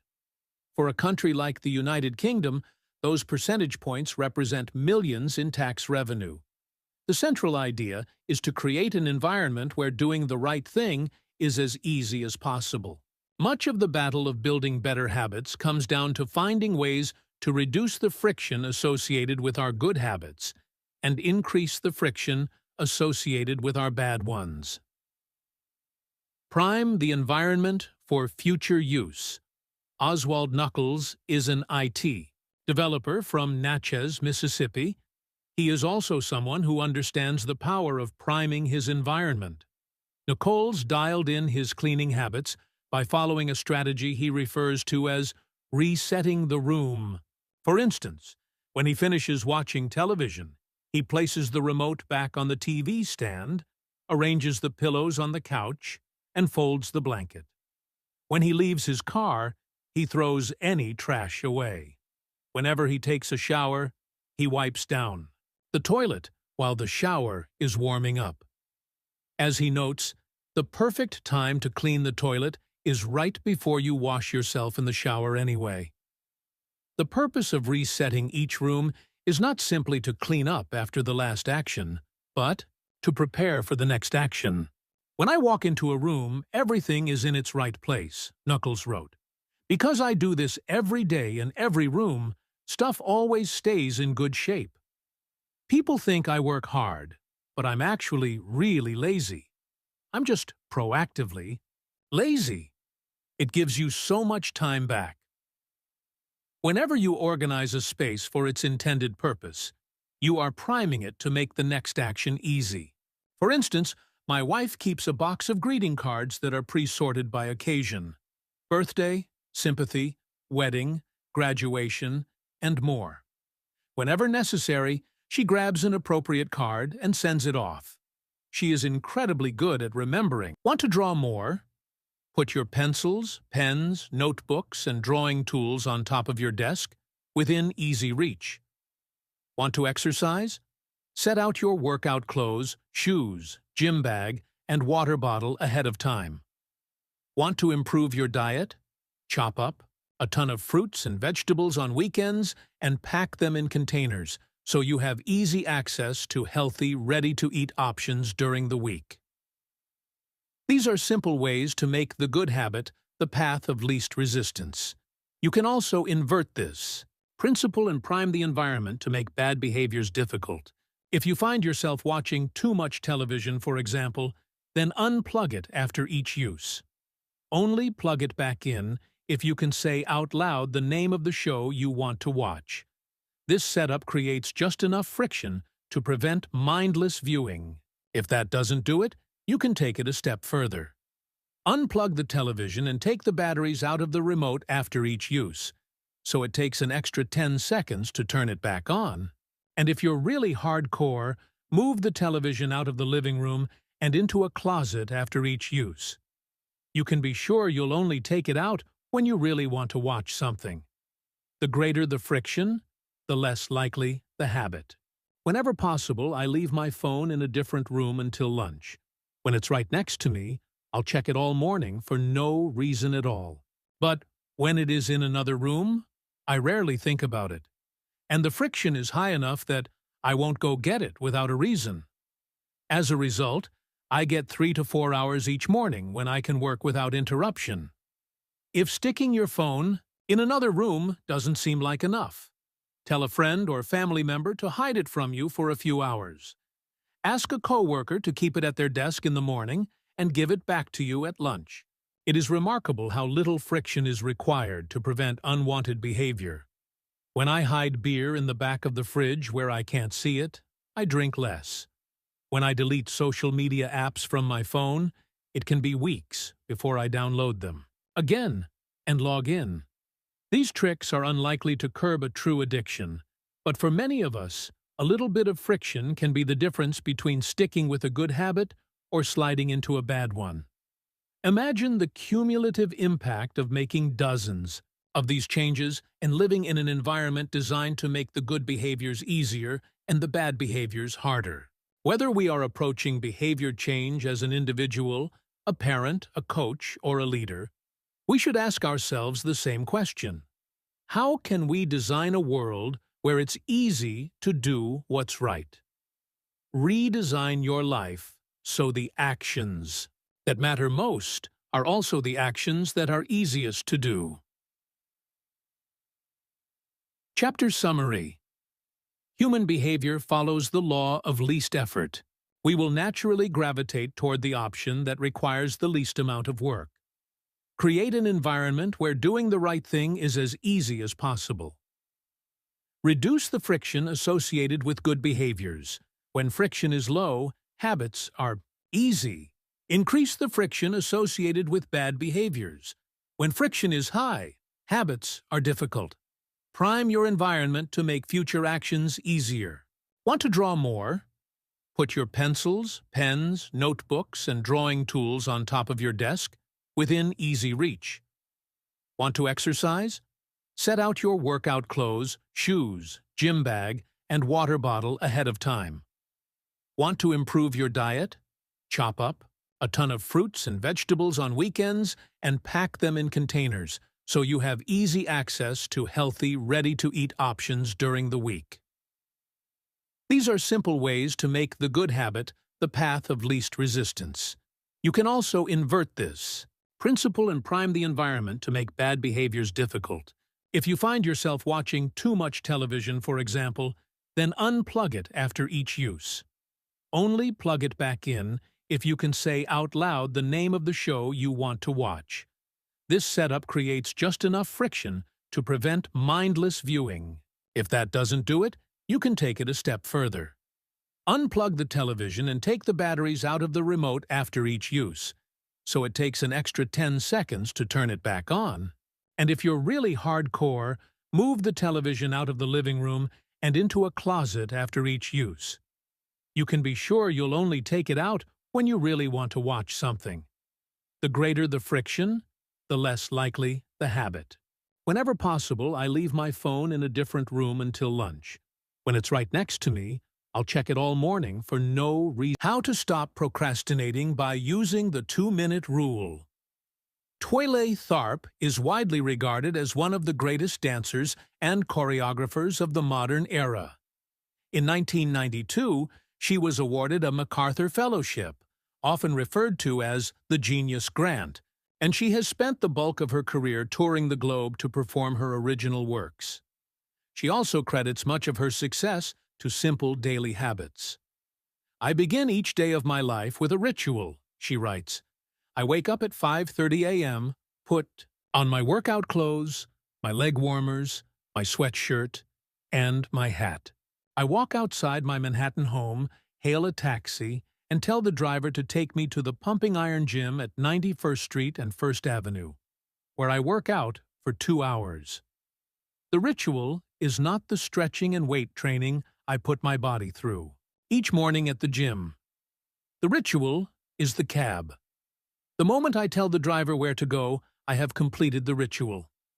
It's a simple act, but doing it the same way each morning habitualizes it, makes it repeatable, easy to do. It reduces the chance that I would skip it or do it differently. It is one more item in my arsenal of routines, and one less thing to think about. Hailing a cab each morning may be a tiny action, but it is a splendid example of the third law of behavior change. Researchers estimate that 40 to 50% of our actions on any given day are done out of habit. This is already a substantial percentage, but the true influence of your habits is even greater than these numbers suggest. Habits are automatic choices that influence the conscious decisions that follow. Yes, a habit can be completed in just a few seconds, but it can also shape the actions that you take for minutes or hours afterward. Habits are like the entrance ramp to a highway. They lead you down a path, and before you know it, you're speeding toward the next behavior. It seems to be easier to continue what you are already doing than to start doing something different. You sit through a bad movie for 2 hours. You keep snacking even when you're already full. You check your phone for just a second, and soon you have spent 20 minutes staring at the screen. In this way, the habits you follow without thinking often determine the choices you make when you are thinking. Each evening, there is a tiny moment, usually around 5:15 p.m., that shapes the rest of my night. My wife walks in the door from work, And either we change into our workout clothes and head to the gym, or we crash onto the couch, order Indian food, and watch The Office. Similar to Twyla Tharp hailing the cab, the ritual is changing into my workout clothes. If I change clothes, I know the workout will happen. Everything that follows, driving to the gym, deciding which exercises to do stepping under the bar, is easy once I've taken the first step. Every day, there are a handful of moments that deliver an outsized impact. I refer to these little choices as decisive moments. The moment you decide between ordering takeout or cooking dinner. The moment you choose between driving your car or riding your bike. The moment you decide between starting your homework or grabbing the video game controller. These choices are a fork in the road. Decisive moments set the options available to your future self. For instance, walking into a restaurant is a decisive moment because it determines what you'll be eating for lunch. Technically, you are in control of what you order, but in a larger sense, you can only order an item if it is on the menu. If you walk into a steakhouse, you can get a sirloin or a rib eye, but not sushi. Your options are constrained by what's available. Habits are the entry point, not the end point. They are the cab, not the gym. The 2-minute rule. Even when you know you should start small, it's easy to start too big. When you dream about making a change, excitement inevitably takes over, and you end up trying to do too much too soon. The most effective way I know to counteract this tendency is to use the 2-minute rule, which states, when you start a new habit, it should take less than 2 minutes to do. You'll find that nearly any habit can be scaled down into a 2-minute version. Read before bed each night becomes read 1 page. Do 30 minutes of yoga becomes take out my yoga mat. Study for class becomes open my notes. Fold the laundry becomes fold 1 pair of socks. Run 3 miles becomes tie my running shoes. The idea is to make your habits as easy as possible to start. Anyone can meditate for 1 minute, read 1 page, or put 1 item of clothing away. And, as we have just discussed, this is a powerful strategy because once you've started doing the right thing, it is much easier to continue doing it. A new habit should not feel like a challenge. The actions that follow can be challenging, but the first 2 minutes should be easy. What you want is a gateway habit that naturally leads you down a more productive path. You can usually figure out the gateway habits that will lead to your desired outcome by mapping out your goals on a scale from very easy to very hard. For instance, running a marathon is very hard. Running a 5K is hard. Walking 10,000 steps is moderately difficult. Walking 10 minutes is easy. And putting on your running shoes is very easy. Your goal might be to run a marathon, but your gateway habit is to put on your running shoes. That's how you follow the 2-minute rule. People often think it's weird to get hyped about reading 1 page, or meditating for 1 minute, or making 1 sales call. But the point is not to do one thing. The point is to master the habit of showing up. The truth is, a habit must be established before it can be improved. If you can't learn the basic skill of showing up, then you have little hope of mastering the finer details. Instead of trying to engineer a perfect habit from the start, do the easy thing on a more consistent basis. You have to standardize before you can optimize. As you master the art of showing up, the first 2 minutes simply become a ritual at the beginning of a larger routine. This is not merely a hack to make habits easier, but actually the ideal way to master a difficult skill. The more you ritualize the beginning of a process, the more likely it becomes that you can slip into the state of deep focus that is required to do great things. By doing the same warm-up before every workout, you make it easier to get into a state of peak performance. By following the same creative ritual, you make it easier to get into the hard work of creating. By developing a consistent power-down habit, you make it easier to get to bed at a reasonable time each night. You may not be able to automate the whole process, but you can make the first action mindless. Make it easy to start, and the rest will follow. The 2-minute rule can seem like a trick to some people. You know that the real goal is to do more than just 2 minutes, so it may feel like you're trying to fool yourself.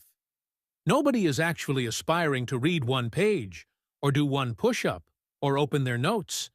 And if you know it's a mental trick, why would you fall for it? If the 2-minute rule feels forced, try this. Do it for 2 minutes and then stop. Go for a run, but you must stop after 2 minutes. Start meditating, but you must stop after 2 minutes. Study Arabic, but you must stop after 2 minutes. It's not a strategy for starting, it's the whole thing. Your habit can only last 120 seconds. One of my readers used this strategy to lose over 100 pounds. In the beginning, he went to the gym each day, but he told himself he wasn't allowed to journaling habit by specifically writing less than he felt like. He always stopped journaling before it seemed like a hassle. Ernest Hemingway believed in similar advice for any kind of writing. The best way is to always stop when you are going good, he said. Strategies like this work for another reason, too. They reinforce the identity you want to build. If you show up at the gym 5 days in a row, even if it's just for 2 minutes, you are casting votes for your new identity. You're not worried about getting in shape. You're focused on becoming the type of person who doesn't miss workouts. You're taking the smallest action that confirms the type of person you want to be. We rarely think about change this way because everyone is consumed by the end goal. But 1 push-up is better than not exercising. 1 minute of guitar practice is better than none at all. 1 minute of reading is better than never picking up a book. It's better to do less than you hoped than to do nothing at all. At some point, once you've established the habit and you're showing up each day, you can combine the 2-minute rule with a technique we call habit shaping to scale your habit back up toward your ultimate goal. Start by mastering the first 2 minutes of the smallest version of the behavior. Then advance to an intermediate step and repeat the process, focusing on just the first 2 minutes and mastering that stage before moving on to the next level. Eventually, you'll end up with the habit you had originally hoped to build, while still keeping your focus where it should be, on the first 2 minutes of the behavior.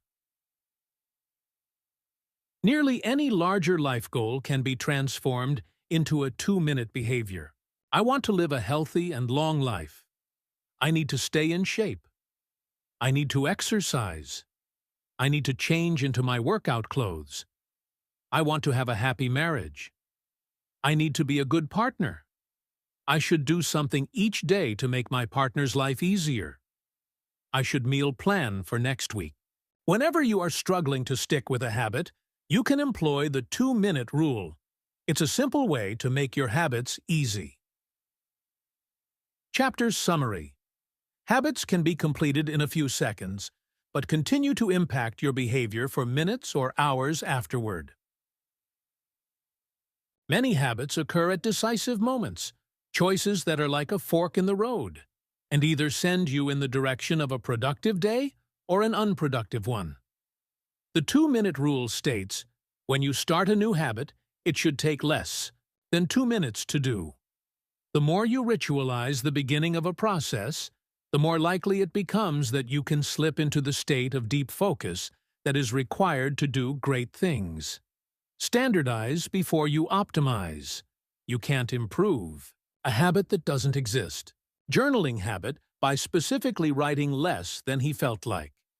He always stopped journaling before it seemed like a hassle. Ernest Hemingway believed in similar advice for any kind of writing. The best way is to always stop when you are going good, he said. Strategies like this work for another reason, too. They reinforce the identity you want to build. If you show up at the gym 5 days in a row, even if it's just for 2 minutes, you are casting votes for your new identity. You're not worried about getting in shape. You're focused on becoming the type of person who doesn't miss workouts. You're taking the smallest action that confirms the type of person you want to be. We rarely think about change this way because everyone is consumed by the end goal. But one push-up is better than not exercising. 1 minute of guitar practice is better than none at all. 1 minute of reading is better than never picking up a book. It's better to do less than you hoped than to do nothing at all. At some point, once you've established the habit and you're showing up each day, you can combine the 2-minute rule with a technique we call habit shaping to scale your habit back up toward your ultimate goal. Start by mastering the first 2 minutes of the smallest version of the behavior. Then advance to an intermediate step and repeat the process. How to make good habits. Inevitable and bad habits. Impossible. In the summer of 1830, Victor Hugo was facing an impossible deadline. 12 months earlier, the French author had promised his publisher a new book. But instead of writing, he spent that year pursuing other projects, entertaining guests, and delaying his work. Frustrated, Hugo's publisher responded by setting a deadline less than 6 months away. The book had to be finished by February 1831. Hugo concocted a strange plan to beat his procrastination. He collected all of his clothes and asked an assistant to lock them away in a large chest. He was left with nothing to wear except a large shawl. Lacking any suitable clothing to go outdoors, he remained in his study and wrote furiously during the fall and winter of 1830. The Hunchback of Notre Dame was published 2 weeks early, on January 14, 1831. Sometimes success is less about making good habits easy and more about making bad habits hard. This is an inversion of the third law of behavior change. Make it difficult. If you find yourself continually struggling to follow through on your plans, then you can take a page from Victor Hugo and make your bad habits more difficult by creating what psychologists call a commitment device. A commitment device is a choice you make in the present that controls your actions in the future. It is a way to lock in future behavior, bind you to good habits, and restrict you from bad ones. When Victor Hugo shut his clothes away so he could focus on writing, he was creating a commitment device. There are many ways to create a commitment device. You can reduce overeating by purchasing food in individual packages rather than in bulk size. You can voluntarily ask to be added to the banned list at casinos and online poker sites to prevent future gambling sprees. I've even heard of athletes who have to make weight for a competition, choosing to leave their wallets at home during the week before weigh-in, so they won't be tempted to buy fast food.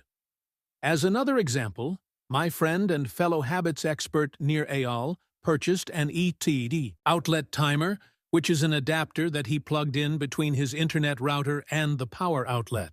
At 10 p.m. each night, the outlet timer cuts off the power to the router. When the internet goes off, everyone knows it is time to go to bed. Commitment devices are useful because they enable you to take advantage of good intentions before you can fall victim to temptation. Whenever I'm looking to cut calories, for example, I will ask the waiter to split my meal and box half of it to go before the meal is served.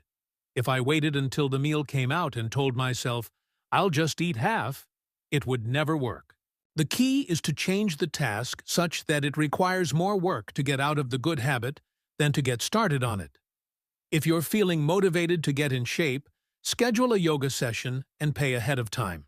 If you're excited about the business you want to start, email an entrepreneur you respect and set up a consulting call.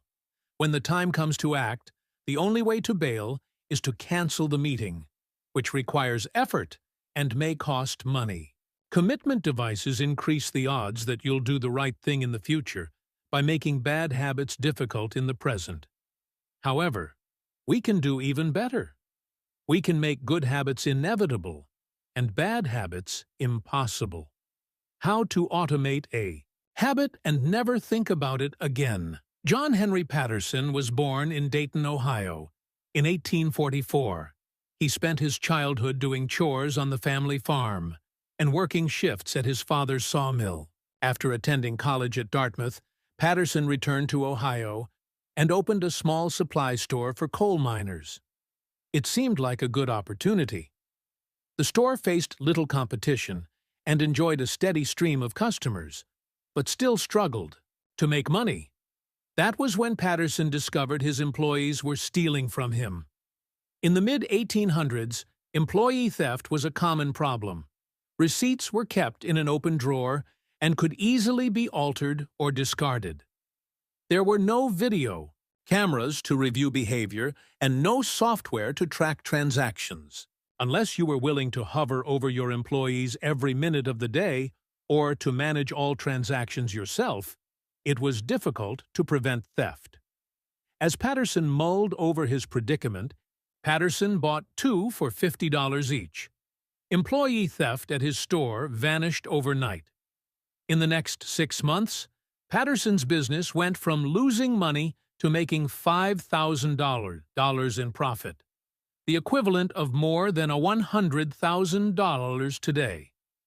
Patterson was so impressed with the machine that he changed businesses. He bought the rights to Ritty's invention and opened the National Cash Register Company. 10 years later, National Cash Register had over 1,000 employees and was on its way to becoming one of the most successful businesses of its time. The best way to break a bad habit is to make it impractical to do. Increase the friction until you don't even have the option to act. The brilliance of the cash register was that it automated ethical behavior by making stealing practically impossible. Rather than trying to change the employees, it made the preferred behavior automatic. Some actions, like installing a cash register, pay off again and again. These one-time choices require a little bit of effort up front, but create increasing value over time. I'm fascinated by the idea that a single choice can deliver returns again and again, and I surveyed my readers on their favorite one-time actions that lead to better long-term habits. The table on the following page shares some of the most popular answers. I'd wager that if the average person were to simply do half of the one-time actions on this list, even if they didn't give another thought to their habits, most would find themselves living a better life a year from now. These one-time actions are a straightforward way to employ the third law of behavior change. They make it easier to sleep well, eat healthy, be productive, save money, and generally live better. Of course, there are many ways to automate good habits and eliminate bad ones. Typically, they involve putting technology to work for you. Technology can transform actions that were once hard, annoying, and complicated into behaviors that are easy, painless, and simple. It is the most reliable and effective way to guarantee the right behavior. This is particularly useful for behaviors that happen too infrequently to become habitual. Things you have to do monthly or yearly, like rebalancing your investment portfolio, are never repeated frequently enough to become a habit, so they benefit in particular from technology remembering to do them for you. Other examples include medicine. Prescriptions can be automatically refilled. Personal finance. Employees can save for retirement with an automatic wage deduction. Cooking. Meal delivery services can do your grocery shopping. Productivity. Social media browsing can be cut off with a website blocker. When you automate as much of your life as possible, you can spend your effort on the tasks machines cannot do yet. Each habit that we hand over to the authority of technology frees up time and energy to pour into the next stage of growth. As mathematician and philosopher Alfred North Whitehead wrote, "Civilization advances by extending the number of operations we can perform without thinking about them." Patterson bought two for $50 each. Employee theft at his store vanished overnight.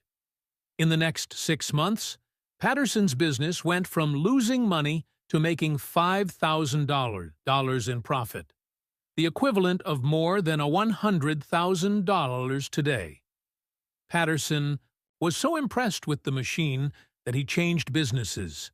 He bought the rights to Ritty's invention and opened the National Cash Register Company. 10 years later, National Cash Register had over 1,000 employees and was on its way to becoming one of the most successful businesses of its time. The best way to break a bad habit is to make it impractical to do. Increase the friction until you don't even have the option to act. The brilliance of the cash register was that it automated ethical behavior by making stealing practically impossible. Rather than trying to change the employees, it made the preferred behavior automatic. Some actions, like installing a cash register, pay. Of course, the power of technology can work against us as well. Binge watching becomes a habit because you have to put more effort in to stop looking at the screen than to continue doing so, instead of pressing a button to advance to the next episode. Netflix or YouTube will autoplay it for you. All you have to do is keep your eyes open. Technology creates a level of convenience that enables you to act on your smallest whims and desires. At the mere suggestion of hunger, you can have food delivered to your door. At the slightest hint of boredom, you can get lost in the vast expanse of social media. When the effort required to act on your desires becomes effectively zero, you can find yourself slipping into whatever impulse arises at the moment. The downside of automation is that we can find ourselves jumping from easy task to easy task without making time for more difficult, but ultimately more rewarding work. I often find myself gravitating toward social media during any downtime. If I feel bored for just a fraction of a second, I reach for my phone. It's easy to write off these minor distractions as just taking a break, but over time they can accumulate into a serious issue. The constant tug of just one more minute can prevent me from doing anything of consequence. I'm not the only one. The average person spends over 2 hours per day on social media. What could you do with an extra 600 hours per year? During the year I was writing this book, I experimented with a new time management strategy. Every Monday, my assistant would reset the passwords on all my social media accounts, which logged me out on each device. All week, I worked without distraction. On Friday, she would send me the new passwords. I had the entire weekend to enjoy what social media had to offer until Monday morning, when she would do it again. If you don't have an assistant, team up with a friend or family member and reset each other's passwords each week. One of the biggest surprises was how quickly I adapted. Within the first week of locking myself out of social media, I realized that I didn't need to check it nearly as often as I had been, and I certainly didn't need it each day. It had simply been so easy that it had become the default.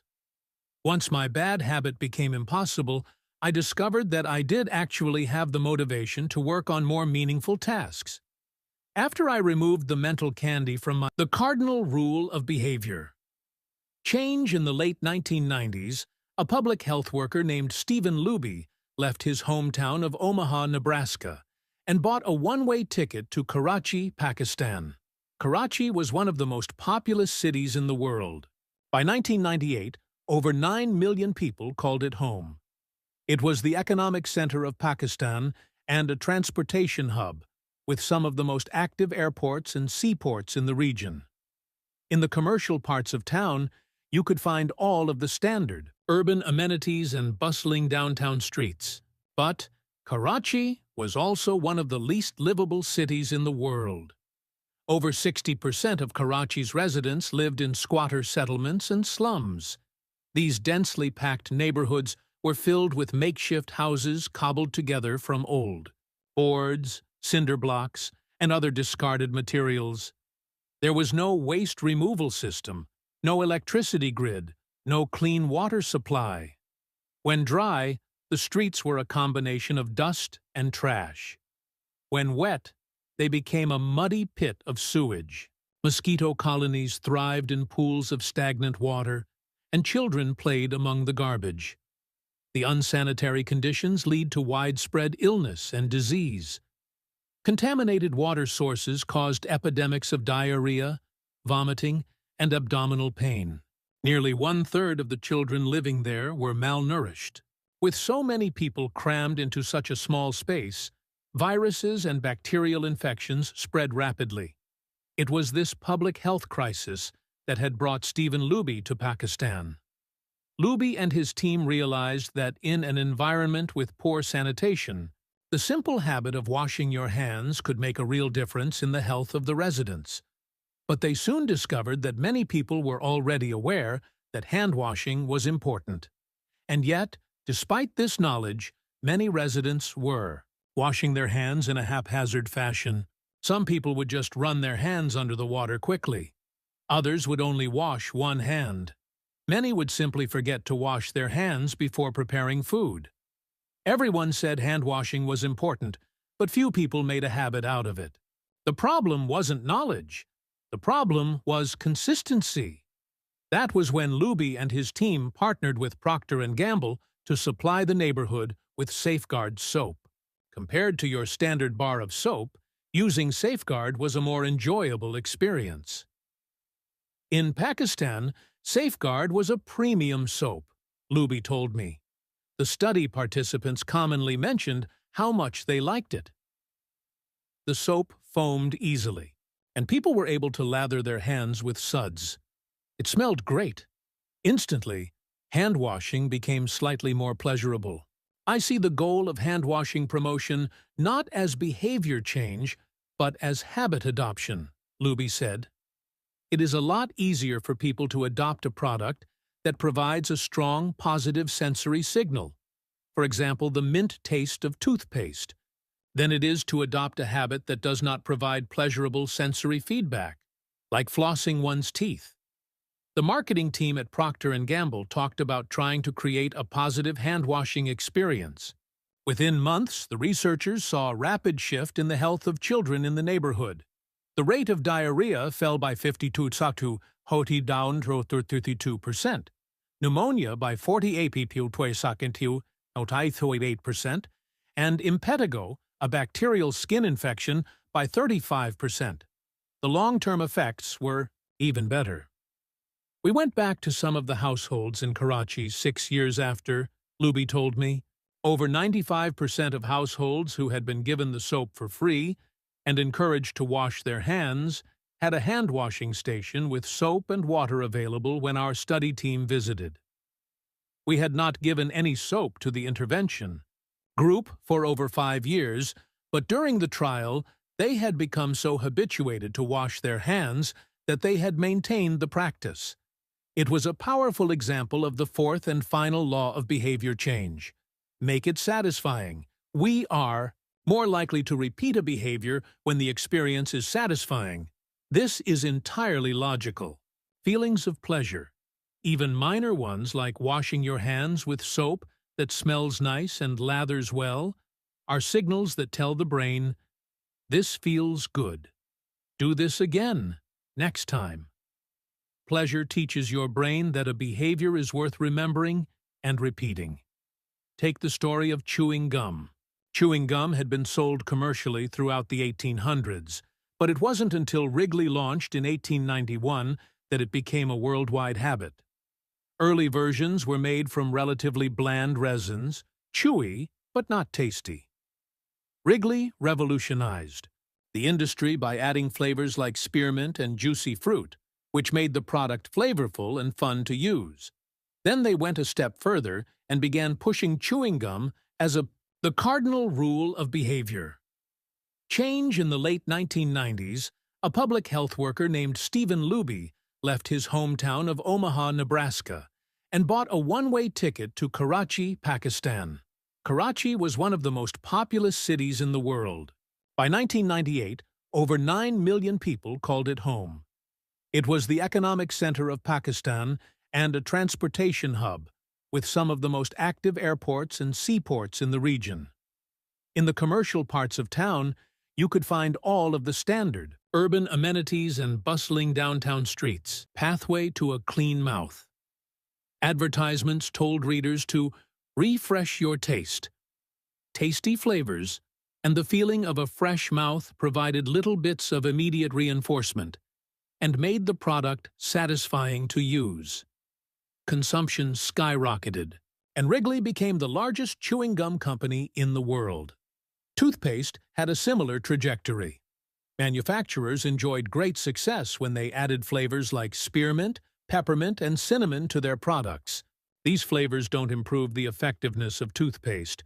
They simply create a clean mouth feel and make the experience of brushing your teeth more pleasurable. My wife actually stopped using Sensodyne because she didn't like the aftertaste. She switched to a brand with a stronger mint flavor, which proved to be more satisfying. Conversely, if an experience is not satisfying, we have little reason to repeat it. In my research, I came across the story of a woman who had a narcissistic relative who drove her nuts. In an attempt to spend less time with this egomaniac, she acted as dull and as boring as possible whenever he was around.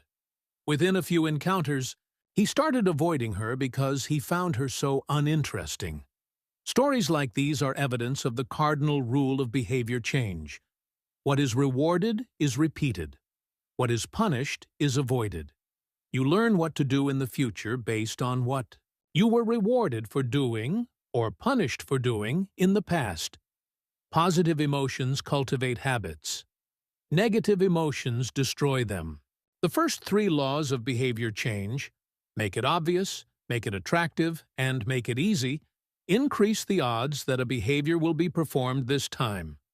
The fourth law of behavior change, make it satisfying, increases the odds that a behavior will be repeated next time. It completes the habit loop. But there is a trick. We are not looking for just any type of satisfaction. We are looking for immediate satisfaction. The mismatch between immediate and delayed rewards. Imagine you're an animal roaming the plains of Africa, a giraffe, or an elephant, or a lion. On any given day, most of your decisions have an immediate impact. You are always thinking about what to eat, or where to sleep, or how to avoid a predator. You are constantly focused on the present or the very near future. You live in what scientists call an immediate return environment because your actions instantly deliver clear and immediate outcomes. Now, switch back to your human self. In modern society, many of the choices, pathway to a clean mouth. Advertisements told readers to refresh your taste. Tasty flavors and the feeling of a fresh mouth provided little bits of immediate reinforcement and made the product satisfying to use. Consumption skyrocketed, and Wrigley became the largest chewing gum company in the world. Toothpaste had a similar trajectory. Manufacturers enjoyed great success when they added flavors like spearmint, peppermint, and cinnamon to their products. These flavors don't improve the effectiveness of toothpaste. They simply create a clean mouth feel and make the experience of brushing your teeth more pleasurable. My wife actually stopped using Sensodyne because she didn't like the aftertaste. She switched to a brand with a stronger mint flavor, which proved to be more satisfying. Conversely, if an experience is not satisfying, we have little reason to repeat it. In my research, I came across the story of a woman who had a narcissistic relative who drove her nuts. In an attempt to spend less time with this egomaniac, she acted as dull and as boring as possible whenever he was around. Within a few encounters, he started avoiding her because he found her so uninteresting. Stories like these are evidence of the cardinal rule of behavior change. What is rewarded is repeated. What is punished is avoided. You learn what to do in the future based on what you were rewarded for doing or punished for doing in the past. Positive emotions cultivate habits. Negative emotions destroy them. The first three laws of behavior change, make it obvious, make it attractive, and make it easy, increase the odds that a behavior will be performed this time. The fourth law of behavior change, make it satisfying, increases the odds that a behavior will be repeated next time. It completes the habit loop. But there is a trick. We are not looking for just any type of satisfaction. We are looking for immediate satisfaction. The mismatch between immediate and delayed rewards. Imagine you're an animal roaming the plains of Africa, a giraffe, or an elephant, or a lion. On any given day, most of your decisions have an immediate impact. You are always thinking about what to eat, or where to sleep, or how to avoid a predator. You are constantly focused on the present or the very near future. You live in what scientists call an immediate return environment because your actions instantly deliver. You make today will not benefit you immediately. If you do a good job at work, you'll get a paycheck in a few weeks. If you exercise today, perhaps you won't be overweight next year. If you save money now, maybe you'll have enough for retirement decades from now. You live in what scientists call a delayed return environment because you can work for years before your actions deliver the intended payoff. The human brain did not evolve for life in a delayed return environment. The earliest remains of modern. Humans, known as Homo sapiens sapiens, are approximately 200,000 years old. These were the first humans to have a brain relatively similar to ours. In particular, the neocortex, the newest part of the brain and the region responsible for higher functions like language, was roughly the same size 200,000 years ago as today. You are walking around with the same hardware as your Paleolithic ancestors. It is only recently, during the last 500 years or so, that society has shifted to a predominantly delayed return environment. Compared to the age of the brain, modern society is brand new. In the last 100 years, we have seen the rise of the car, the airplane, the television, the personal computer, the internet, the smartphone, and Beyoncé. The world has changed much in recent years, but human nature has changed little. Similar to other animals on the African savanna, our ancestors spent their days responding to grave threats, securing the next meal, and taking shelter from a storm. It made sense to place a high value on instant gratification. The distant future was less of a concern, and after thousands of generations in an immediate return environment, our brains evolved to prefer quick payoffs to long-term ones. Behavioral economists refer to this tendency as time inconsistency. That is, the way your brain evaluates rewards is inconsistent across time. You value the present more than the future. Usually, this tendency serves us well. A reward that is certain right now is typically worth more than one that is merely possible in the future. But occasionally, our bias toward instant gratification causes problems. Why would someone smoke if they know it increases the risk of lung cancer? Why would someone overeat when they know it increases their risk of obesity? Why would someone have unsafe sex if they know it can result in sexually transmitted disease? Once you understand how the brain prioritizes rewards, the answers become clear. The consequences of bad habits are delayed, while the rewards are immediate. Smoking might kill you in 10 years, but it reduces stress and eases your nicotine cravings now. Overeating is harmful in the long run, but appetizing in the moment. Sex, safe or not, provides pleasure right away. You make today will not benefit you immediately. If you do a good job at work, you'll get a paycheck in a few weeks. If you exercise today, perhaps you won't be overweight next year. If you save money now, maybe you'll have enough for retirement decades from now. You live in what scientists call a delayed return environment because you can work for years before your actions deliver the intended payoff. The human brain did not evolve for life in a delayed return environment. The earliest remains of modern.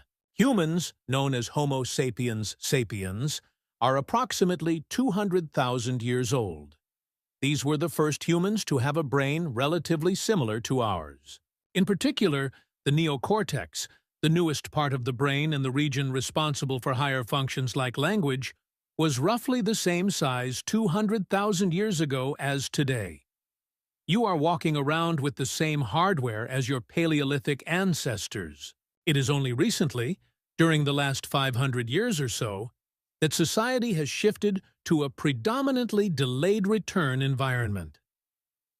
Compared to the age of the brain, modern society is brand new.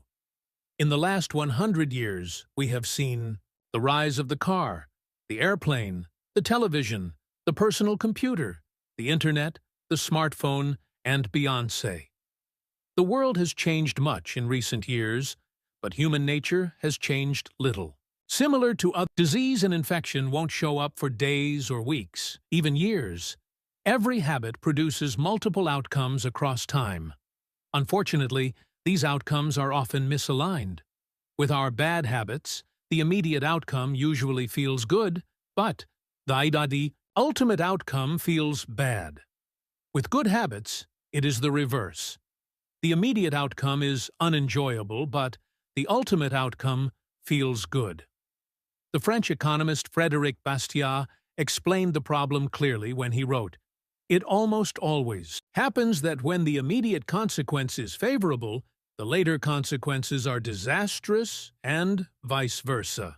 Often, the sweeter the first fruit of a habit, the more bitter are its later fruits. Put another way, the costs of your good habits are in the present. The costs of your bad habits are in the future."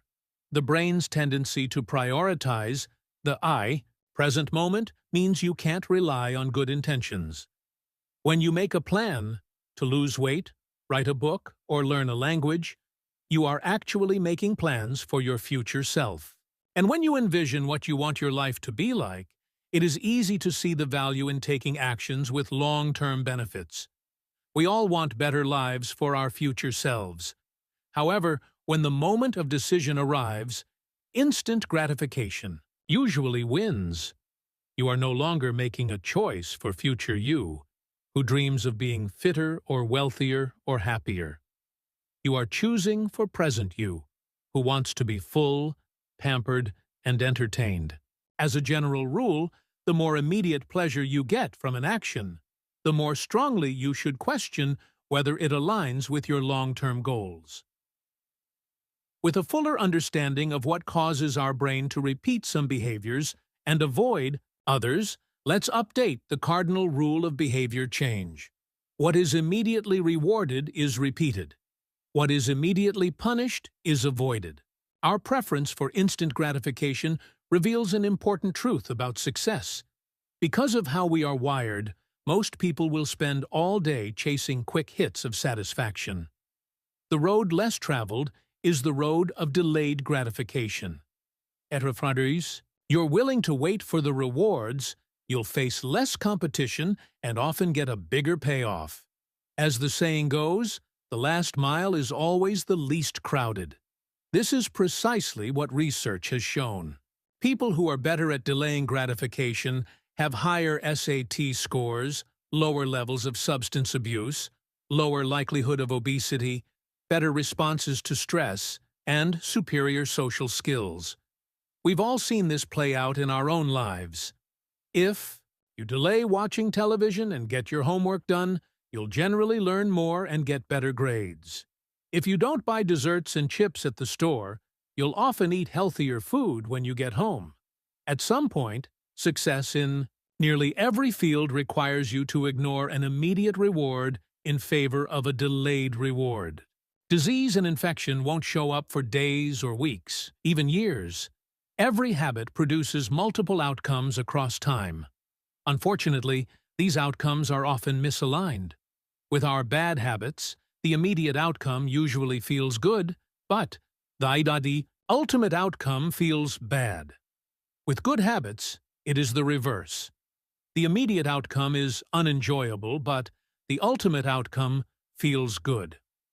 The French economist Frédéric Bastiat explained the problem clearly when he wrote, "It almost always happens that when the immediate consequence is favorable, The later consequences are disastrous and vice versa.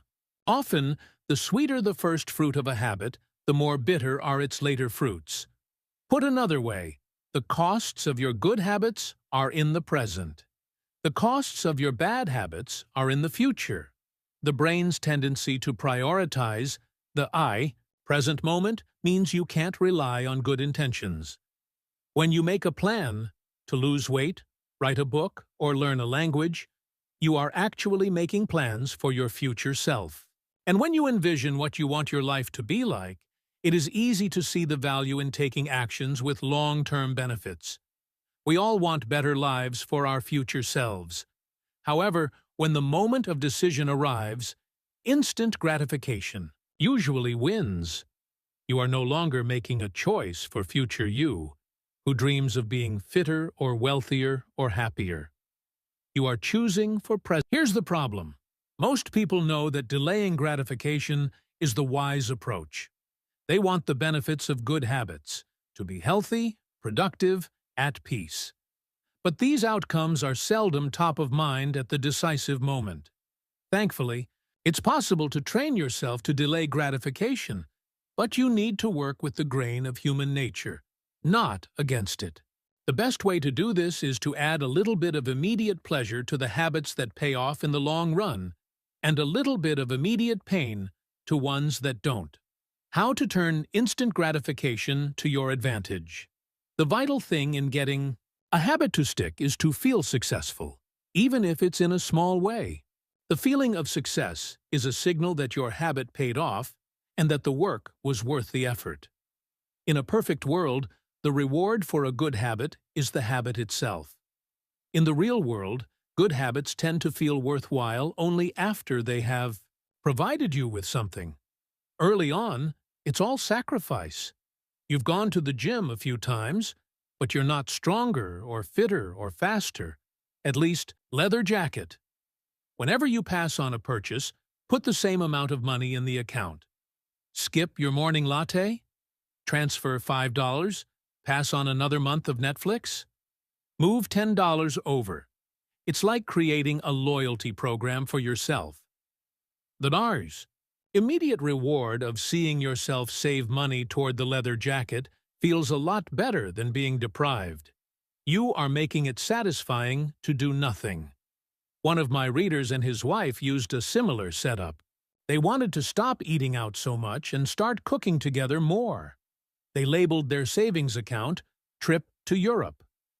Whenever they skipped going out to eat, they transferred $50 into the account. At the end of the year, they put the IOD money toward the vacation. It is worth noting that it is important to select short-term rewards that reinforce your identity rather than ones that conflict with it. Buying a new jacket is fine if you're trying to lose weight or read more books, but it doesn't work if you're trying to budget and save money. Instead, taking a bubble bath or going on a leisurely walk are good examples of rewarding yourself with free time, which aligns with your ultimate goal of more freedom and financial independence. Similarly, if your reward for exercising is eating a bowl of ice cream, then you're casting votes for conflicting identities, and it ends up being a wash. Instead, maybe your reward is a massage, which is both a luxury and a vote toward taking care of your body. Now, the short-term reward is aligned with your long-term vision of being a healthy person.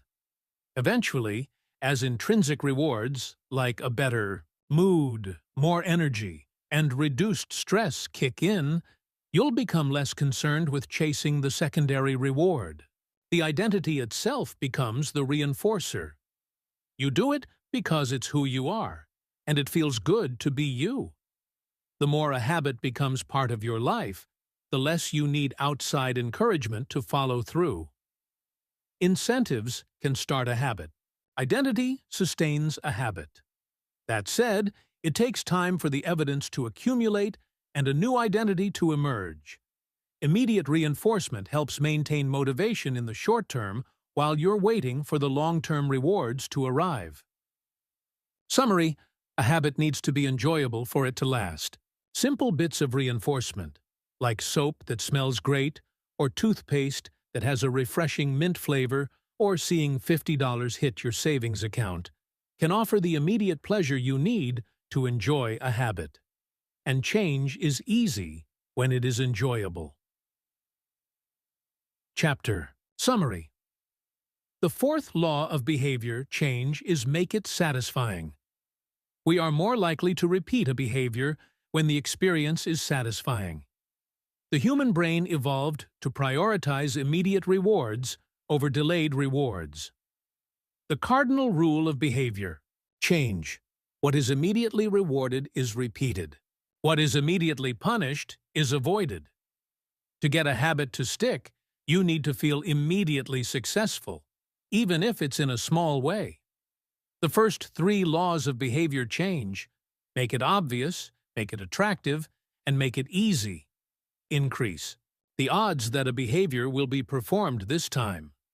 The fourth law of behavior change, make it satisfying, increases the odds that a behavior will be repeated next time. Leather jacket. Whenever you pass on a purchase, put the same amount of money in the account. Skip your morning latte? Transfer $5? Pass on another month of Netflix? Move $10 over. How to stick with good habits. Every day in 1993, a bank in Abbotsford, Canada, hired a 23-year-old stockbroker named Trent Deersmid. Abbotsford was a relatively small suburb, tucked away in the shadow of nearby Vancouver, where most of the big business deals were being made. Given the location and the fact that Deersmid was a rookie, nobody expected too much of him. But he made brisk progress thanks to a simple daily habit. Deersmid began each morning with 2 jars on his desk. One was filled with 120 paper clips. The other was empty. As soon as he settled in each day, he would make a sales call. Immediately after, he would move 1 paper clip from the full jar to the empty jar, and the process would begin again. Every morning I would start with 120 paper clips in 1 jar, and I would keep dialing the phone until I had moved them all to the second jar, he told me. Within 18 months, Deersmid was bringing in $5 million to the firm. By age 24, he was making $75,000 per year, the equivalent of $125,000 today. Not long after, he landed a 6-figure job with another company. I like to refer to this technique as the paperclip strategy, and, over the years, I've heard from readers who have employed it in a variety of ways. One woman shifted a hairpin from one container to another whenever she wrote a page of her book. Another man moved a marble from one bin to the next after each set of push-ups. Making progress is satisfying, and visual measures, like moving paper clips or hairpins or marbles, provide clear evidence of your progress. As a result, they reinforce your behavior and add a little bit of immediate satisfaction to any activity. Visual measurement comes in many forms: food journals, workout logs, loyalty punch cards, the progress bar on a software download, even the page numbers in a book. But perhaps the best way to measure your progress is with a habit tracker. Dar and cross off each day you stick with your routine. For example, if you meditate on Monday, Wednesday, and Friday, each of those dates gets an X. As time rolls by, the calendar becomes a record of your habit streak. Countless people have tracked their habits, but perhaps the most famous was Benjamin Franklin. Beginning at age 20, Franklin carried a small booklet everywhere he went and used it to track 13 personal virtues. This list included goals, like lose no time, be always employed in something useful, and avoid trifling conversation. At the end of each day, Franklin would open his booklet and record his progress. Jerry Seinfeld reportedly uses a habit tracker to stick with. His streak of writing jokes. In the documentary Comedian, he explains that his goal is simply to never break the chain of writing jokes every day. In other words, he is not focused on how good or bad a particular joke is or how inspired he feels. He is simply focused on showing up and adding to his streak. Don't break the chain is a powerful mantra. Don't break the chain of sales calls, and you'll build a successful book of business. Don't break the chain of workouts, and you'll get fit faster than you'd expect. Don't break the chain of creating every day, and you will end up with an impressive portfolio. Habit tracking is powerful because it leverages multiple laws of behavior change. It simultaneously makes a behavior obvious, attractive, and satisfying. Let's break down each one. Benefit number 1. Habit tracking is obvious. Recording your last action creates a trigger that can initiate your next one. Habit tracking naturally builds a series of visual cues, like the streak of X's on your calendar, or the list of meals in your food log. When you look at the calendar and see your streak, you'll be reminded to act again. Research has shown that people who track their progress on goals like losing weight, quitting smoking, and lowering blood pressure are all more likely to improve than those who don't. One study of more than 1,600 people found that those who kept a daily food log lost twice as much weight as those who did not. The mere act of tracking a behavior can spark the urge to change it. Habit tracking also keeps you honest. Most of us have to overcome our blindness to our own behavior and notice what's really going on each day. One glance at the paper clips in the container, and you immediately know how much work you have, or haven't, been putting in. When the evidence is right in front of you, you're less likely to lie to yourself. Benefit number 2. Habit tracking is attractive. The most effective form of motivation is progress. When we get a signal that we are moving forward, we become more motivated to continue down that path. In this way, habit tracking can have an addictive effect on motivation. Each small in spending your time. That said, every habit streak ends at some point. And, more important than any single measurement, is having a good plan for when your habits slide off track. How to recover quickly. When your habits break down, no matter how consistent you are with your habits, it is inevitable that life will interrupt you at some point. Perfection is not possible. Before long, an emergency will pop up. You get sick, or you have to travel for work, or your family needs a little more of your time. Whenever this happens to me, I try to remind myself of a simple rule. Never miss twice. If I miss one day, I try to get back into it as quickly as possible. Missing one workout happens, but I'm not going to miss 2 in a row. Maybe I'll eat an entire pizza, but I'll follow it up with a healthy meal. I can't be perfect, but I can avoid a second lapse. As soon as one streak ends, I get started on the next one. The first mistake is never the one that ruins you. It is the spiral of repeated mistakes that follows. Missing once is an accident. Missing twice is the start of a new habit. This is a distinguishing feature between winners and losers. Anyone can have a bad performance, a bad workout, or a bad day at work.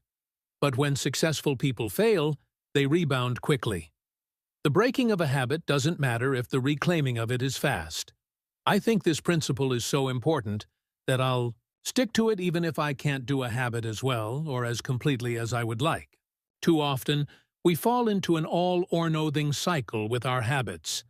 The problem is not slipping up. The problem is thinking that if you can't do something perfectly, then you shouldn't do it at all. You don't realize how valuable it is to just show up on your bad or busy days. Lost days hurt you more than successful days help you. If you start with $100, then a 50% gain will take you to $150. But you only need a 33% loss to take you back to $100. In other words, avoiding a 33% loss is just as valuable as achieving a 50% gain. As Charlie Munger says, the first rule of compounding: never interrupt it unnecessarily. This is why the bad workouts are often the most important ones. Sluggish days and bad workouts maintain the compound gains you accrued from previous good days. Simply doing something, 10 squats, 5 sprints, a push-up, anything really, is huge. Don't put up a zero. Don't let losses eat into your compounding. Furthermore, it's not always about what happens during the workout. It's about being the type of person who doesn't miss workouts. It's easy to train when you feel good, but it's crucial to show up when you don't feel like it. Even if you do less than you hope. Going to the gym for 5 minutes may not improve your performance, but it reaffirms your identity. The all-or-nothing cycle of behavior change is just one pitfall that can derail your habits. Another potential danger, especially if you are using a habit tracker, is measuring the wrong thing. Knowing when and when not to track a habit. Say you're running a restaurant and you want to know if your chef is doing a good job. 1 way to measure success is to track how many customers pay for a meal each day. If more customers come in, the food must be good. If fewer customers come in, something must be wrong. However, this one measurement, daily revenue, only gives a limited picture of what's really going on. Just because someone pays for a meal doesn't mean they enjoy the meal. Even dissatisfied customers are unlikely to dine and dash. In fact, if you're only measuring revenue, the food might be getting worse, but you're making up for it with marketing or discounts or some other method. Instead, it may be more effective to track how many customers finish their meal, or perhaps the percentage of customers who leave a generous tip. The dark side of tracking a particular behavior is that we become driven by the number rather than the purpose behind it. If your success is measured by quarterly earnings, you will optimize sales, revenue, and accounting for quarterly earnings. If your success is measured by a lower number on the scale, you will optimize for a lower number on the scale, even if that means embracing crash diets, juice cleanses, and fat loss pills. The human mind wants to win whatever game is being played. This pitfall is evident in many areas of life. It ceases to be a good measure. Measurement is only useful when it guides you and adds context to a larger picture, not when it consumes you. Each number is simply one piece of feedback in the overall system. In our data-driven world, we tend to overvalue numbers and undervalue anything ephemeral, soft, and difficult to quantify. We mistakenly think the factors we can measure are the only factors that exist. But just because you can measure something doesn't mean it's the most important thing. And just because you can't measure something doesn't mean it's not important at all. All of this to say, it's crucial to keep habit tracking in its proper place. It can feel satisfying to record a habit and track your progress, but the measurement is not the only thing that matters. Furthermore, there are many ways to measure progress, and sometimes it helps to shift your focus to something entirely different. This is why non-scale victories can be effective for weight loss. The number on the scale may be stubborn, so if you focus solely on that number, your motivation will sag. But you may notice that your skin looks better, or you wake up earlier, or your sex drive got a boost. All of these are valid ways to track your improvement. If you're not feeling motivated by the number on the scale, perhaps it's time to focus on a different measurement, one that gives you more signals of progress. No matter how you measure your improvement, habit tracking offers a simple way to make your habits more satisfying. Each measurement provides a little bit of evidence that you're moving in the right direction and a brief moment of immediate pleasure for a job well done. Chapter Summary. One of the most satisfying feelings is the feeling of making progress. A habit tracker is a simple way to measure whether you did a habit, like marking an X on a calendar.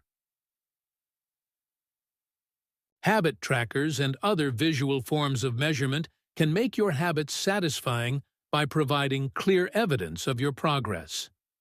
Don't break the chain. Try to keep your habit streak alive. Never miss twice. If you miss one day, try to get back on track as quickly as possible. Just because you can measure something doesn't mean it's the most important thing. Ceases to be a good measure. Measurement is only useful when it guides you and adds context to a larger picture, not when it consumes you. Each number is simply one piece of feedback in the overall system. In our data-driven world, we tend to overvalue numbers and undervalue anything ephemeral, soft, and difficult to quantify. We mistakenly think the factors we can measure are the only factors that exist. But just because you can measure something doesn't mean it's the most important thing. And just because you can't measure something doesn't mean it's not important at all. All of this to say, it's crucial to keep habit tracking in its proper place. It can feel satisfying to record a habit and track your progress, but the measurement is not the only thing that matters. Furthermore, there are many ways to measure progress, and sometimes it helps to shift your focus to something entirely different. This is why non-scale victories can be effective for weight loss.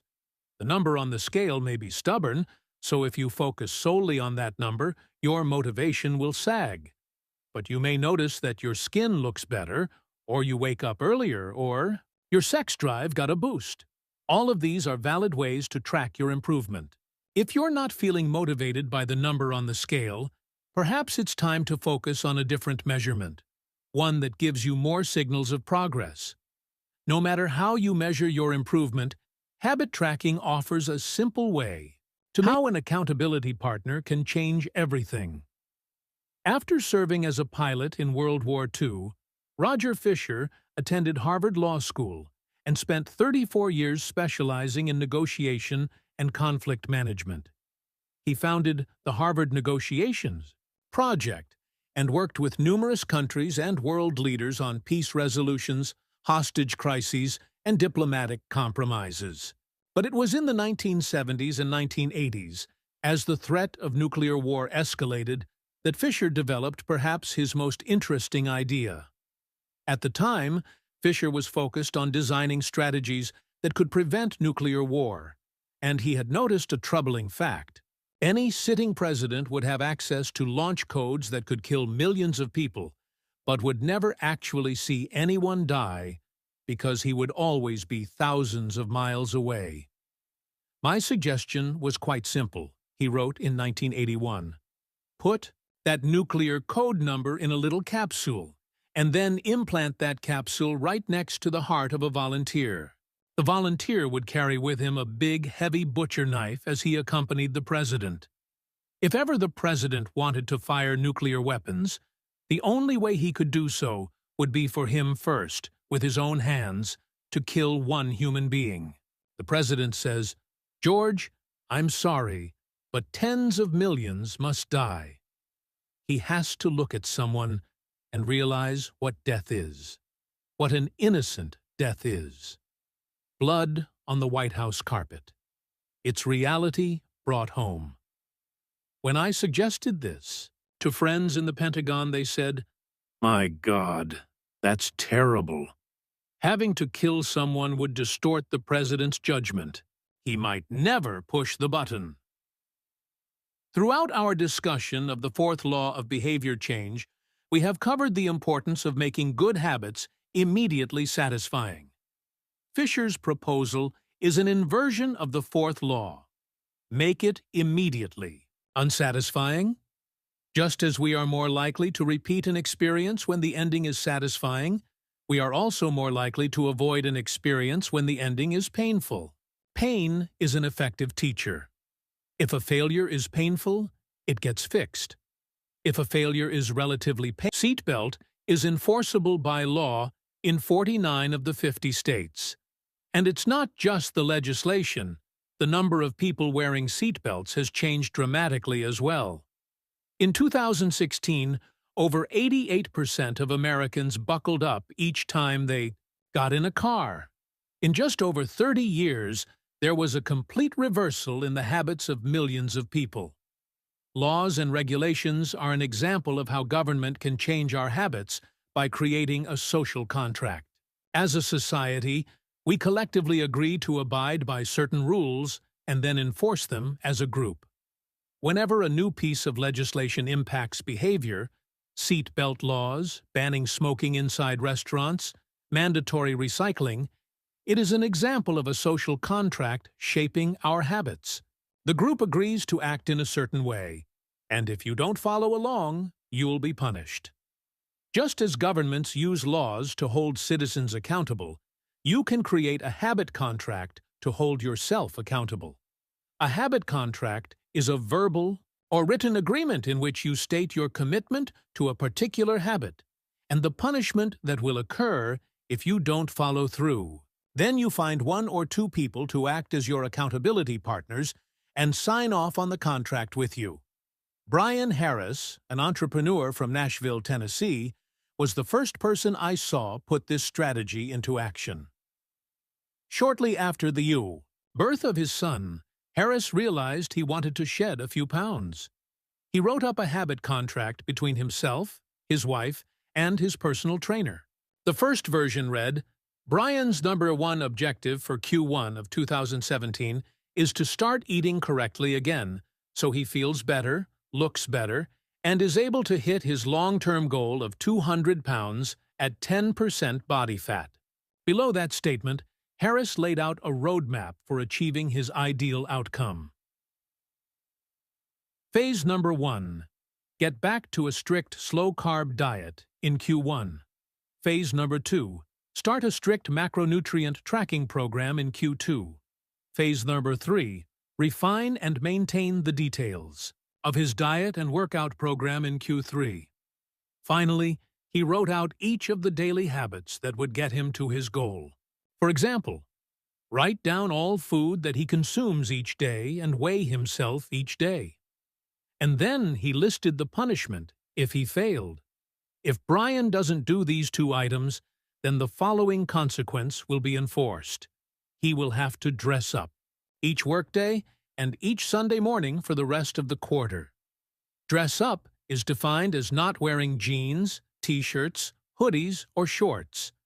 He will also give Joey, his trainer, $200 to use as he sees fit if he misses 1 day of logging food. At the bottom of the page, Harris, his wife, and his trainer all signed the contract. My initial reaction was that a contract like this seemed overly formal and unnecessary, especially the signatures. But Harris convinced me that signing the contract was an indication of seriousness. Anytime I skip this part, he said, I start slacking almost immediately. 3 months later, after hitting his targets for Q1, Harris upgraded his goals. The consequences escalated too. If he missed his carbohydrate and protein targets, he had to pay his trainer $100. And if he failed to weigh himself, he had to give his wife $500 to use as she saw fit. Perhaps most painfully, if he forgot to run sprints, he had to dress up for work every day and wear an Alabama hat the rest of the quarter. The bitter rival of his beloved Auburn team. The strategy worked. With his wife and trainer acting as accountability partners, and with the habit contract clarifying exactly what to do each day, Harris lost the weight. To make bad habits unsatisfying, your best option is to make them painful in the moment. Creating a habit contract is a straightforward way to do exactly that. Even if you don't want to create a full-blown habit contract, simply having an accountability partner is useful. The comedian Margaret Cho writes a joke or song every day. She does the Song a Day challenge with a friend, which helps them both stay accountable. Knowing that someone is watching can be a powerful motivator. You are less likely to procrastinate or give up because there is an immediate cost.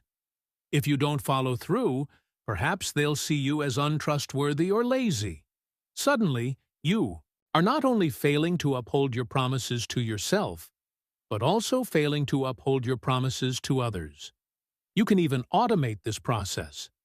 Thomas Frank, an entrepreneur in Boulder, Colorado, wakes up at 5:55 each morning, and if he doesn't, He has a tweet automatically scheduled that says, "It's 6:10 and I'm not up because I'm lazy."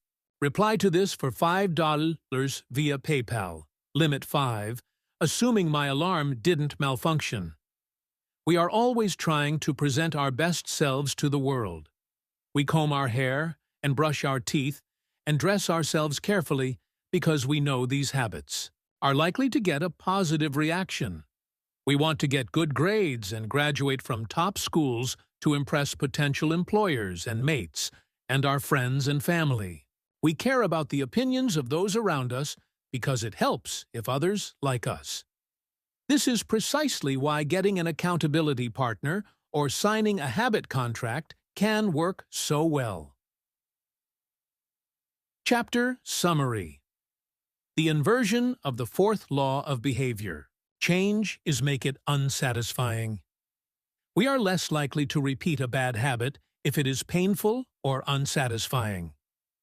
An accountability partner can create an immediate cost to inaction. We care deeply about what others think of us, and we do not want others to have a lesser opinion of us. A habit contract can be used to add a social cost to any behavior. It makes the costs of violating your promises public and painful. Knowing that someone else is watching you can be a powerful motivator. The truth about talent, when genes matter and when they don't. Many people are familiar with Michael Phelps, who is widely considered to be one of the greatest athletes in history. Phelps has won more Olympic medals not only than any swimmer, but also more than any Olympian in any sport. Fewer people know the name Hicham El Guerrouj, but he was a fantastic athlete in his own right. El Guerrouj is a Moroccan runner who holds 2 Olympic gold medals and is one of the greatest middle-distance runners of all time. For many years, he held the world record in the mile, 500-meter, and 2,000-meter races. At the Olympic Games, in Athens, Greece, in 2004, he won gold in the 1,500-meter and 5,000-meter races. These two athletes are wildly different in many ways. For starters, one competed on land and the other in water. But most notably, they differ significantly in height. El Guerrouj is 5 feet 9 inches tall. Phelps is 6 feet 4 inches tall.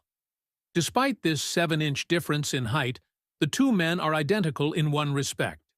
Michael Phelps and Hicham El Guerrouj wear the same length inseam on their pants. How is this possible? Phelps has relatively short legs for his height and a very long torso, the perfect build for swimming. El Guerrouj has incredibly long legs and a short upper body, an ideal frame for distance running. Now, imagine, if these world-class athletes were to switch sports. Given his remarkable athleticism, could Michael Phelps become an Olympic-caliber distance runner with enough training? It's unlikely. At peak fitness, Phelps weighed 194 pounds, which is 40% heavier than El Guerrouj, who competed at an ultralight 138 pounds. Taller runners are heavier runners, and every extra pound is a curse when it comes to distance running. Against elite competition, Phelps would be doomed from the start. Similarly, El Guerrouj might be one of the best runners in history, but it's doubtful he would ever qualify for the Olympics as a swimmer. Since 1976, the average height of Olympic gold medalists in the men's 1,500-meter run is 5 feet 10 inches. In comparison, the average height of Olympic gold medalists in the men's 100-meter freestyle swim is 6 feet 4 inches. Swimmers tend to be tall and have long backs and arms, which are ideal for pulling through the water. El Guerrouj would be at a severe disadvantage before he ever touched the pool. The secret to maximizing your odds of success is to choose the right field of competition. This is just as true with habit change as it is with sports and business. Habits are easier to perform and more satisfying to stick with when they align with your natural inclinations and abilities. Like Michael Phelps in the pool or Hicham El Guerrouj on the track, You want to play a game where the odds are in your favor. Embracing this strategy requires the acceptance of the simple truth that people are born with different abilities. Some people don't like to discuss this fact. On the surface, your genes seem to be fixed, and it's no fun to talk about things you cannot control.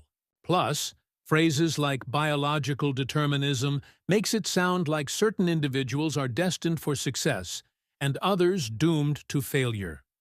But this is a short-sighted view of the influence of genes on behavior. The strength of genetics is also their weakness. Genes cannot be easily changed, which means they provide a powerful advantage in favorable circumstances and a serious disadvantage in unfavorable circumstances. If you want to dunk a basketball, being 7 feet tall is very useful. If you want to perform a gymnastics routine, being 7 feet tall is a great hindrance.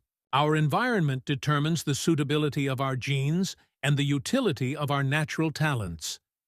When our environment changes, so do the qualities that determine success. This is true not just for physical characteristics, but for mental ones as well, I'm smart if you ask me about habits and human behavior, not so much when it comes to knitting, rocket propulsion, or guitar chords. Competence is highly dependent on context.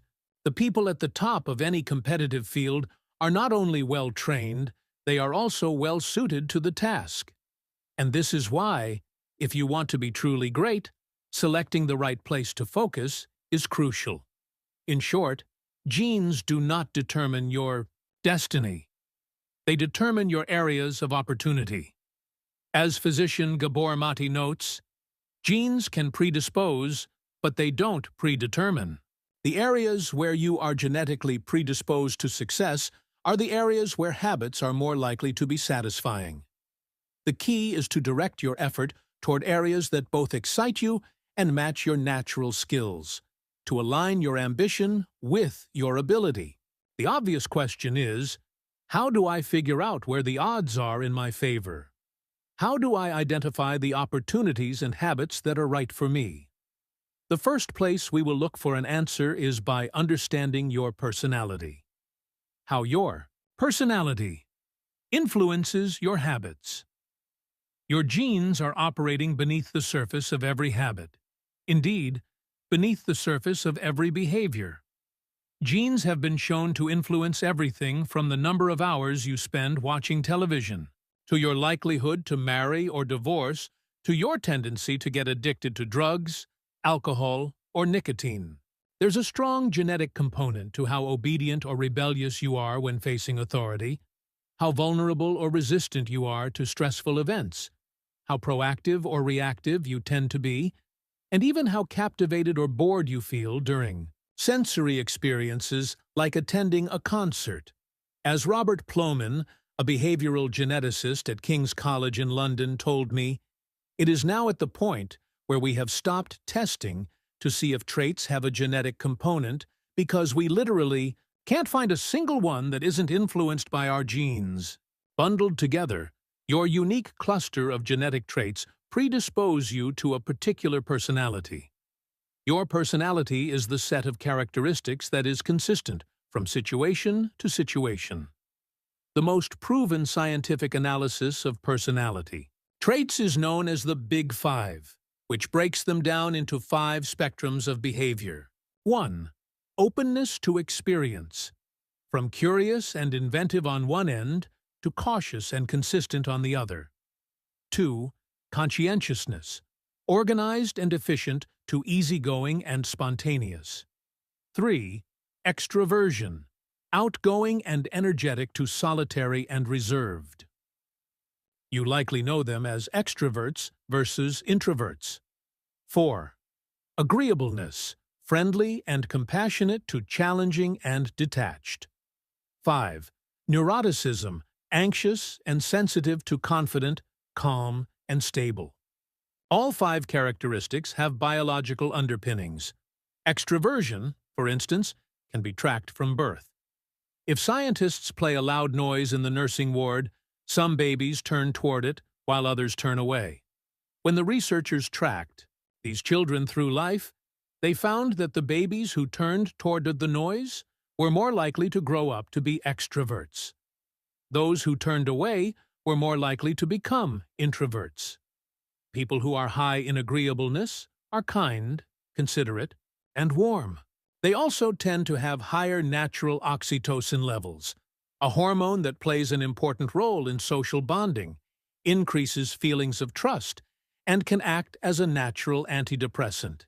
You can easily imagine how someone with more oxytocin might be inclined to build habits like writing thank you notes or organizing social events. As a third example, consider neuroticism, which is a personality trait all people possess to various degrees. People who are high in neuroticism tend to be anxious and worry more than others. This trait has been linked to hypersensitivity of the amygdala, the portion of the brain responsible for noticing threats. In other words, people who are more sensitive to negative cues in their environment are more likely to score high in neuroticism. Our habits are not solely determined by our personalities, but there is no doubt that our genes nudge us in a certain direction. Our deeply rooted preferences make certain behaviors easier for some people than for others. You don't have to apologize for these differences or feel guilty about them, but you do have to work with them. A person who scores lower on conscientiousness, for example, will be less likely to be orderly by nature and may need to rely more heavily on environment. Designed to stick with good habits. As a reminder for the less conscientious readers among us, environment design is a strategy we discussed in chapters 6 and 12. The takeaway is that you should build habits that work for your personality. People can get ripped working out like a bodybuilder, but if you prefer rock climbing or cycling or rowing, then shape your exercise habit around your interests. If your friend follows a low-carb diet, but you find that low-fat works for you, then more power to you. If you want to read more, don't be embarrassed if you prefer steamy romance novels over nonfiction. Read whatever fascinates you. You don't have to build the habits everyone tells you to build. Choose the habit that best suits you, not the one that is most popular. There is a version of every habit that can bring you joy and satisfaction. Find it. Habits need to be enjoyable if they are going to stick. This is the core idea behind the fourth law. Tailoring your habits to your personality is a good start, but this is not the end of the story. Let's turn our attention to finding and designing situations where you're at a natural advantage. How to find a game. Where the odds are in your favor. Learning to play a game where the odds are in your favor is critical for maintaining motivation and feeling successful. In theory, you can enjoy almost anything. In practice, you are more likely to enjoy the things that come easily to you. People who are talented in a particular area tend to be more competent at that task and are then praised for doing a good job. They stay energized because they are making progress where others have failed, and because they get rewarded with better pay and bigger opportunities, which not only makes them happier, but also propels them to produce even higher quality work. It's a virtuous cycle. Pick the right habit, and progress is easy. Pick the wrong habit, and life is a struggle. How do you pick the right habit? The first step is something we covered in the third law. Make it easy. In many cases, when people pick the wrong habit, it simply means they picked a habit that was too difficult. When a habit is easy, you are more likely to be successful. When you are successful, you are more likely to feel satisfied. However, there is another level to consider. In the long run, if you continue to advance and improve, any area can become challenging. At some point, you need to make sure you're playing the right game for your skill set. How do you figure that out? The most common approach is trial and error. Of course, there's a problem with this strategy. Life is short. You don't have time to try every career, date every eligible bachelor, or play every musical instrument. Thankfully, there is an effective way to manage this conundrum, and it is known as the explore, exploit trade-off. In the beginning of a new activity, there should be a period of exploration. In relationships, it's called dating. In college, it's called the liberal arts. In business, it's called split testing. The goal is to try out many possibilities, research a broad range of ideas, and cast a wide net. After this initial period of exploration, shift your focus to the best solution you've found. But keep experimenting occasionally. The proper balance depends on whether you're winning or losing. If you are currently winning, you exploit. Exploit, exploit. If you are currently losing, you continue to explore, explore, explore.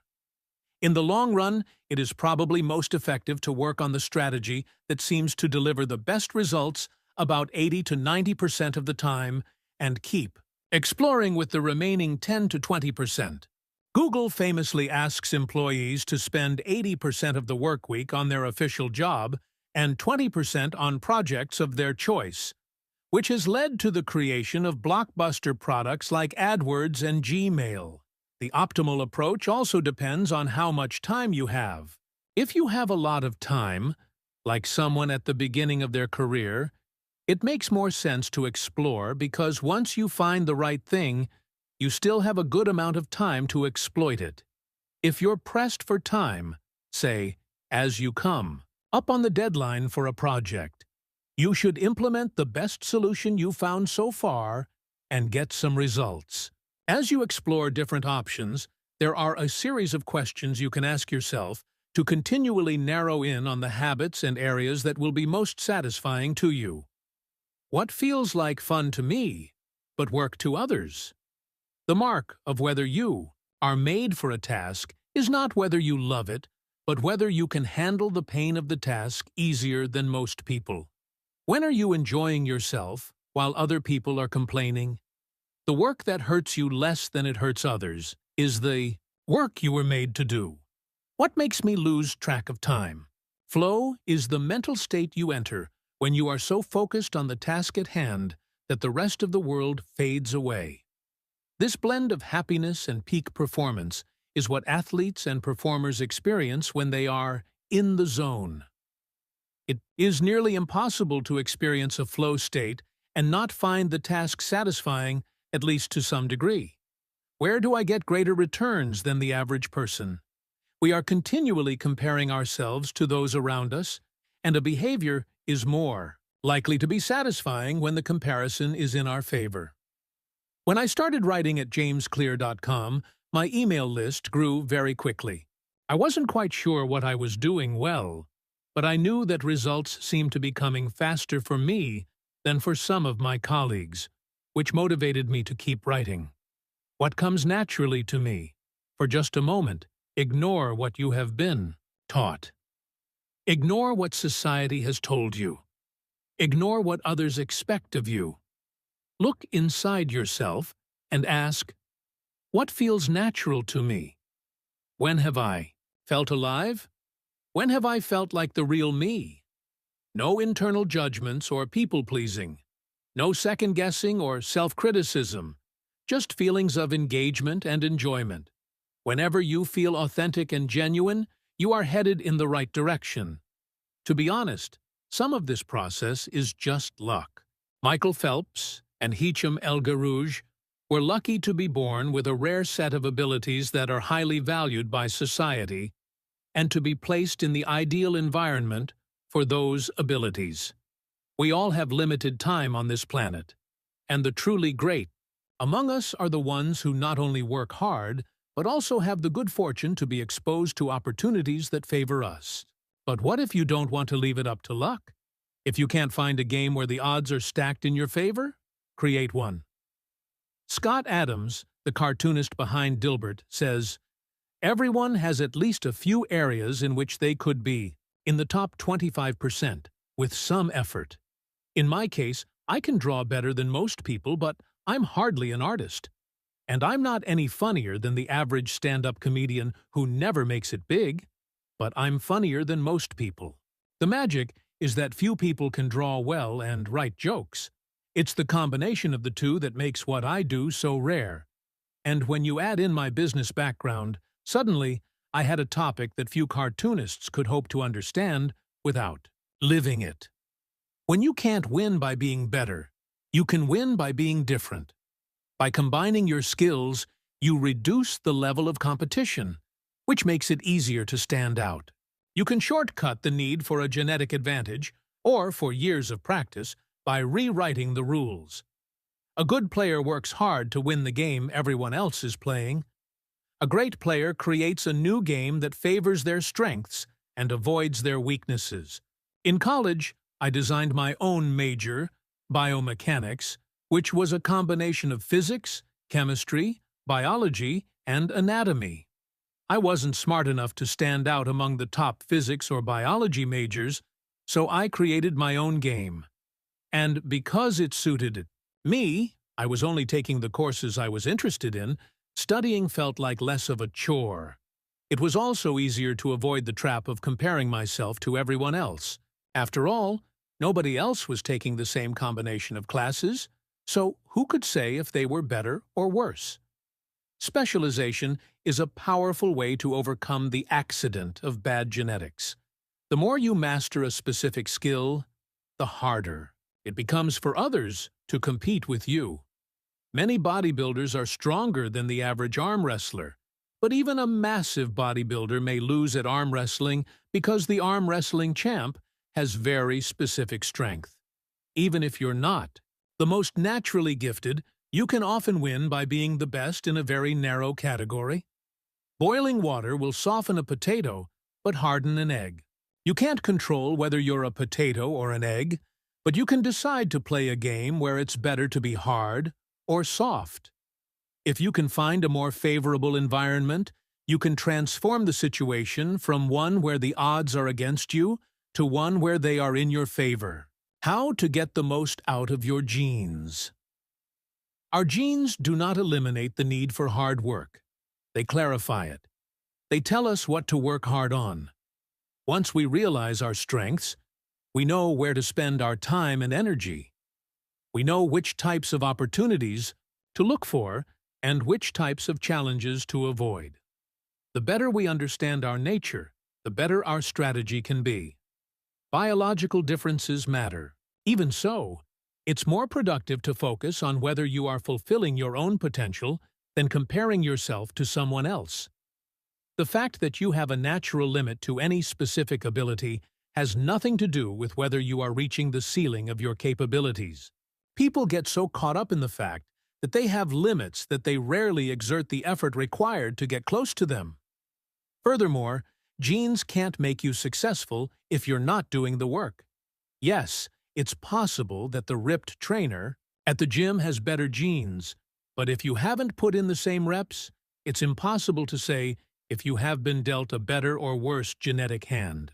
Until you work as hard as those you admire, don't explain away their success as luck. In summary, one of the best ways to ensure your habits remain satisfying over the long run is to pick behaviors that align with your personality and skills. Work hard on the things that come easy. Chapter Summary. The secret to maximizing your odds of success is to choose the right field of competition. Pick the right habit, and progress is easy. Pick the wrong habit, and life is a struggle.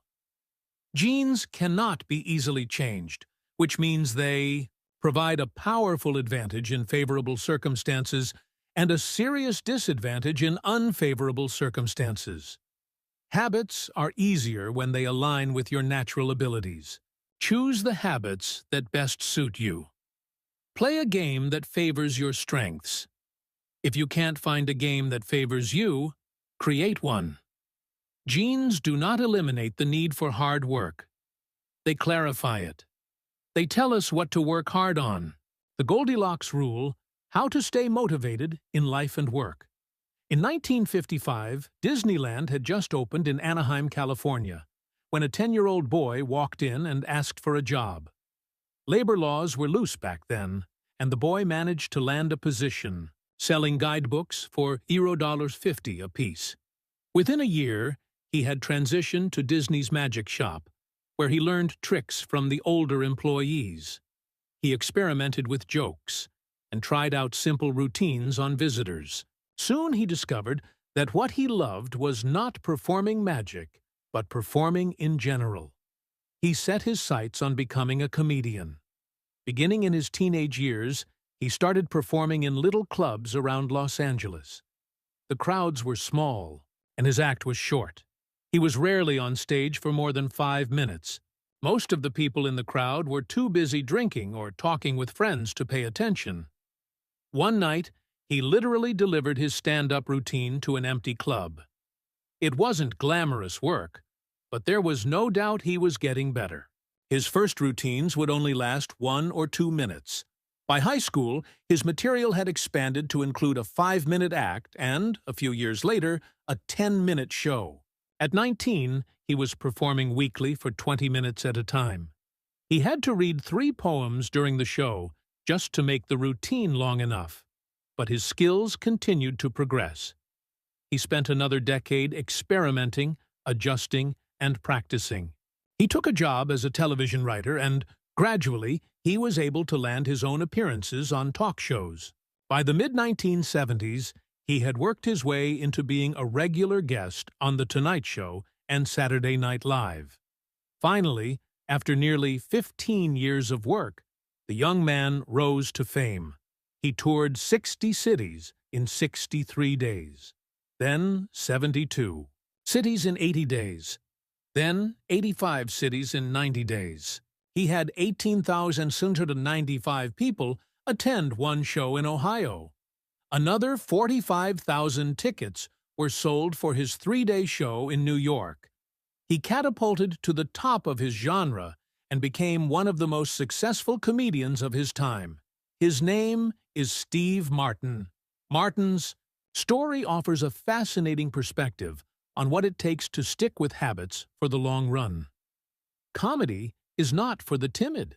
It is hard to imagine a situation that would strike fear into the hearts of more people than performing alone on stage and failing to get a single laugh. And yet, Steve Martin faced this fear every week for 18 years. In his words, 10 years spent learning, 4 years spent refining, and 4 years as a wild success. Why is it that some people, like Martin, stick with their habits?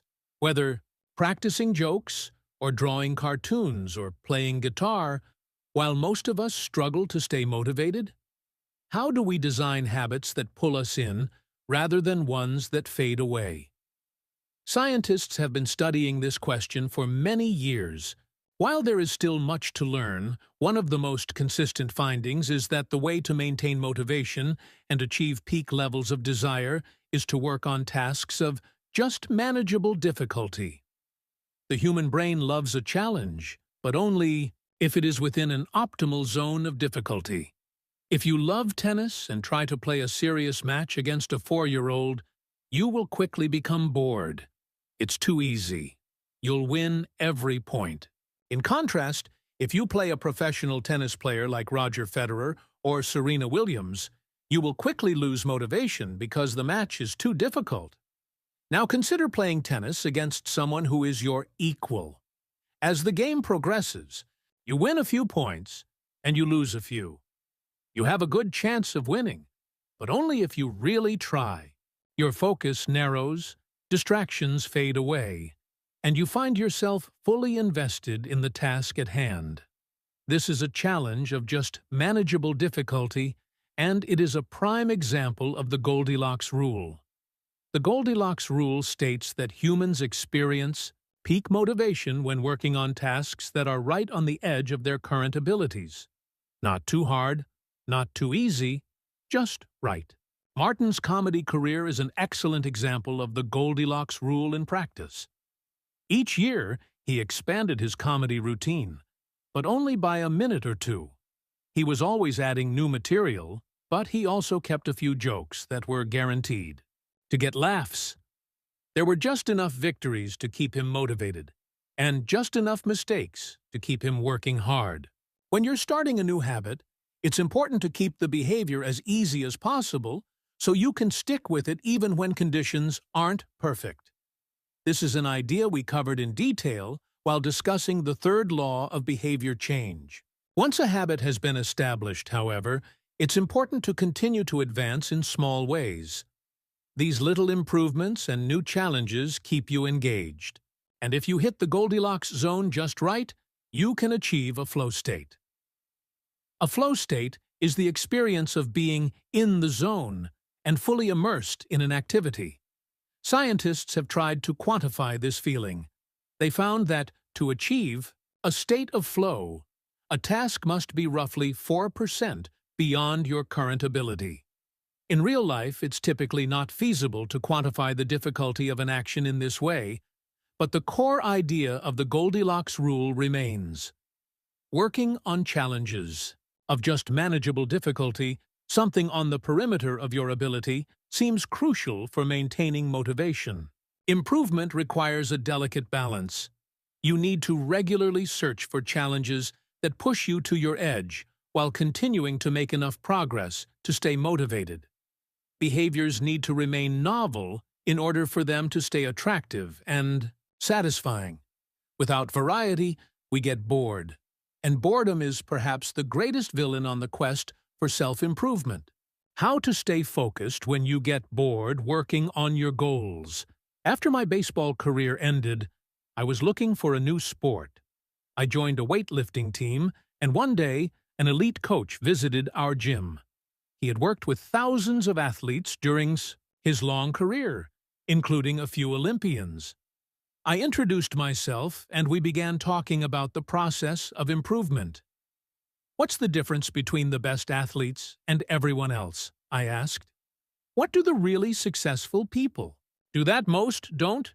He mentioned the factors you might expect: genetics, luck, talent. But then he said something I wasn't expecting. At some point it comes down to who can handle the boredom of training every day, doing the same lifts over and over and over. His answer surprised me because it's a different way of thinking about work ethic. People talk about getting amped up to work on their goals. Whether it's business or sports or art, you hear people say things like, "It all comes down to passion," or "You have to really want it." As a result, many of us get depressed when we lose focus or motivation because we think that successful people have some bottomless reserve of passion. But this coach was saying that really successful people feel the same lack of motivation as everyone else. The difference is that they still find a way to show up despite the feelings of boredom.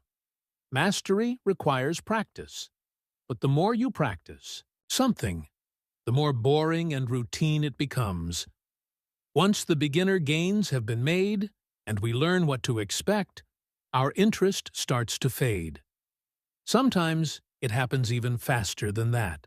All you have to do is hit the gym a few days in a row or publish a couple of blog posts on time, and letting one day slip doesn't feel like much. Things are going well. It's easy to rationalize taking a day off because you're in a good place. The greatest threat to success is not failure, but boredom. We get bored with habits because they stop delighting us. The outcome becomes expected. And as our habits become ordinary, we start derailing our progress to seek novelty. Perhaps this is why we get caught up in a never-ending cycle, jumping from one workout to the next, one diet to the next, one business idea to the next. As soon as we experience the slightest dip in motivation, we begin seeking a new strategy, even if the old one was still working. As Machiavelli noted, men desire novelty to such an extent that those who are doing well wish for a change as much as those who are doing badly. Perhaps this is why many of the most habit-forming products are those that provide continuous forms of novelty. Video games provide visual novelty. Porn provides sexual novelty. Junk foods provide culinary novelty. Each of these experiences offer continual elements of surprise. In psychology, this is known as a variable reward. Slot machines are the most Common real-world example. A gambler hits the jackpot every now and then, but not at any predictable interval. The pace of rewards varies. This variance leads to the greatest spike of dopamine, enhances memory recall, and accelerates habit formation. Variable rewards won't create a craving. That is, you can't take a reward people are uninterested in. Give it to them at a variable interval and hope it will change their mind. But they are a powerful way to amplify the cravings we already experience because they reduce boredom. The sweet spot of desire occurs at a 50-50 split between success and failure. Half of the time you get what you want, half of the time you don't. You need just enough winning to experience satisfaction and just enough wanting to experience desire. This is one of the benefits of following the Goldilocks rule. If you're already interested in a habit, working on challenges of just manageable difficulty is a good way to keep things interesting. Of course, not all habits have a variable reward component, and you wouldn't want them to. If Google only delivered a useful search result some of the time, I would switch to a competitor pretty quickly. If Uber only picked up half of my trips, I doubt I'd be using that service much longer. And if I flossed my teeth each night and only sometimes ended up with a clean mouth, I think I'd skip it. Variable rewards or not, no habit will stay interesting forever. At some point, everyone faces the same challenge on the journey of self-improvement. You have to fall in love with boredom. We all have goals that we would like to achieve and dreams that we would like to fulfill, but it doesn't matter what you are trying to become better at. If you only do the work when it's convenient or exciting, then you'll never be consistent enough to achieve remarkable results. I can guarantee that if you manage to start a habit and keep sticking to it, there will be days when you feel like quitting. When you start a business, there will be days when you don't feel like showing up. When you're at the gym, there will be sets that you don't feel like finishing. When it's time to write, there will be days that you don't feel like typing. But stepping up when it's annoying or painful or draining to do so, that's what makes the difference between a professional and an amateur. Professionals stick to the schedule. Amateurs let life get in the way. Professionals know what is important to them and work toward it with purpose. Amateurs get pulled off course by the urgencies of life. David Kane, an author and meditation teacher, encourages his students to avoid being fair-weather meditators. Similarly, you don't want to be a fair-weather athlete or a fair-weather writer or a fair-weather anything. When a habit is truly important to you, you have to be willing to stick to it in any mood. Professionals take action even when the mood isn't right. They might not enjoy it, but they find a way to put the reps in. There have been a lot of sets that I haven't felt like finishing, but I've never regretted doing the workout. There have been a lot of articles I haven't felt like writing, but I've never regretted publishing on schedule. There have been a lot of days I've felt like relaxing, but I've never regretted showing up and working on something that was important to me. The only way to become excellent is to be endlessly fascinated by doing the same thing over and over. You have to fall in love with boredom. Chapter Summary. The Goldilocks rule states that humans experience peak motivation when working on tasks that are right on the edge of their current abilities. The greatest threat to success is not failure, but boredom. As habits become routine, they become less interesting and less satisfying.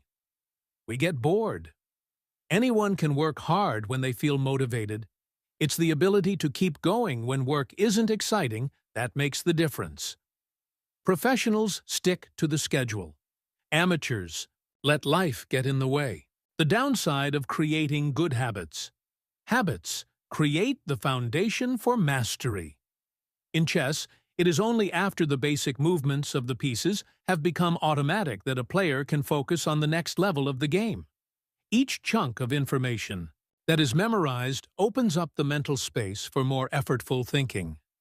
This is true for any endeavor. When you know the simple movements so well that you can perform them without thinking, you are free to pay attention to more advanced details. In this way, habits are the backbone of any pursuit of excellence. However, the benefits of habits come at a cost. At first, each repetition develops fluency, speed, and skill. But then, as a habit becomes automatic, you become less sensitive to feedback. You fall into mindless repetition. It becomes easier to let mistakes slide. When you can do it good enough on autopilot, you stop thinking about how to do it better. The upside of habits is that we can do things without thinking. The downside of habits is that you get used to doing things a certain way and stop paying attention to little errors. You assume you're getting better because you're gaining experience. In reality, you are merely reinforcing your current habits, not improving them.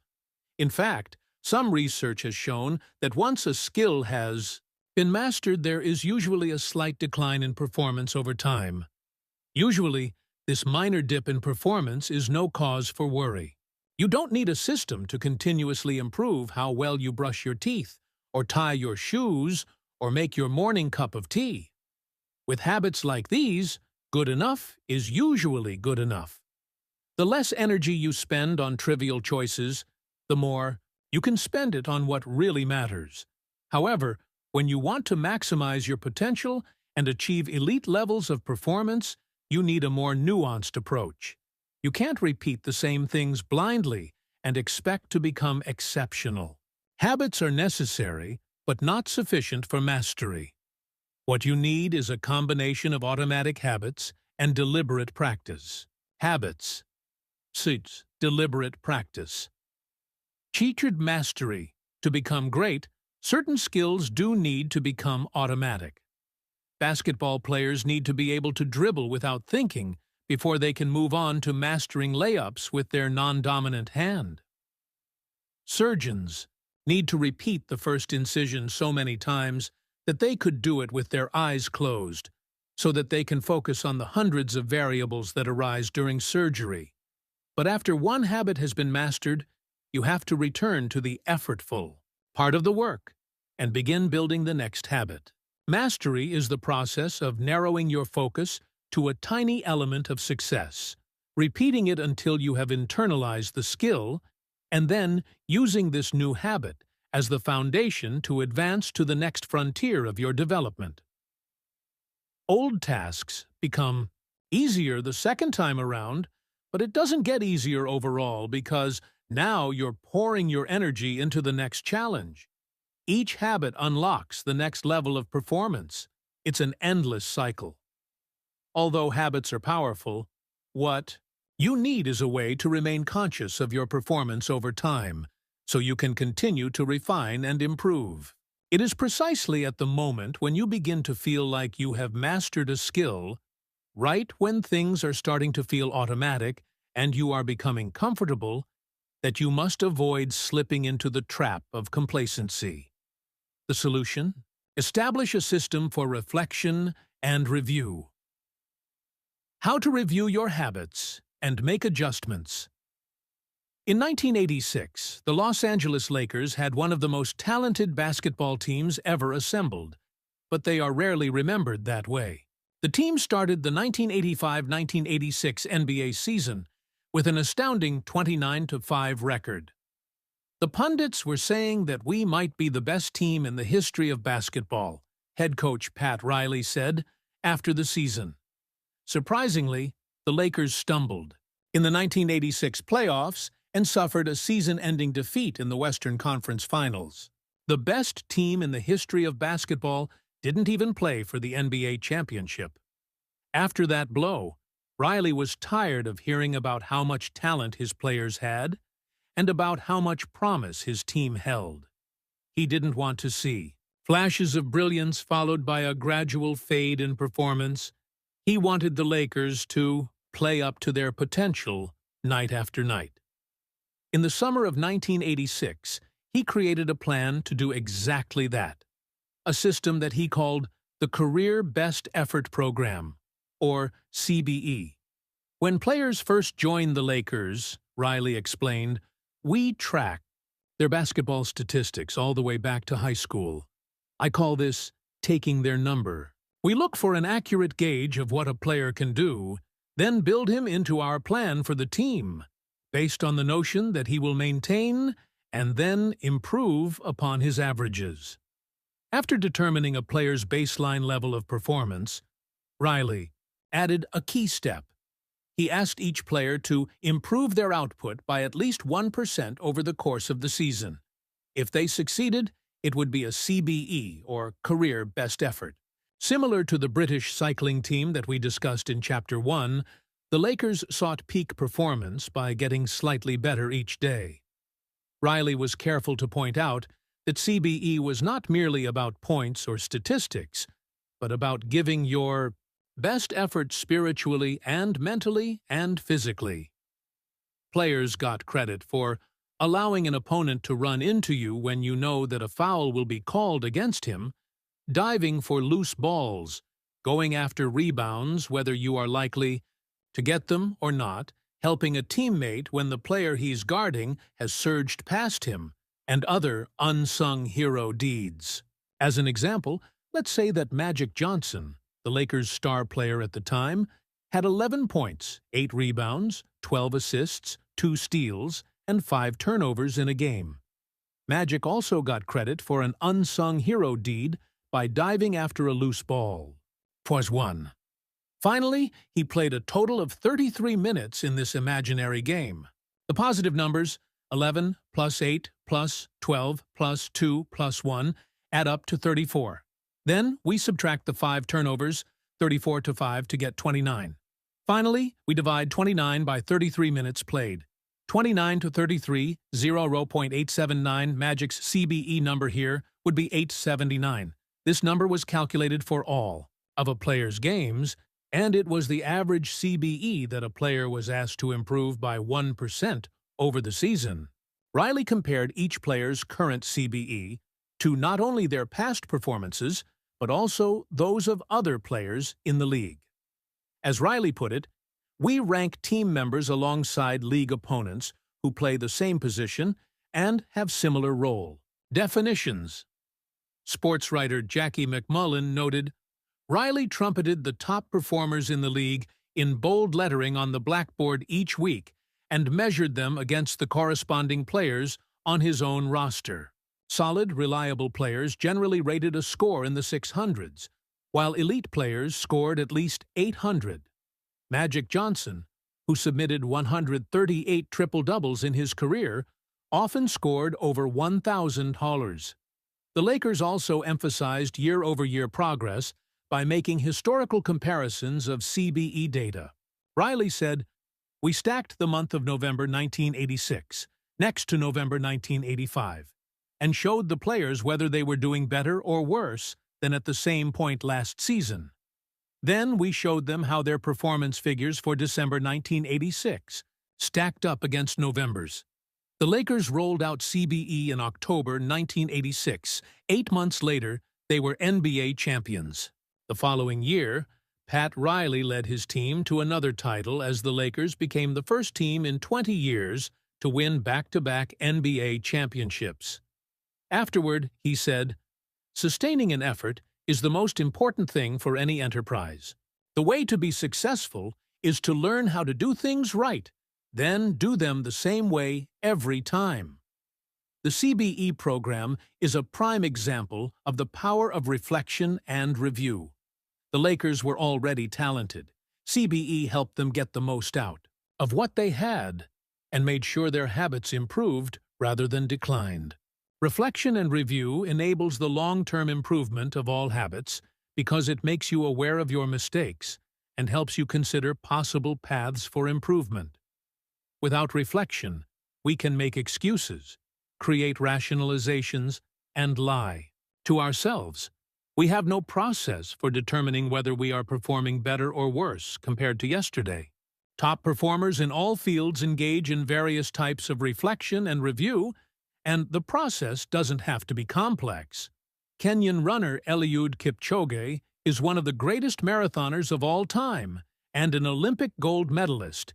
He still takes notes after every practice in which he reviews his training for the day and searches for areas that can be improved. Similarly, gold medal swimmer Katie Ledecky records her wellness on a scale of 1 to 10 and includes notes on her nutrition and how well she slept. She also records the times posted by other swimmers. At the end of each week, her coach goes over her notes and adds his thoughts. It's not just athletes either. When comedian Chris Rock is preparing fresh material, he will first appear at small nightclubs dozens of times and test hundreds of jokes. He brings a notepad on stage and records which bits go over well and where he needs to make adjustments. The few killer lines that survive will form the backbone of his new show. I know of executives and investors who keep a decision journal in which they record the major decisions they make each week, why they made them, and what they expect the outcome to be. They review their choices at the end of each month or year to see where they were correct and where they went wrong. Improvement is not just about learning habits, it's also about fine-tuning them. Reflection and review ensures that you spend your time on the right things and make course corrections whenever necessary, like Pat Riley adjusting the effort of his players on a nightly basis. You don't want to keep practicing a habit if it becomes ineffective. Personally, I employ 2 primary modes of reflection and review. Each December, I perform an annual review, in which I reflect on the previous year. I tally my habits for the year by counting up how many articles I published, how many workouts I put in, how many new places I visited, and more. Then I reflect on my progress, or lack thereof, by answering 3 questions. 1. What went well this year? 2. What didn't go so well this year? 3. What did I learn? 6 months later, when summer rolls around, I conduct an integrity report. Like everyone, I make a lot of mistakes. My integrity report helps me realize where I went wrong and motivates me to get back on course. I use it as a time to revisit my core values and consider whether I have been living in accordance with them. This is when I reflect on my identity and how I can work toward being the type of person I wish to become. My yearly integrity report answers 3 questions. 1. What are the core values that drive my life and work? 2. How am I living and working with integrity right now? 3. How can I set a higher standard in the future? These 2 reports don't take very long, just a few hours per year, but they are crucial periods of refinement. They prevent the gradual slide that happens when I don't pay close attention.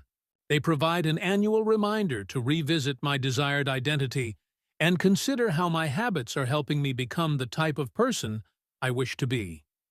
They indicate when I should upgrade my habits and take on new challenges, and when I should dial my efforts back and focus on the fundamentals. Reflection can also bring a sense of perspective. Daily habits are powerful because of how they compound, but worrying too much about every daily choice is like looking at yourself in the mirror from an inch away. You can see every imperfection and lose sight of the bigger picture. There is too much feedback.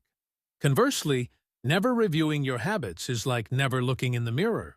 You aren't aware of easily fixable flaws, a spot on your shirt, a bit of food in your teeth. There is too little feedback. Periodic reflection and review is like viewing yourself in the mirror from a conversational distance. You can see the important changes you should make without losing sight of the bigger picture. You want to view the entire mountain range, not obsess over each peak and valley. Finally, reflection and review offers an ideal time to revisit one of the most important aspects of behavior change: identity. How to break the beliefs that hold you back in the beginning. Repeating a habit is essential to build up evidence of your desired identity. As you latch on to that new identity, however, those same beliefs can hold you back from the next level of growth. When working against you, your identity creates a kind of pride that encourages you to deny your weak spots and prevents you from truly growing.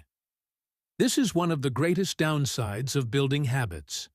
The more sacred an idea is to us, that is, the more deeply it is tied to our identity, the more strongly we will defend it against criticism.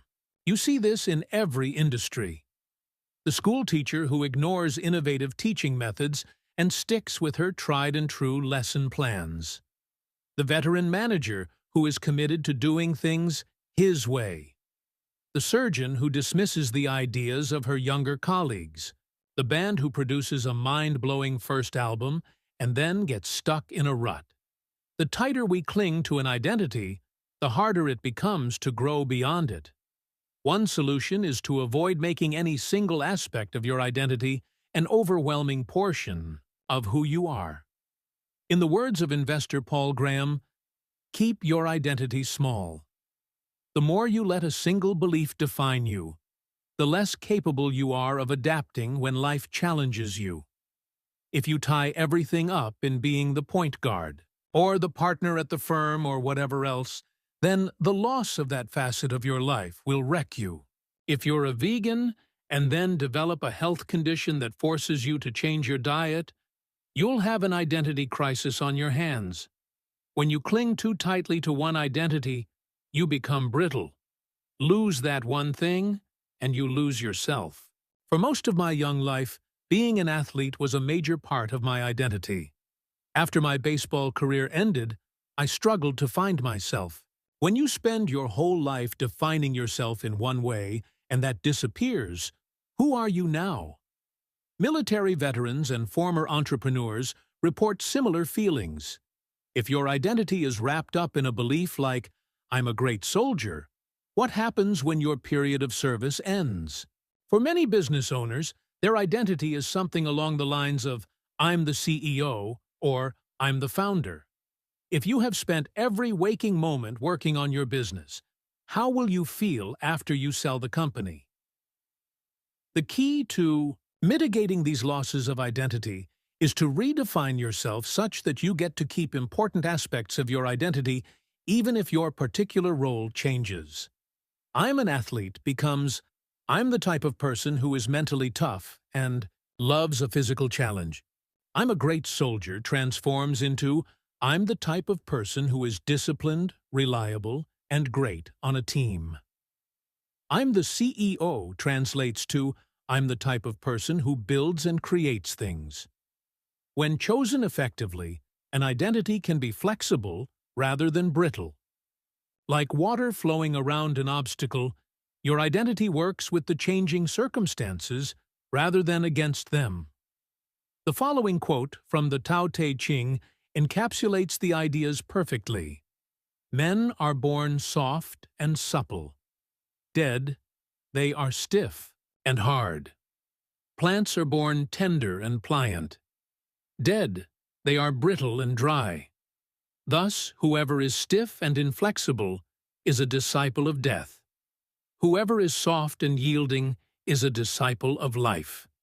The hard and stiff will be broken. The soft and supple will prevail." Habits deliver numerous benefits, but the downside is that they can lock us into our previous patterns of thinking and acting, even when the world is shifting around us. Everything is impermanent. Life is constantly changing, so you need to periodically check in to see if your old habits and beliefs are still serving you.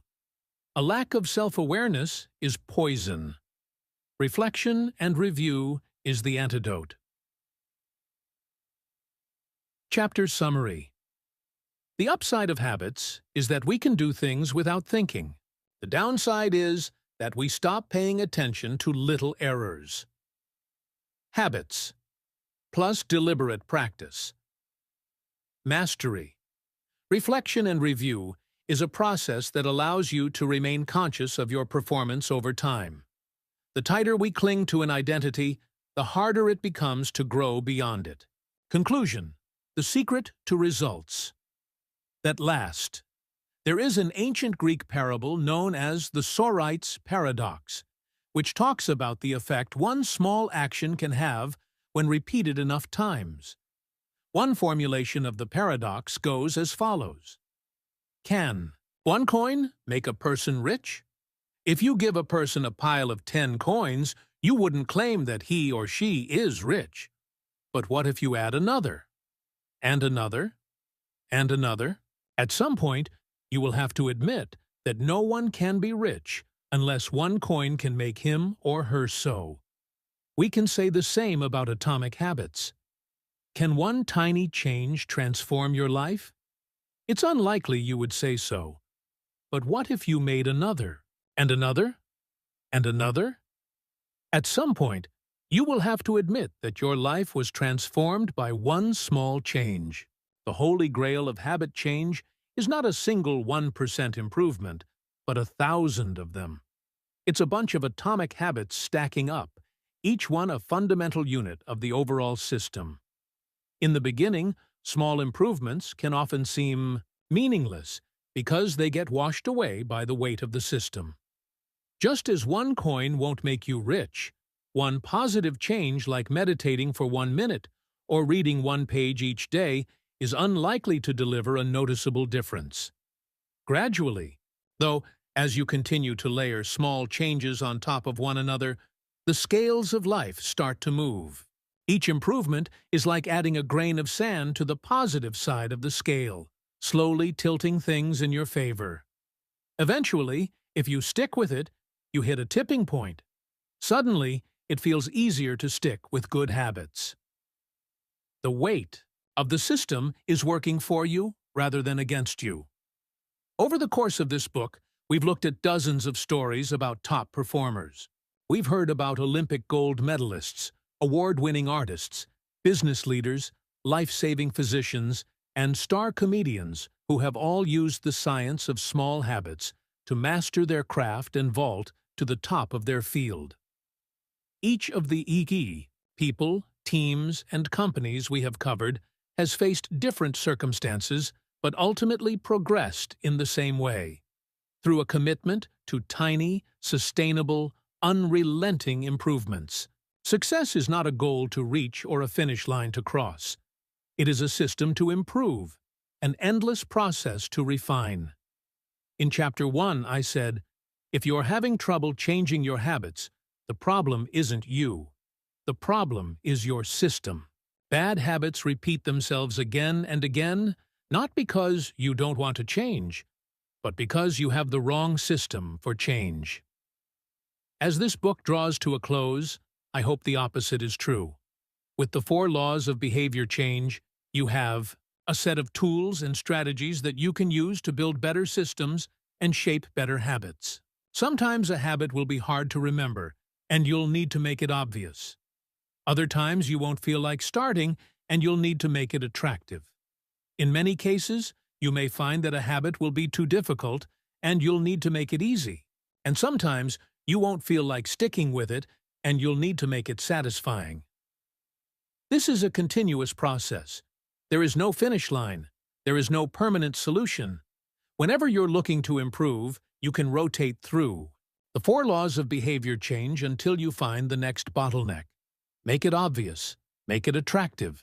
Make it easy. Make it satisfying. Round and round. Always looking for the next way to get 1% better. The secret to getting results that last is to never stop making improvements. It's remarkable what you can build if you just don't stop. It's remarkable the business you can build if you don't stop working. It's remarkable the body you can build if you don't stop training. It's remarkable the knowledge you can build if you don't stop learning. It's remarkable the fortune you can build if you don't stop saving. It's remarkable the friendships you can build if you don't stop caring. Small habits don't add up. They compound. That's the power of atomic habits.